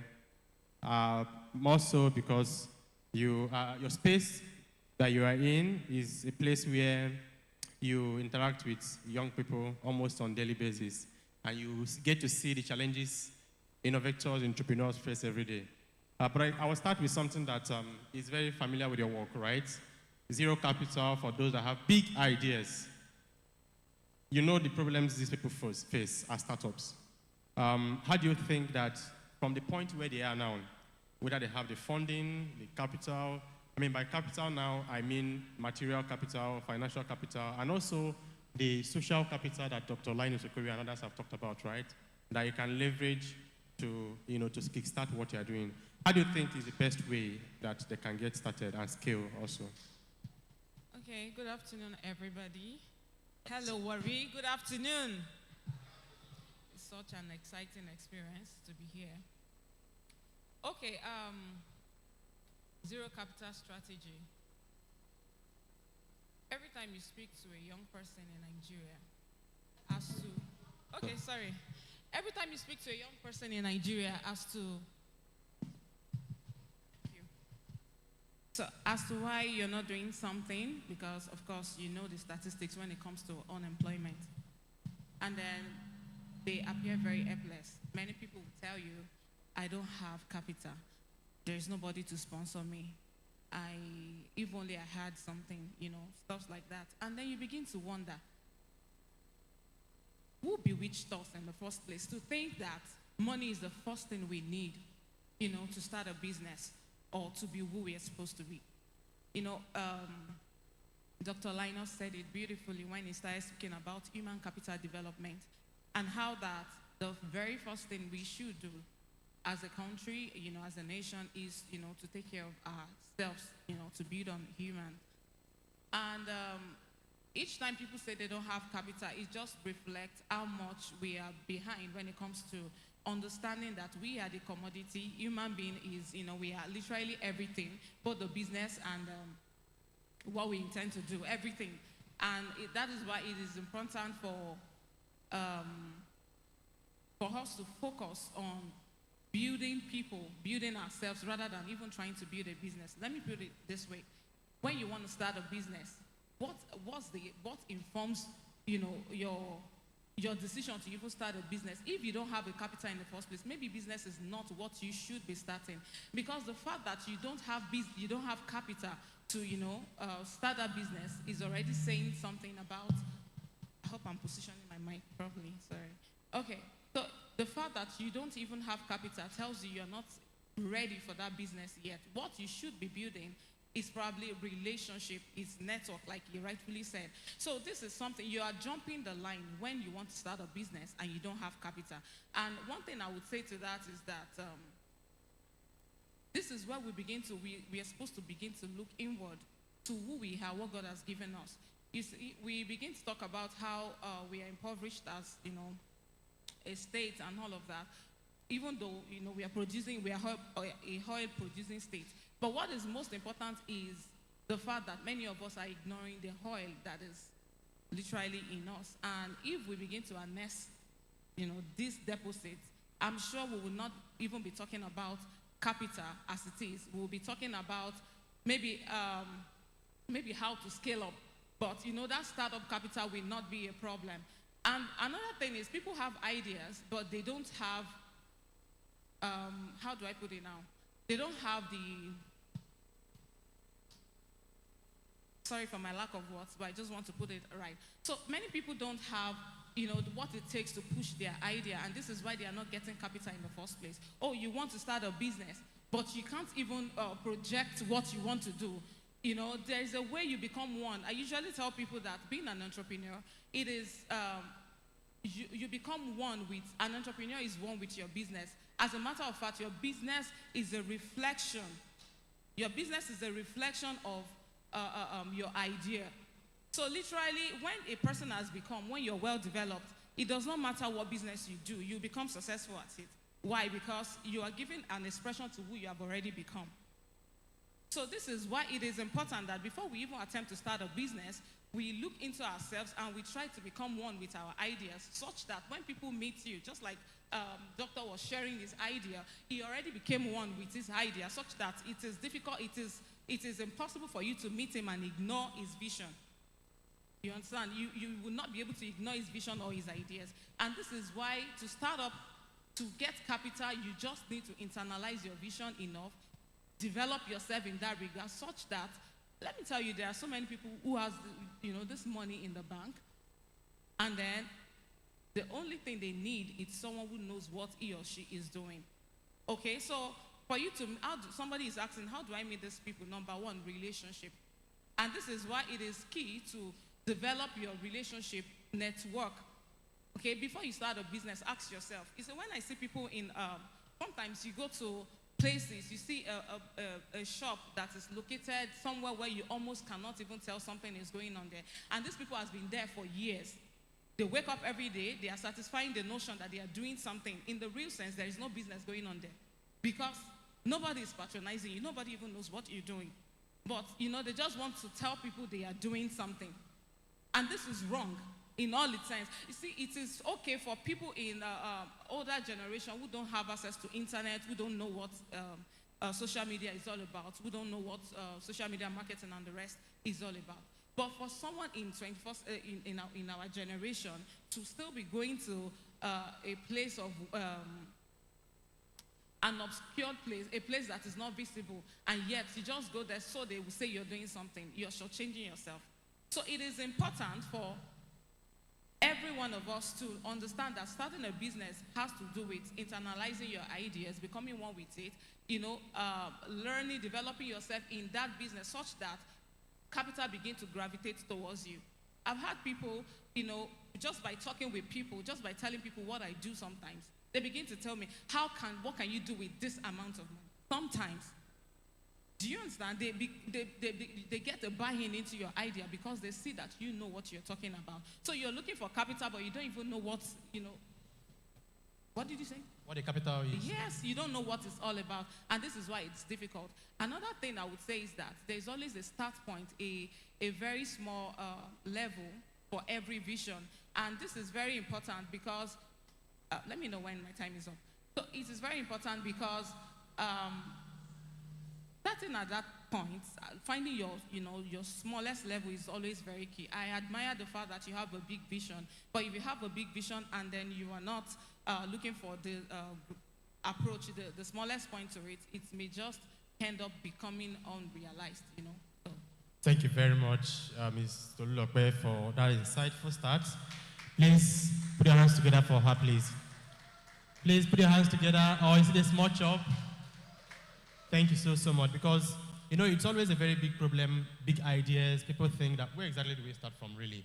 When they are not even, at peace with the entirety of their entire idea itself. As you rightly said, they've not even been able to harness that innate potential for them to explore the opportunities that if they've gone back to themselves and done the primary thing, as you rightly said now, they are able to easily attract the support, the investment that is required into their businesses. And this will lead me to Nobomi. we have so many people some persons that have already been able to understand themselves, understand the ideas they are trying to push out. At the stage where they are starting this, their businesses, or they're trying to push their ideas. And we also understand the fact that Africa has a lot of challenges, developmental issues.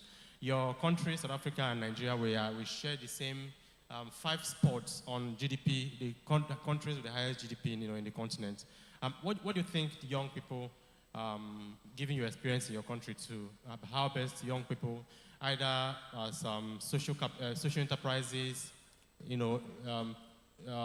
for profit entrepreneurs or non-profits now, how best do you think that their ideas, their commitment, or what they do can contribute to social solutions?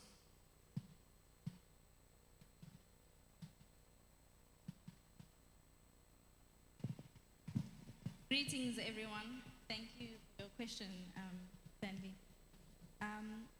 So the first thing, my response is in 2 parts, right? And because we are speaking about innovation, innovation is making old things new. And so the first thing that I would say is I would encourage engagement and conversations in being able to come up with solutions that will drive positive impact or positive social change. And the second part to my answer would be partnership and collaboration. I would encourage partnership and advocate for collaboration, because being able to in a position where we are able to have conversations around the challenges that we face, we are deliberate about identifying the challenges that we face in our different contexts, allows us to be able to communicate those challenges to our peers, our industry peers. It allows us to communicate those challenges to industry peers all across Africa. And I think I'll stand confidently and say that through having those conversations, you might find that the challenges that are privy to myself in South Africa are challenges that another person or another innovator is facing in a different country. And so I would definitely advocate for engagement and conversation, and following that up with partnership and collaboration. Thank you very much. Amazing. Please put your hands together for Nobomi, please. What you just talked about is very important, because we're in an age where we don't have to compete. I mean, the best competition we should have is collaborating, as you've rightly noted, really. And that, would lead me to the Nigerian celebrity hype man. The industry where you operate is where collaboration is actually, what leads to people being blown, really. Me, I never blow, bro, but I know people don't blow. And basically, collaboration, really. But where I'm driving is, your industry is the miracle of Nigerian economy, for the fact that it's the one that is not regulated by the government, but the one that have seen the highest level of success in terms of young people breaking through. How do you think that industry can create more opportunities for young people, really, that they can have, as Nubi have rightly said, collaboration, through collaborations, through partnership, you can have more young, particularly those in Warri or in Niger Delta, can have an input into the, that's not the word anyway, but I have to use it because this industry, any word is good. So please take it as if that is the word. Thank you. Thank you. Yeah, thank you very much. Entertainment is something I believe if you as a person really want to be into entertainment, you need to put on your strength. And you see the global world now, the Jay-Z, make it easier. Before we used to hear about TikTok, but the use of TikTok these days, I can't even find you there, but I can find half of this word in TikTok. Why do I say that is that, and this entertainment we're talking about now, even the top celebrities we have in Nigeria, during the music album, to promote their albums, you fall back to the TikTokers where they promote your album before you know, even if the music is not even sweet, they will make it sweet with a display, trying to have some value, some touch, and doing some dramas inside it. And entertainment, I want to say again, it takes the grace of God, because it's not everybody that are into entertainment that will blow. So we also blow and they also drop value. In the like of Two-Face doing the Plantation Boys, you see Blackface, Two-Face, and Face. But in the process, when the brand falls, Two-Face still standing, and Blackface is nowhere to be found. Face is still trying to push. And just imagine Blackface of Plantation Boys happen to be my mentor I'm looking up to. How do I feel now? Because also, when it fails, I failed. So in the process of all this, you try to be a brand of your own because everybody is looking up to you as a brand. So when I'm doing my own thing, I feel I'm doing something I love and I want to do that thing to impress myself. Because in the process whereby I'm waiting for you to clap for me, I'm not seeing that those claps from you, I feel bad. But when I wake up and look at the mirror and said, Niger celebrity hype man, you are doing well. When I give myself applause behind bars, I think when I come out, I don't even need you to clap for me. Because one thing I know, vividly speaking, is that when I do my best and comes out to tell the world, this is what I got in me, I believe every country will want to use me as their host in any event. Thank you. Thank you very much. Please put your hands together for Nigerian celebrity. When we started this event, we set a standard of our clapping standard. Please, let's apply that once again, please. Put your hands together for the Nigerian celebrity man. Hype man, please. Chief Government, we come to you because you are the government of the day. You are an exceptional young man from the Niger Delta. Can you share your experience with us? A lot of people would want to complain that the economic space, or the socio-economic space is quite tough and challenging. How did you do it, get into this place? Because I think that would be there's no roadmap anywhere, there's no mathematics in life, but at least that would guide some of these young persons who are here on how to navigate their own path soon. Thank you. Okay, thank you, Mr. Ekpa. And I want to thank the organizer of this program. I will start by the organizer of this program. We met when I contested my first election as an House of Assembly member, 2019. When I met with him, he asked me, who and who do you want to see? I was like shocked because growing up, my father was a military man before he retired and started working with Shell. So being in Warri, because I grew up in Warri, is like then, it's not now that people are looking into politics and say, I must be in government to survive. As a private sector, my father worked with Shell then.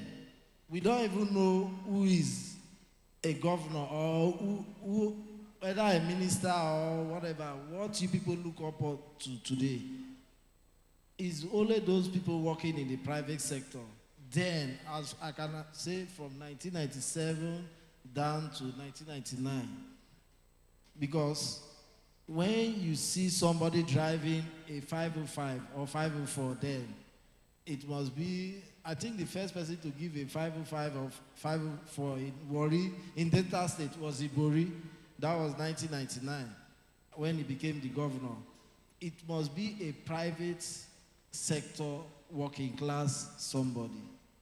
Either the person is working in Shell, IGP, or what you can name, John Oates, whatever. So when I met young Pierre now told me, who and who do you want to meet? I was like, what is happening? He said, okay, I will take you to so person, I will take you to so person. I thought it was a joke. The first, he just said, enter the car, let's go. When we went, he took me to one of the leaders, which in Delta State, everybody wants to meet. He just asked, are you at home? I'm coming. He introduced him to me, and that was how we started pulling. So me getting to this stage right now, like in Warri, so many people's story.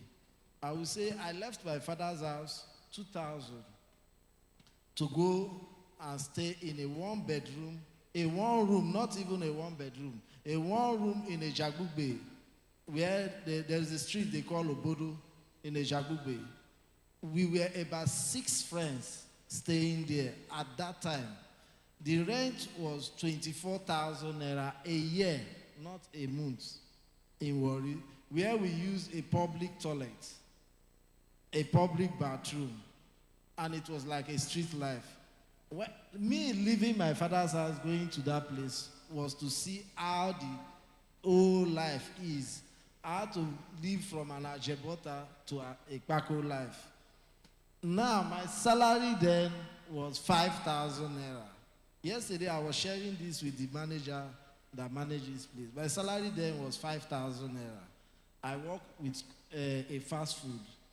Then our transport then from my house to the place was 30 naira. Go and come 60 naira. That was how I started taking life on my own, because I see that staying in my father's house will not give me what I actually wanted to become in life. Because number one, I told my father that I wanted to go to Igbenedion. My father said, no, I must go to Abraka. That if I'm going to Igbenedion, he's not going to pay my fees, that I must go to Abraka. So when I got the admission in Abraka, I was in Abraka till the time I knew I can pay my fees in Igbenedion. I graduated from Igbenedion. I studied sociology and anthropology. So when I left Abraka at the level of 300 level, you could imagine, because that was what I really, it is my determination to go to Igbenedion. Because hearing most of the people I grew up with, they would tell me, I'm in Igbenedion, how the school is. At that time, I felt, okay, me too, I want to go to that school and see what Igbenedion have to offer. That was how I got to Igbenedion. That was how I left my father's house, staying in a one room with about 6 people, sharing 24,000 naira rent. We contribute, we pay yearly. I finished from there. I went to Igbenedion. I graduated from Igbenedion. Then I came into the political aspect.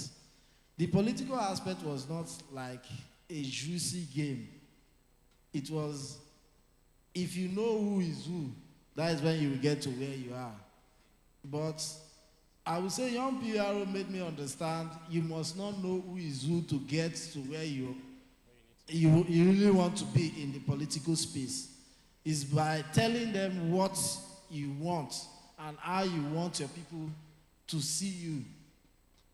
There are sometimes I will be with him, he will be talking to people. I will say, well, it's because of he really know what he wants.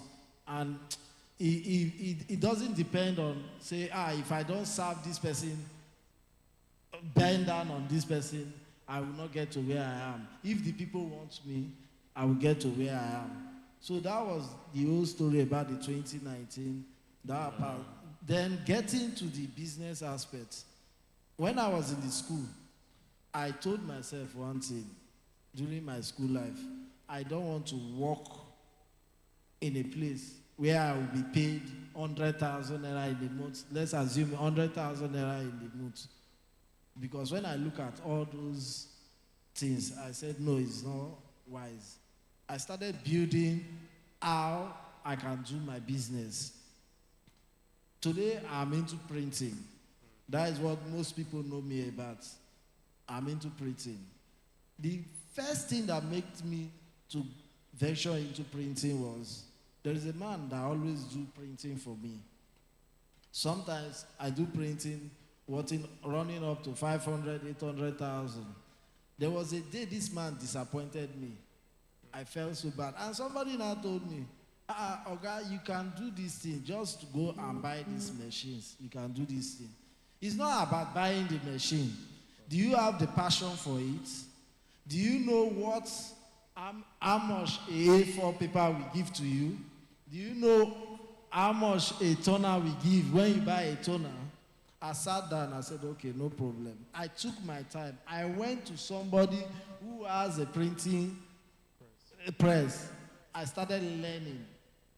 Let's take it for example, after my school life, going to Igbeneghu, I'm going to learn as an apprentice, as a printer. I started learning. I learned, I got the whole ideas. That was how I opened my printing press. Opening this printing press, I didn't even look it as if it was a business because money was coming to my hand frequently. But do you know when I started taking my printing press seriously? Just last year. Immediately after the whole 2023 election, according to Dr. Linus, when he realized that he has lost everything he got in the whole governorship election, that was when I now realized that I have a talent back there. I went back to my printing. I started doing my business. Wow. Lo and behold, I got a first big branding in Abuja in Davido's concept. There were so many. Please. There were so many. Getting a contract for Davido, one of the best in the continent, is not. There were so many people they could give the contract, but somebody just told them that Enetimi government is my friend. Let's try him. And lo and behold, God did it. I delivered in between 2 days. Amazing. Please put your hands together for Chief Government, please. So coming into the business aspect is not just what people see. Business is just what you jump into and all that. It takes a lot of time. I will tell you today, before me getting to where I am today, I carried concrete, forgetting whoever my father is. There was a day my father's friends saw me. We were carrying concrete to pour in all this decking. He was shocked. He said I should enter his car. He drove me down to where my father is. Do you know what my father told him? My father said, if this boy wants to go to Canada to study, I can pay him. But let him see how life is. Life is not all about where you find yourself at the moment. It's all about what you learn from your experience. Exactly. So that is what I've been using to navigate in my own business aspect and the political aspect today. Thank you. Thank you very much, Chief Government. It's very important that I allowed Chief to flow with the entire narrative for a very important reason as well. You see, you must know what you want. You must have passion for it. You must understand the industry you're in. And that also is what Dr. Linus alluded to earlier on. And of course, you must build a network because human beings are the ones that will give you the contract. They are your customers. They are the ones that you're going to engage with. And that is also where it's important that you also build, the capacity to connect with people. It's called the convening power. If the convener of this event didn't have the convening power, he cannot convene Dr. Linus Okore, he cannot convene Dr. Sonia, he cannot convene Dr. Oge, and he cannot also convene the panelists here. So thank you very much for sharing your story. We're rounding up, and we just have to take one more question from all of us. And I'll come to Mrs. Tolokwe again. You would consult, people pay you for this consultancy fee, for this kind of consulting issues, right? But again, the participant will have this for free. That is a privilege and honor of attending this event. Now, for startup and young persons, right, that want to start, what culture, what structure, what systems do you think that they can use, in creating and building their startups in a way that is scalable, is profitable, and is something that also contribute to the development of the country? Thank you, ma'am. Okay, so We'll do 1 minute, and then we'll. Okay, so I think what is very important when you want to start up is to, like I said earlier, know your idea. But aside knowing your idea actually entails you knowing your why. Okay, why am I doing this thing? It is very important because these are the things that will keep you going when the going gets very tough.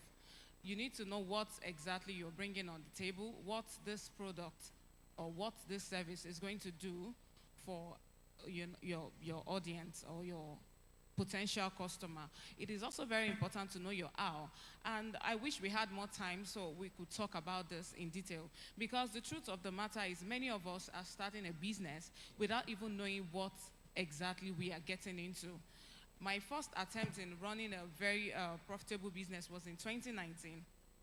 We started a product. I was just sharing this experience with someone this morning. We started a production firm where I was running a commercial bakery, okay? And, you know, it was my very first experience of running a highly profitable business. And I realized that every business comes with its own challenges, you know. There's always something very unique about your business. And if you had, because I spent like 2 years learning this business, you know, talking to people, doing my research. But what I didn't do was to get into a proper organization where this thing was done and literally serving, like someone said earlier. Because there are things that cannot be taught, but they can only be caught. So, and in a moment where you don't have access to learn closely, you know, you may not be able to understand the things that you would need for your business. So I would advise every young person here to, if you want to start a business, make sure that you intern under an already existing structure that can at least give you a first-hand experience on what you are getting involved with. Secondly, like I said, an entrepreneur is one with their business. And what that means is that your business can only go as far as you are able to go as a person. And this is where Dr. Linus' message comes in again, where he said something about investing in ourselves, spending a week reading a book in 1 week. It is very important because the moment you exhaust what you have in your head, your business will stop running. It will start reflecting your confusion at that point. And this is why you have to be mentally, you know, secured. You have to be mentally loaded to run a business. Because while I was running that business, I began to experience very unique problems that requires a tailor-made, you know, approach to solving. And so this literally had to depend on what I know. And it was at that point I had to start learning. I had to start meeting CEOs, you know, something I should have done earlier. So it was just a learning curve that now I know better. And I hope every other entrepreneurs coming up will also understand that we never undermine the power of, you know, equipping yourself before you go into that business. Amazing. Thank you very much. Please put your hands together for Mrs. Tolulope. And this is for everyone. Please put your hands together for Mrs. Tolulope, please. Everyone, let's do this. Let's do this, please. If you are in this hall, please put your hands together for our panelists, please. Put your hands together for them. Thank you. You said something very profound. There are some things that cannot be taught, but can be caught in the process. That's very profound, really. Thank you very much. Now, perhaps, we may begin to consider having another session with you that we can pay now, since you know we've gotten some of this from you. Thank you so much. I would want to move to Nobomi.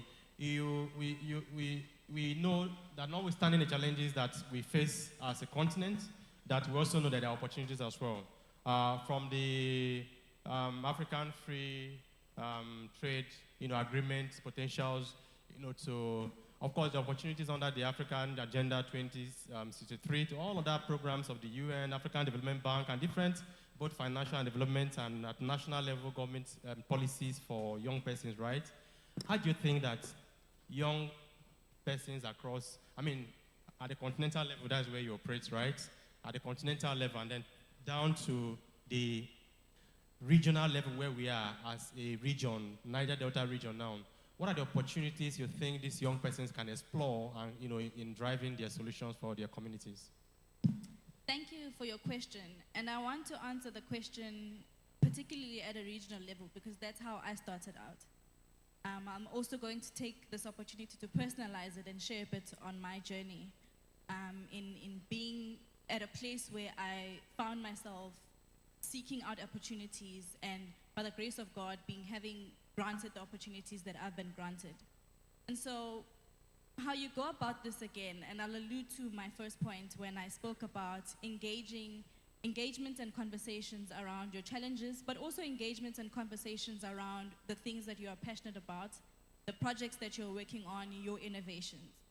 I also want to speak on a number of things and touching on the mindset that you need to develop as a young innovator, going into a space where a lot of the time you do not know what you are doing, you're starting out. And so get comfortable with the idea of being uncomfortable. Put yourself in positions where you are always ready to learn, always ready to engage others, engage industry peers all across, the region that you are from, your community, your country, as well as all across Africa. Develop that mindset, engage with your industry peers, collaborate, and put yourself in uncomfortable positions to grow and to advance yourself. And how you do that is just by getting out of your shell and putting yourself out there, because people will not know what you're about, people will not know what you have to offer unless you put yourself out there to receive, to learn, to develop, and to contribute to a society that is going to be of benefit to everyone around us. Amazing. Thank you very much.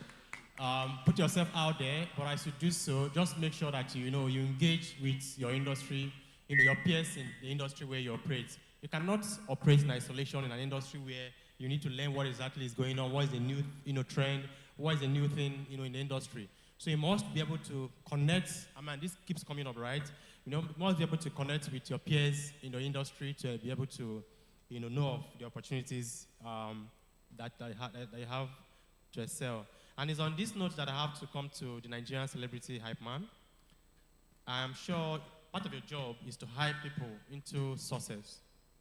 So I would just want your final thought on how best you think that those who are already feeling, we don't feel making for this industry, they think don't do too much. How best do you think that they can just keep going? Thank you very much. I want to say there's a living witness in this all. Two of them, Ambassador Young Pio and Comrade Shas Ofuyekpone. Some times ago, Young Pio called me and I said, do you know you can do better in this, your funny lifestyle? I said, I beg, I dare so just leave me. And it's one person that also said, whatever you are doing, put in your best and make sure you put God first. A year or two, he said, let's make a way to Kigali, which is Rwanda. And I said, I've never been there before. He said, no, put in. And I said, okay, no stress. And then I was supposed to go for Big Brother Niger. And they said, let's go to Rwanda. So during the process of Big Brother, the thing didn't work out, and they said, okay, let's go. I went to Rwanda for African Youth Connect. The team there was, I take the lead. I was there, I was just listening to all the guest speakers. All of a sudden, I did not expect a Nigeria artist to be in Rwanda to perform. I never expected anything like entertainment there. It was not about philosophy, trying to how the youths will be creating part in the electoral process or being an entrepreneurship person, just like that. So I meant, guess what? All of a sudden they said, make welcome. This man that sang Patoranki. Let's make welcome Patoranki. I say Pato for where? In Rwanda. Then I told myself that if you are good in anything you are doing, even if the president is having dinner, they want a comedian or a hype man or a singer, they will call you for it. Then I told myself that from that very day, I will never go down, but go up in everything I am doing, because I want to believe that the future is now. I can't wait for anybody. The future is now. Standing before you, and also a man called Toyo Frekbone, that one of the guest speakers was attacking with also some good questions and approaching him with some good aspects. It was in Escravos putting on what I am putting on now. He's putting on this good outfit, and I walked to him and I said, "You are looking so good." So guess what? He said, do you like what I'm wearing? I said, yes. Because I see myself putting on this thing and standing before the audience, hyping or doing my MC thing, and they will say like, who got this thing for you? The question goes that the fashion designer happened to be one of our own here, which our guest speaker was talking to. Thank you very much. God bless you. Thank you. Thank you so, so much. You just have to have that spirit to make sure that at the level where you are, at what you are looking at, you're not going down. Thank you, sir. You're only going up. Of course. But again, you said that the future is now. The future is now. Not tomorrow, right? Not tomorrow. And on that note, I have to come to High Chief Government. You ran for election twice now, not once? Twice, yes. Just your final thoughts to the young people of Warri. This will be in 30 seconds because this will be your final thoughts. You know, who, you know, as we've all said now, are having challenges of what or where to start from, really. Okay, I want to say anything about politics is what you really determine what you want to achieve. Because some people might want to go to politics, they don't have money. In this, my second election, I asked God for one thing. I say, God, if really I really want to contest this election, I don't want money to be my problem. And I want to see it before my declaration, when I'm telling my people my intention that I want to run. So, got into about 3 days to my declaration. They gave me a bill. I looked through the bill. A day to my declaration, I got all the home money ready. After the declaration, that was when I knew that I really wanted to contest this election. Number one is politics is all about spending your time and if the people really loves you.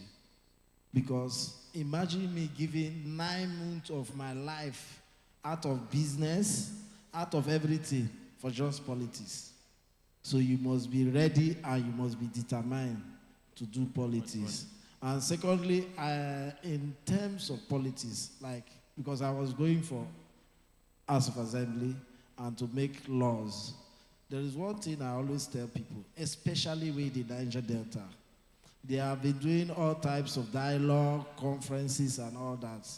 I told someone in the Senate that till they call for a national conference in Niger Delta where a common man can come and talk, this is what I'm passing through.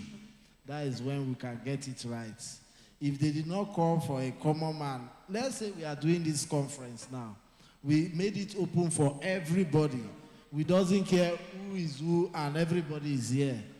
If they can do something like this and let the common man come and say, this is my problem, this is what we are passing through, and let them take it as a law, I think we will have a good Niger Delta. Thank you very much.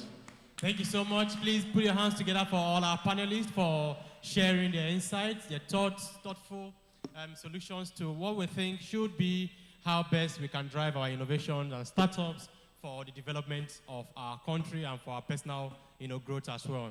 SMEs are the backbone of a healthy economy, really. And if you look at it in most countries, SMEs and startups and innovations of people at this our level generally almost want to contribute to 50% of healthy economies, GDPs. And that is why this panel, this conversation, it was very important and very, very, very instrumental to how best we think this event should shape your sustained engagement, your commitment, and then your growth as a startup. Thank you very much on behalf of the organizers of this event. We want to to appreciate the panelists, particularly those that came from far places. South Africa is very far.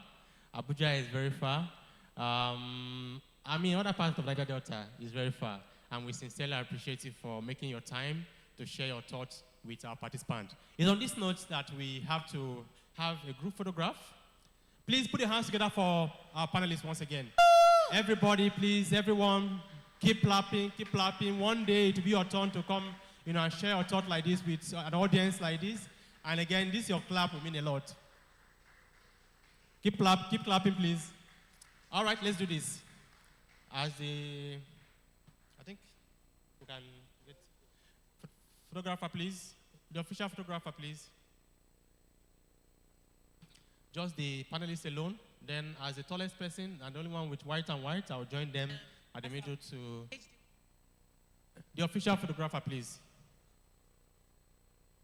May we also invite the organizer, the chief host for this event. Yes, Ambassador and if Young. possible, also can Ambassador we Young. call on Prof?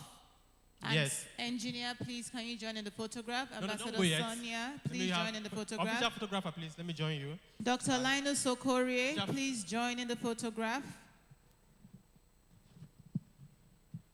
Ladies and gentlemen, please, can we give them a round of applause as they make their way on stage?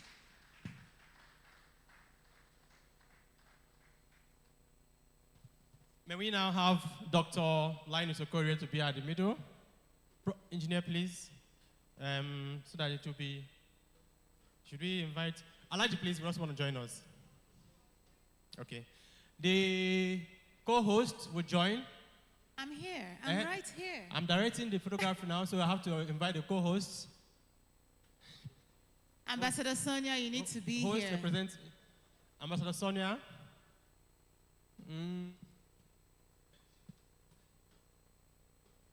Yes, we'll take this one and then we'll have the chief host at the center.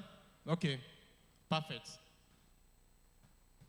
It cannot be complete without the man of the house, standing very close to the State House.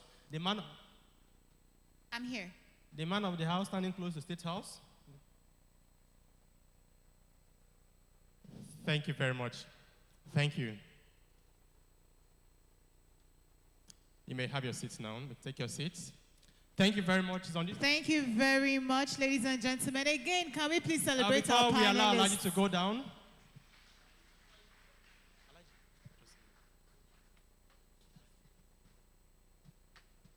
Did we enjoy the panel discussion? I think we were mostly busy with our small chops. So let me ask us first, did we enjoy the small chops? Was it nice? Okay, so let's give a round of applause to the welfare team. Let's go. We're not clapping. Are we tired?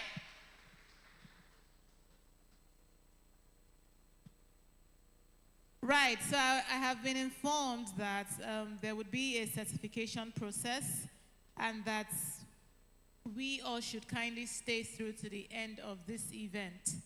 Yes. And so, ladies and gentlemen, yes, sir, after you go ahead. Thank you very much. Yes. And the certificate comes in two forms.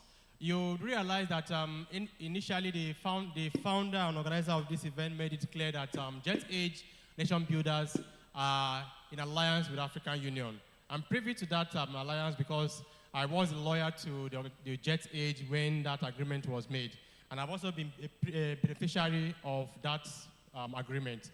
It's on that note that the agreement clause states that when Jet Age has this kind of event, that we have a special certificate of recognition for those of us who, would want to travel across the continent for different programs. That is where the certificate comes in handy. So please, if you know you want that, just meet the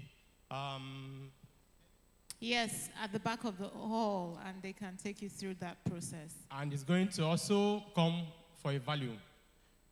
A membership of that level is just a token of 100,000 naira. Mm-hmm. But for certificate of participation is entirely free. Thank you very much. Thank you. Can we please celebrate my co-host? Please, come on, let's Her give him a round of Her applause. beauty went beyond my fiscal to my throat. Come on, that's not fair. Please invite Alaji, please. And so, ladies and gentlemen, I would be inviting on stage here to give us his vote of thanks and closing remark, the goodwill message. The initiator and national chairman of the Northeast Commodity Association. This is a man who is involved in services relating to agriculture and human capacity development across the northeastern region of Nigeria, which includes Adamawa, Bauchi, Gombe, Taraba, and Yobe states. He is a board of trustee member of the Rice Farmers Association of Nigeria, also a Board of Trustee Chairman of the National Association of Sorghum Producers, Processors, and Marketers of Nigeria. He holds significant stakes in many other reputable organizations, and he is a mentor to our convener. And myself too. And yourself too. Can you just hold on without stealing the spotlight? Ladies and gentlemen, let's give a resounding round of applause to the amiable Alhaji Sadiq Umar. Thank you, sir. Thank you very much, ladies and gentlemen. Let me again join other speakers by appreciating the effort of the organizers and indeed the host of today's program. My goodwill message will center basically on two things. One, I don't know whether we ask ourselves that despite the effort of our parents in what they provide in our various houses, why some of our parents still remain poor. You can imagine a woman that will crack palm nuts and bring palm oil out of it. You can imagine how complex that is. You can imagine how difficult it is. That woman never been to university, never been to polytechnic, never been to college of education. But yet, she knows the complex process of bringing oil out of palm. But she has been doing that in Niger Delta for many years, yet she remains poor. Did any of us care to find out why that woman remained poor?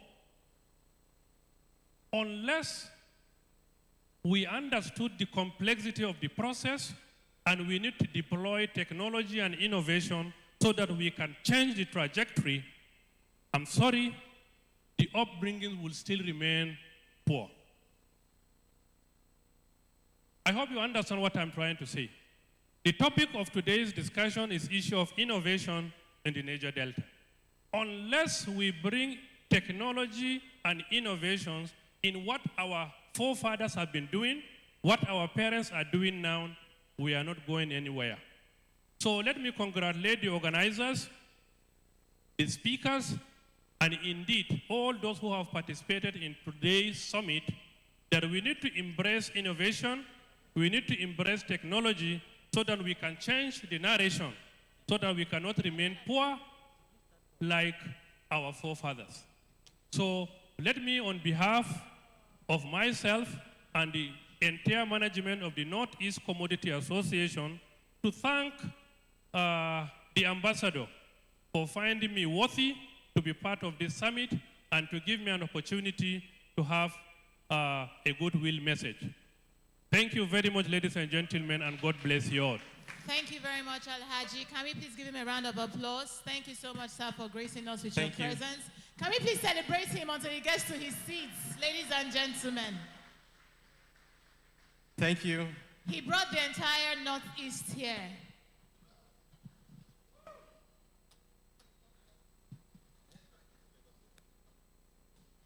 And so, ladies and gentlemen, before we take our last goodwill message, we will be calling and recognizing our speakers. We understand that you all have an amazingly busy schedule. You, however, in spite of all of your many challenges and endeavors as leaders, chose to be here to impact in the lives of the people of the Niger Delta and indeed the city of Warri. And so we want to celebrate all of our keynote speakers, all of our panelists, because we understand that you give honor to whom it is due. And ladies and gentlemen, in no particular order, all you owe us is to give them a resounding Warri round of applause, okay? So that they know that we appreciate them. Do we appreciate them? Are we grateful that they are here today? And so, ladies and gentlemen, first on my list is my co-host. Come on, I'll sack you. First on my list. Depends on where you're sucking me to. To the creeks. First on my list, whom we would be giving the certificate of recognition, is none other than Alhaji Sadiq Umar Daware. Woo! Sir, please come. You didn't see this coming, right? You didn't see this coming. Yes, sir. Please come here on stage. Wari, come on, celebrate Alhaji. Give him the Wari love. Ambassador Pero, you should be here. On behalf of myself, come here, sir, please, right here, so that we can capture your beautiful attire. And the entire team at Jet Age, we appreciate you. Thank you, sir, for being here. Do the honors. Worry love, come on!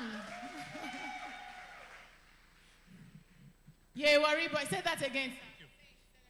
I'm already a worry boy. Hey. And as it is said in Ebonyi State, gratitude is to life what salt is to food. Yes, so preach. And it's on this note that we invite the person that we've come to call the Professor of Leadership. Yes. Professor Linus Okori, MFR. Yes, let's please put your hands together, please. Put your hands together. Put your hands together, please, for our Professor of Leadership.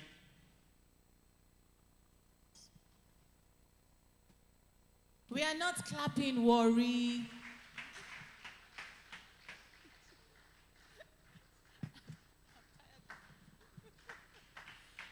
Woo! Sir, do you have anything to say to my worry people? I'm now worry man.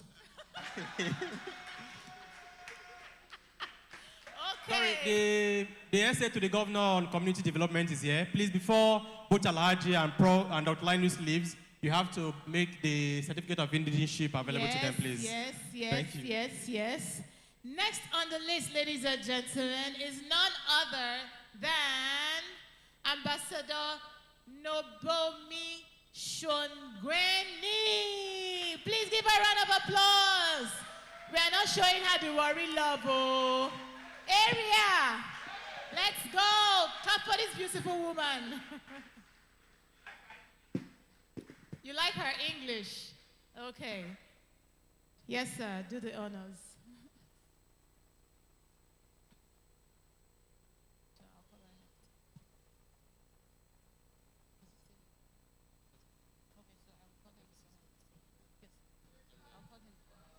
Woo!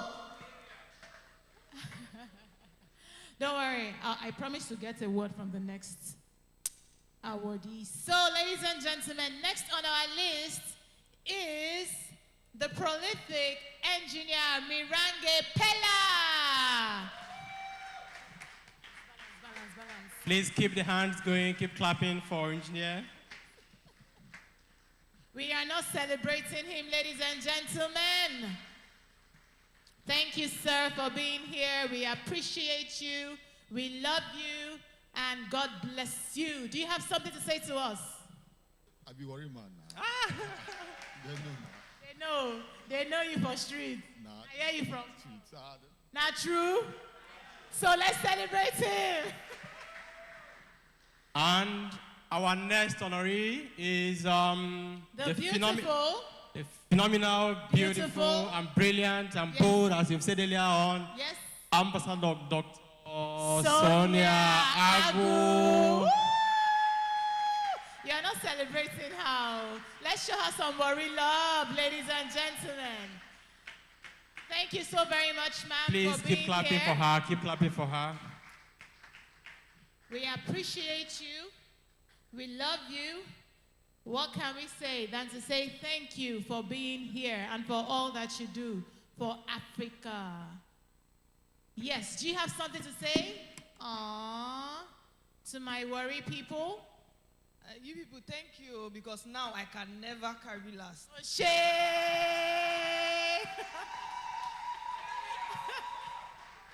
Am I the only one enjoying this one-liners? I'm really enjoying it. Next on our list is... Professor Okeke Ndubisi. Let's give Professor Okeke Gerald Ndubisi a resounding round of applause as he makes his way on stage.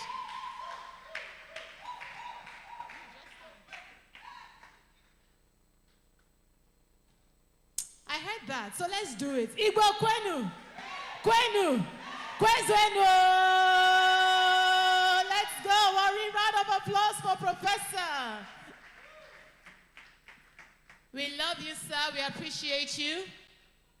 You're welcome, man. This is his beautiful wife, by the way. So this is what we refer to as couples goal, right? Exactly. So if you tap into it, give them a round of applause. Yes, you're welcome, ma'am. Thank you so very much, sir. Not again now? Yes, please. I tap into this. You tap into this. Yes. Praise the Lord for your life. Hallelujah, somebody. We worked as a group all along. Hallelujah, somebody. Next on our list, ladies and gentlemen, is none other than Professor Ngowaji Daniel Inte. Show him some worry love. Yes, yes. You're enjoying it, right? The Spirit is leading. Come on, let's celebrate him until he leaves the stage. Please keep the hands coming, please. Keep clapping. Keep clapping. It's not easy to be a professor. Congratulations, Prof. Prof. We love you, sir. Sir, do you have something to say to my worry people? I will never carry last again. Not so. I missed yours, sir. I didn't get yours when you come back on stage. Are we good? Moving on. All right. We would also want to recognize and honor Mrs. Tolulokpe Aina Morionu. Let's give her a round of applause. The prolific TAM. Thank you so very much. Unofficially, she's my auntie, so I have to welcome her. You shall like women. Of course, it's the Lord's instruction. Going into the world, that is not part of this anyway, but I would have. People, can we celebrate this beautiful woman? So, ma'am, before you run away, give my people your parting words. Thank you, Worry. It's so lovely to be here. Aww, please give her a round of applause. Isn't she so sweet? Worry! Next on my list is a son of the soil. His name is Government, and he is the government. Yes. So, ladies and gentlemen, let's make welcome on stage Honorable Enitimi Briela, Government. High Chief.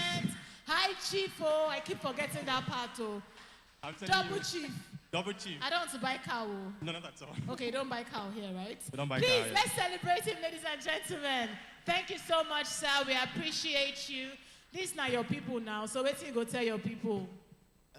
Worry will not dey carry last. And I go say, now worry I grow up. And I see worry they go carry me come. Last, now here we go end up. So not be Abuja at the end up. Now for worry I go end up.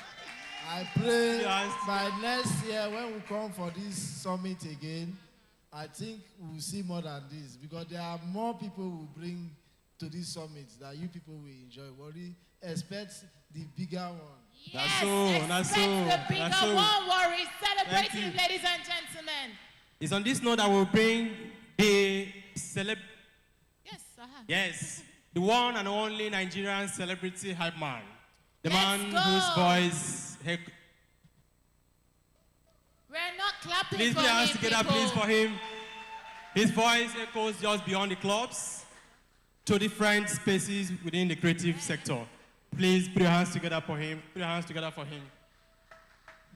Okay, thank you so very much. We celebrate you, sir.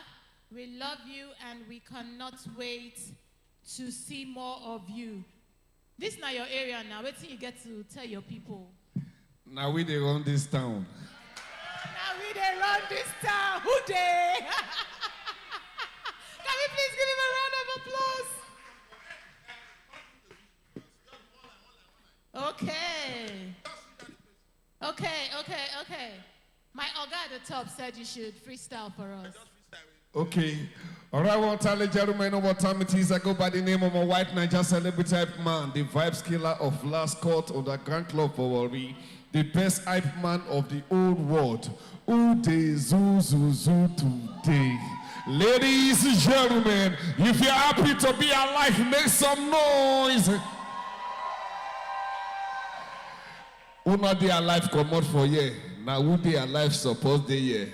May they come up body jaw, come up body jaw, come up body jaw. Ay. Say. Oh, no. Please give him a round of applause. Come on. So, you know we had to just do that, right? Because this is Jet Age for a reason. This is innovation for a reason. We are millennials and Gen Zs. It is what it is, right? Now, in giving the last set of awards to the participants, I would be humbly requesting the presence of Alhaji Umar. Please join us on stage again. And Dr. Linus Okore. And you would be presenting this award to Ambassador Pero, Barrister Epa, and myself at once. And you're not happy for us? Yes, Dr. Linus Okore, we need you here right now in this very moment. Sir, your time starts now. 5, 4, 0. Please, let's give him a round of applause, ladies and gentlemen. Yes, sir. So, here you go. So we just stay in the middle. So one person to the right, one person to the left. In the spirit of gender balance, I'll be in the middle. Thank you very much. Sir? Okay. One after another. Oh, wow. Okay, so please stay over here, sir. Both of you, please. You're doing it together. Yes, sir. Okay, so I have been instructed that they want to hand it over to us one after the other. First on the list, ladies and gentlemen, our chief host, Ambassador Young Piero.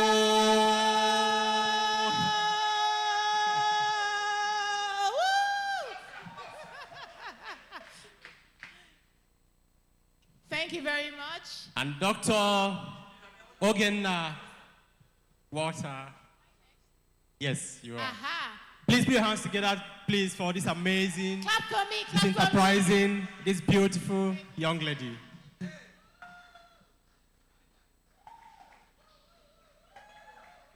Thank you, Worry. And last but not least, my amazing co-host, Barrister Stanley Ekpa. Stanley! Woo! That's not yours, you see? You see? You see your life? Dr. Linus said we should be focused, have clarity. Ladies and gentlemen, please, can we celebrate this amazing man? Please. He deserves all the accolades. Right, and I was also told that, thank you so much, sirs, we have Ambassador Church B. Udratu in the technical department. You have your award right here. Can you please run to the stage? Can we give him a round of applause, ladies and gentlemen?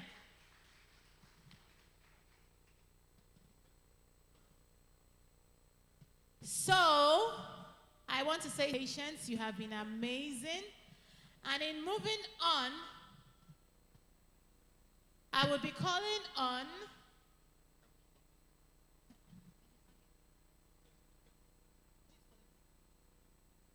okay, so I was instructed to hand over the award for Honorable Shino Pella, and he would be receiving it on his behalf.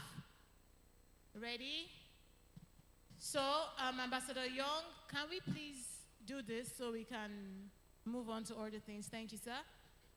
Ambassador Young, you'll be presenting it to him. He's receiving it on behalf of Honorable Shino Pella, who couldn't make it here today because he missed this flight. So can we give him a round of applause, ladies and gentlemen? Thank you very much. We are not clapping, Worry. Yes, you are amazing. And Thank so, you. ladies and gentlemen, I would be calling on our very last speaker for today, who is going to be giving us his goodwill message. He is a professor of safety and environment and a professor of climate change and environmental sustainability. He is the Ezana Twanya one of Umulogo, Ancient Kingdom in Imo State. Ladies and gentlemen, with a resounding round of applause, let us celebrate an enigmatic Professor of Environment and the person of Professor Okeke Gerald Ndubisi. Welcome, sir. Thank you, sir. Okay, thank you. Una don't worry, people. I said, worry not they carry last. Bill, I said we don't carry last today. Thank you so much. Thank you, young Dr. Pela. Thank you, my co-professor, Nte, from Novena University. And thank you, my charismatic, indefatigable speaker, leadership expert, plenipotentiary, Dr. Linus Okorio, right? I hope I'm right. Yes, sir. Thank you, my wonderful, you rattled me today while we were inside. We need to talk more, we'll brainstorm more. So I'll be expecting your chat. And thank you, the organizers. You guys have done a great job to bring Africa to where it's not a mean feat. And thank you, my wonderful, beautiful sister from South Africa. Yes. For honoring this occasion. Well, I'm meeting you for the first time, though I used to watch you on YouTube or something like that. Keep it up, bro. The sky is your limit. And thank you, my Alhaji. Good to have you people around. Well, I had wanted to talk on climate change as part of this, program. But because of, we have a scanty house, this is not something I'm going to give off. I had wanted a large, number of people to be here because a lot to benefit from. But in 2-3 minutes, I will sum it up. I am not going to give what ideally I normally give out when I go to occasions like this. Before I proceed, I have 5 more minutes. Before I proceed, there's a special person in this hall. Please, I want you people to recognize this special person. This is a person that has been stomaching my madness for the past 32 years. And on the 1st of May was our 32nd year anniversary. Workers' Day was our 32nd year marriage anniversary. Please help me welcome Engineer Dr. Mrs.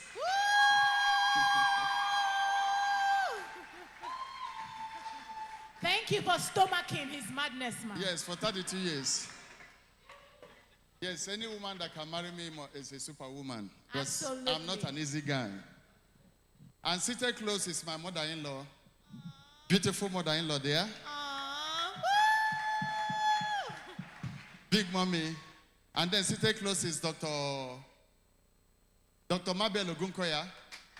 In case you have cancer, urinary tract problem, kidney, that's a specialist, London trained. Just meet her, you get everything done. And I have, in order not to run into trouble, my girlfriend is here, my wife is here. So I decided to introduce my wife before my girlfriend to avoid issues. Please, can you help me welcome my girlfriend, the only girlfriend my wife approved, Miss Amanda Okeke. Fortunately, she's my last daughter. That's my last daughter. My biological daughter. Yeah. So, approved to me? The approval? Yes. In case if there is any bloody bachelor here, you are free to apply. All right, sir. I will submit my application before you leave. Okay. All right, You go fee carry. Well, if you want to have a hand in marriage, it's simple. You will build a filling station for me and the supermarket for my wife. So if you do that, no problem. So quickly, I talk about climate change. Now, do we notice these days? Thank you, young Pero, for putting us here. When you go outside now, the reality will dawn on you. You see the intensity of the heat. Do you agree with me? The AC has been giving us comfort here. Do you agree with me? Now, at night, you wake up. You take your bath maybe 2-3 times before the day breaks. Can I see your hand here? Yeah, we're having serious problem. Global warming. Climate change is a reality. Before, they used to say it's a hoax, it's a mere ruse. But the reality is staring us in the face. And we need to start doing something humanly possible to pull out Mother Nature that has been plunged into a serious environmental quagmire, secret to anthropogenic activities of mankind on planet Earth. And this is the problem. Now we have what we know as the ozone layer. The ozone layer acts as a blanket to planet Earth. Just 3 molecules of oxygen. And they are in the process of being broken down by what we know as CFCs, the chlorofluorocarbons we produce on planet Earth. Somebody was talking about oil exploration and exploitation in Niger Delta. It's like a daily thing. We flow out a lot of emissions at various flow stations. The Earth is warming up. This is a serious issue. And we need to start doing something to salvage Mother Nature. Mother Nature is crying. Now, last year, if you can remember vividly, in London, some European countries, people were basically submerging in the swimming pool, going to beaches to cool off, because it was getting to 49 to 50 degrees Celsius, which has never happened before. Right now in Nigeria, we are receiving rebaptism of fire from the higher stratosphere, sequel to the depletion of this ozone layer, which is causing global warming. Now, this ozone layer, 3 molecules of oxygen, they have been broken down by the, CFCs we produce, the emissions from the industries, from the platforms, burning of fossil fuels, the chlorofluorocarbons, the hydrofluorocarbons, the pexofluorocarbons, the bromides, the methanes, and I call them the allied gases. They are causing serious problem. And that is what we are suffering today on planet Earth. We are paying dearly for the price of our inexperience by emitting them. But do you know the problem? I want to leave us with one thing. I would have loved to have a full house to take this lecture. But maybe in subsequent editions we'll go full hog. Now the problem is this. We have continued to decimate the mangroves, the vegetations, the trees. If we conduct a kind of house audit, environmental audit at our various compounds, we'll see that we don't have enough trees. And don't forget, there's a kind of symbiotic relationship between man and plants. Apparently, man has betrayed that relationship. We continue to decimate, we cut, without planting the corresponding number of trees. The trees, in this case, act as a kind of, like a buffer. What they do is, they intercept those emissions, those carbon emissions, the chlorofluorocarbons. When they intercept them, they use it to make their own food with the aid of sunlight via the xylem and the phloem vessels, which is what we call photosynthesis. I know we did this in biology or junior secondary school days. Now, when they give off a byproduct, which is oxygen, they don't need oxygen. Then we give them what? Our carbon dioxide. That's what they use to make their own food. So this is the marriage of alliance, which man has betrayed. And we are paying dearly for it. Are you with me, brethren? So, in summing up, we need to start doing something. If you cut 1 tree, plant how many? 5, no longer 3 again. We now have a paradigm shift. It's not like before, it used to be 3, but now plant what?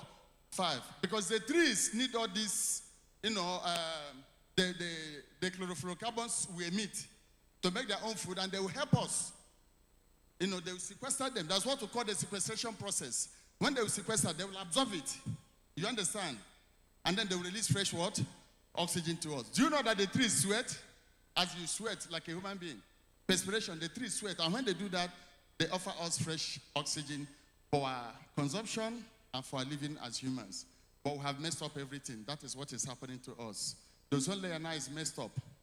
Now, the ozone layer, which filters what we know as UV rays, ultraviolet rays from the higher stratosphere, can no longer, some of these rays now, when they come, they now escape through those apertures, okay?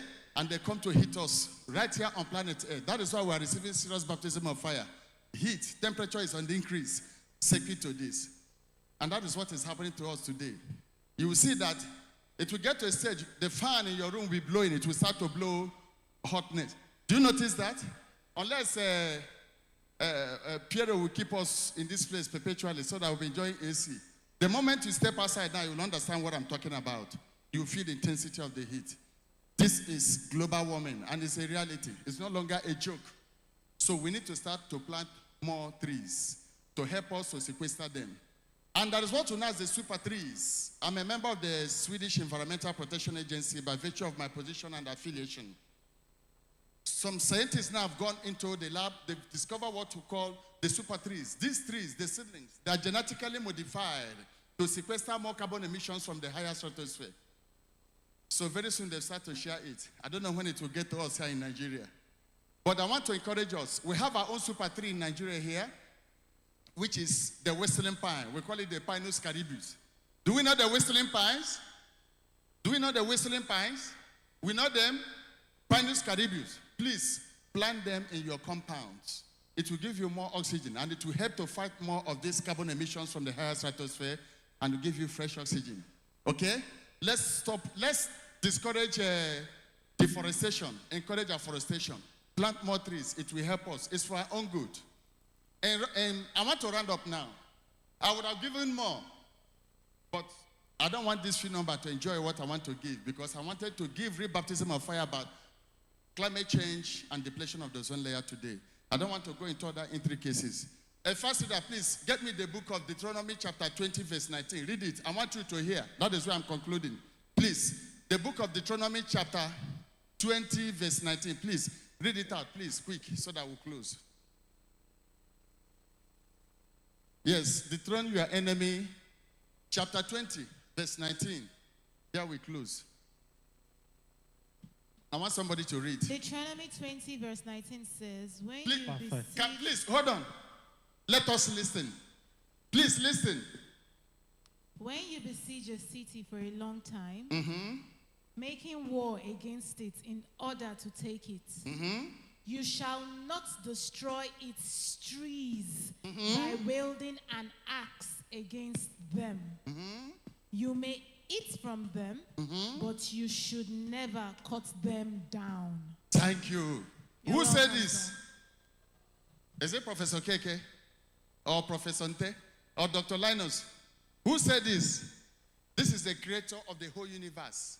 Telling us not to put an axe on a what? On a tree. That the tree is a source of mass what? Survival. Yes, God was besieging the Israelites. That when you go to the battle, fight your enemy, kill them, do anything, but do not put what? An axe on the tree, for the tree is a source of mass what? Survival. But why are we humans, his creation, why are we doing the opposite? That is what has brought us into this present environmental quagmire. Because we have created, in fact, I call it environmental terrorism. That is what we have inflicted on ourselves. We have terrorized the environment to the extent now that the environment is haunting us now. And we are paying dearly for it. So if the creator of the whole world is so passionate about trees, why are we humans doing the opposite? If you go to the book of Genesis chapter 2, the Garden of Eden was described as lush green and full of vegetation. You can see the beauty of trees. We need to start doing the needful so that we'll preserve Mother Nature. Mother Nature is weeping. Very soon the heavens will open up, and then flood will start again. So if you know you are in a flood-prone area, start to put preparative measures in place, because very soon judgment of the rain is coming. Are you with me? Yes, sir. This is very, very important. So I beg us. And in this period, we are in the period we call the perihelion phenomenon. The perihelion phenomenon is the period where the sun is closer to planet Earth. So it will release a lot of ultraviolet rays to the lower stratosphere, and this is what is impacting us seriously, and that's why we are complaining. Heat all over the place. Unless you are in a place like this. We're in the period of, we call what? Perihelion phenomenon. And now, between now, it peaked around January, it's gradually going down a little. Then, between the ending of June and first week of July, we enter into a season we call aphelion phenomenon. By that time, the sun will be farther from planet Earth. And you will see a lot of coldness. Late in the night, the breeze from your windows will be harassing you. You'll be looking for duvet to cover yourself. So we have the two seasons, perihelion phenomenon and aphelion what? Phenomenon. Because by then, the Earth's solar system will turn. Either northerly or southerly, one of these will be released on us. But let's start doing the needful. Let's protect the environment. Let's be friendly. And let's not be environmental villains. Let's be environmental heroes. Please, can we stand up? Put your hand on your chest. You said, today, I pledge to be an environmental hero. I pledge to be an environmental hero. And not an environmental villain. And not an environmental. I pledge to plant more trees. I pledge to plant more trees. To safeguard our environment. To safeguard our environment. And help Mother Nature from crying. And help Mother Nature from dying. So help me God. So help me Thank you. God bless you. Ladies Thank you very much. Let's Put your hands celebrate together for Professor Prof. Ndubisi. Thank you, sir. Thank Thank you so very much, sir. A perfect blend of tradition, history, intellect, and wisdom. Ladies and gentlemen, give Professor Ndubisi a round of applause, please. And on this note, we will be calling on our convener in the person of Ambassador Young Piero. Whatever has Vote a of beginning thanks. must have an end. Yes, thank you very much. Thank you all that came out. I, on behalf of the organizing committee, we say thank you for coming out. And we pledge to come back again next year with full capacity. I want to use this opportunity to thank Monarch Event Center, the WIMA Group CEO, for giving us this all for free. He said, Young, you're doing fabulously well. My hall is 4 million, but I am giving you for free. And to all of you who came for a ride, you have started the conversation, and it must not stop here. The fire must keep burning, and together we will succeed. Thank you very much, and I wish you safe journey back home. Thank you. And to all our speakers, thank you very much. Dr. Linus, actually, why will I say this? But let me tell you something. We are going to Ghana 2 days from now. With all the tight schedule, he is here. And to all that has, Dr. Inte, thank you very much. That's my professor. And I really don't know what to say, but thank you all for coming, for all the sacrifice, for all you did. Alaji Danlawa, Asliva Damawa, Abuja Wari. Thank you, everybody. Nasi, thank you. God's time, I love you. Mirabel, thank you, all of you. Thank you. God bless you. Thank you so much, ladies and gentlemen. And in closing, can we kindly rise for the second stanza of the national anthem? And before we do that, also note that the event for tomorrow was already covered today.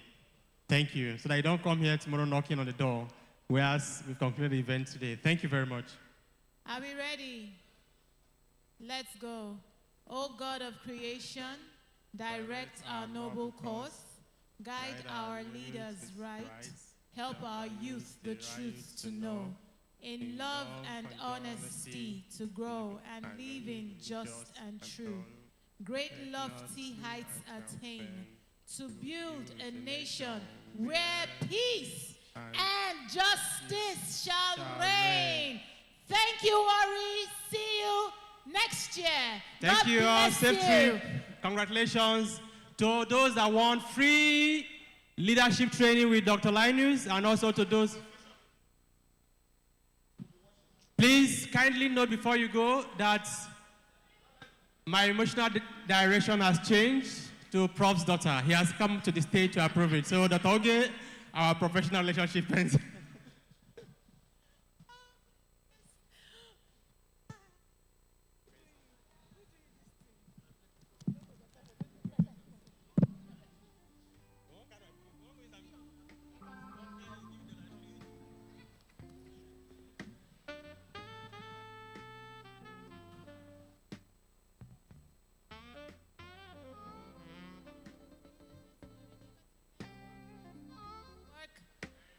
Remember to network, network, network.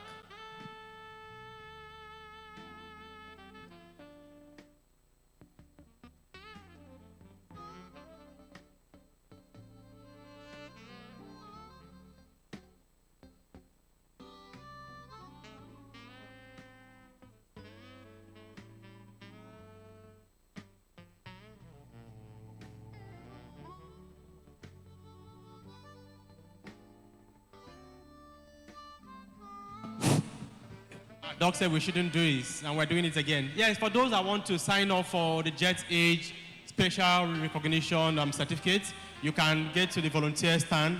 Please get to the volunteer stand now. The special recognition certificate is just a token of 100,000 naira. The certificate of participation is entirely free. Is that fine, ma'am? Please sign up for the Jet Age Nation Builders certificate of recognition with the African Union at the volunteers Stand. Thank you. And have a safe trip back home.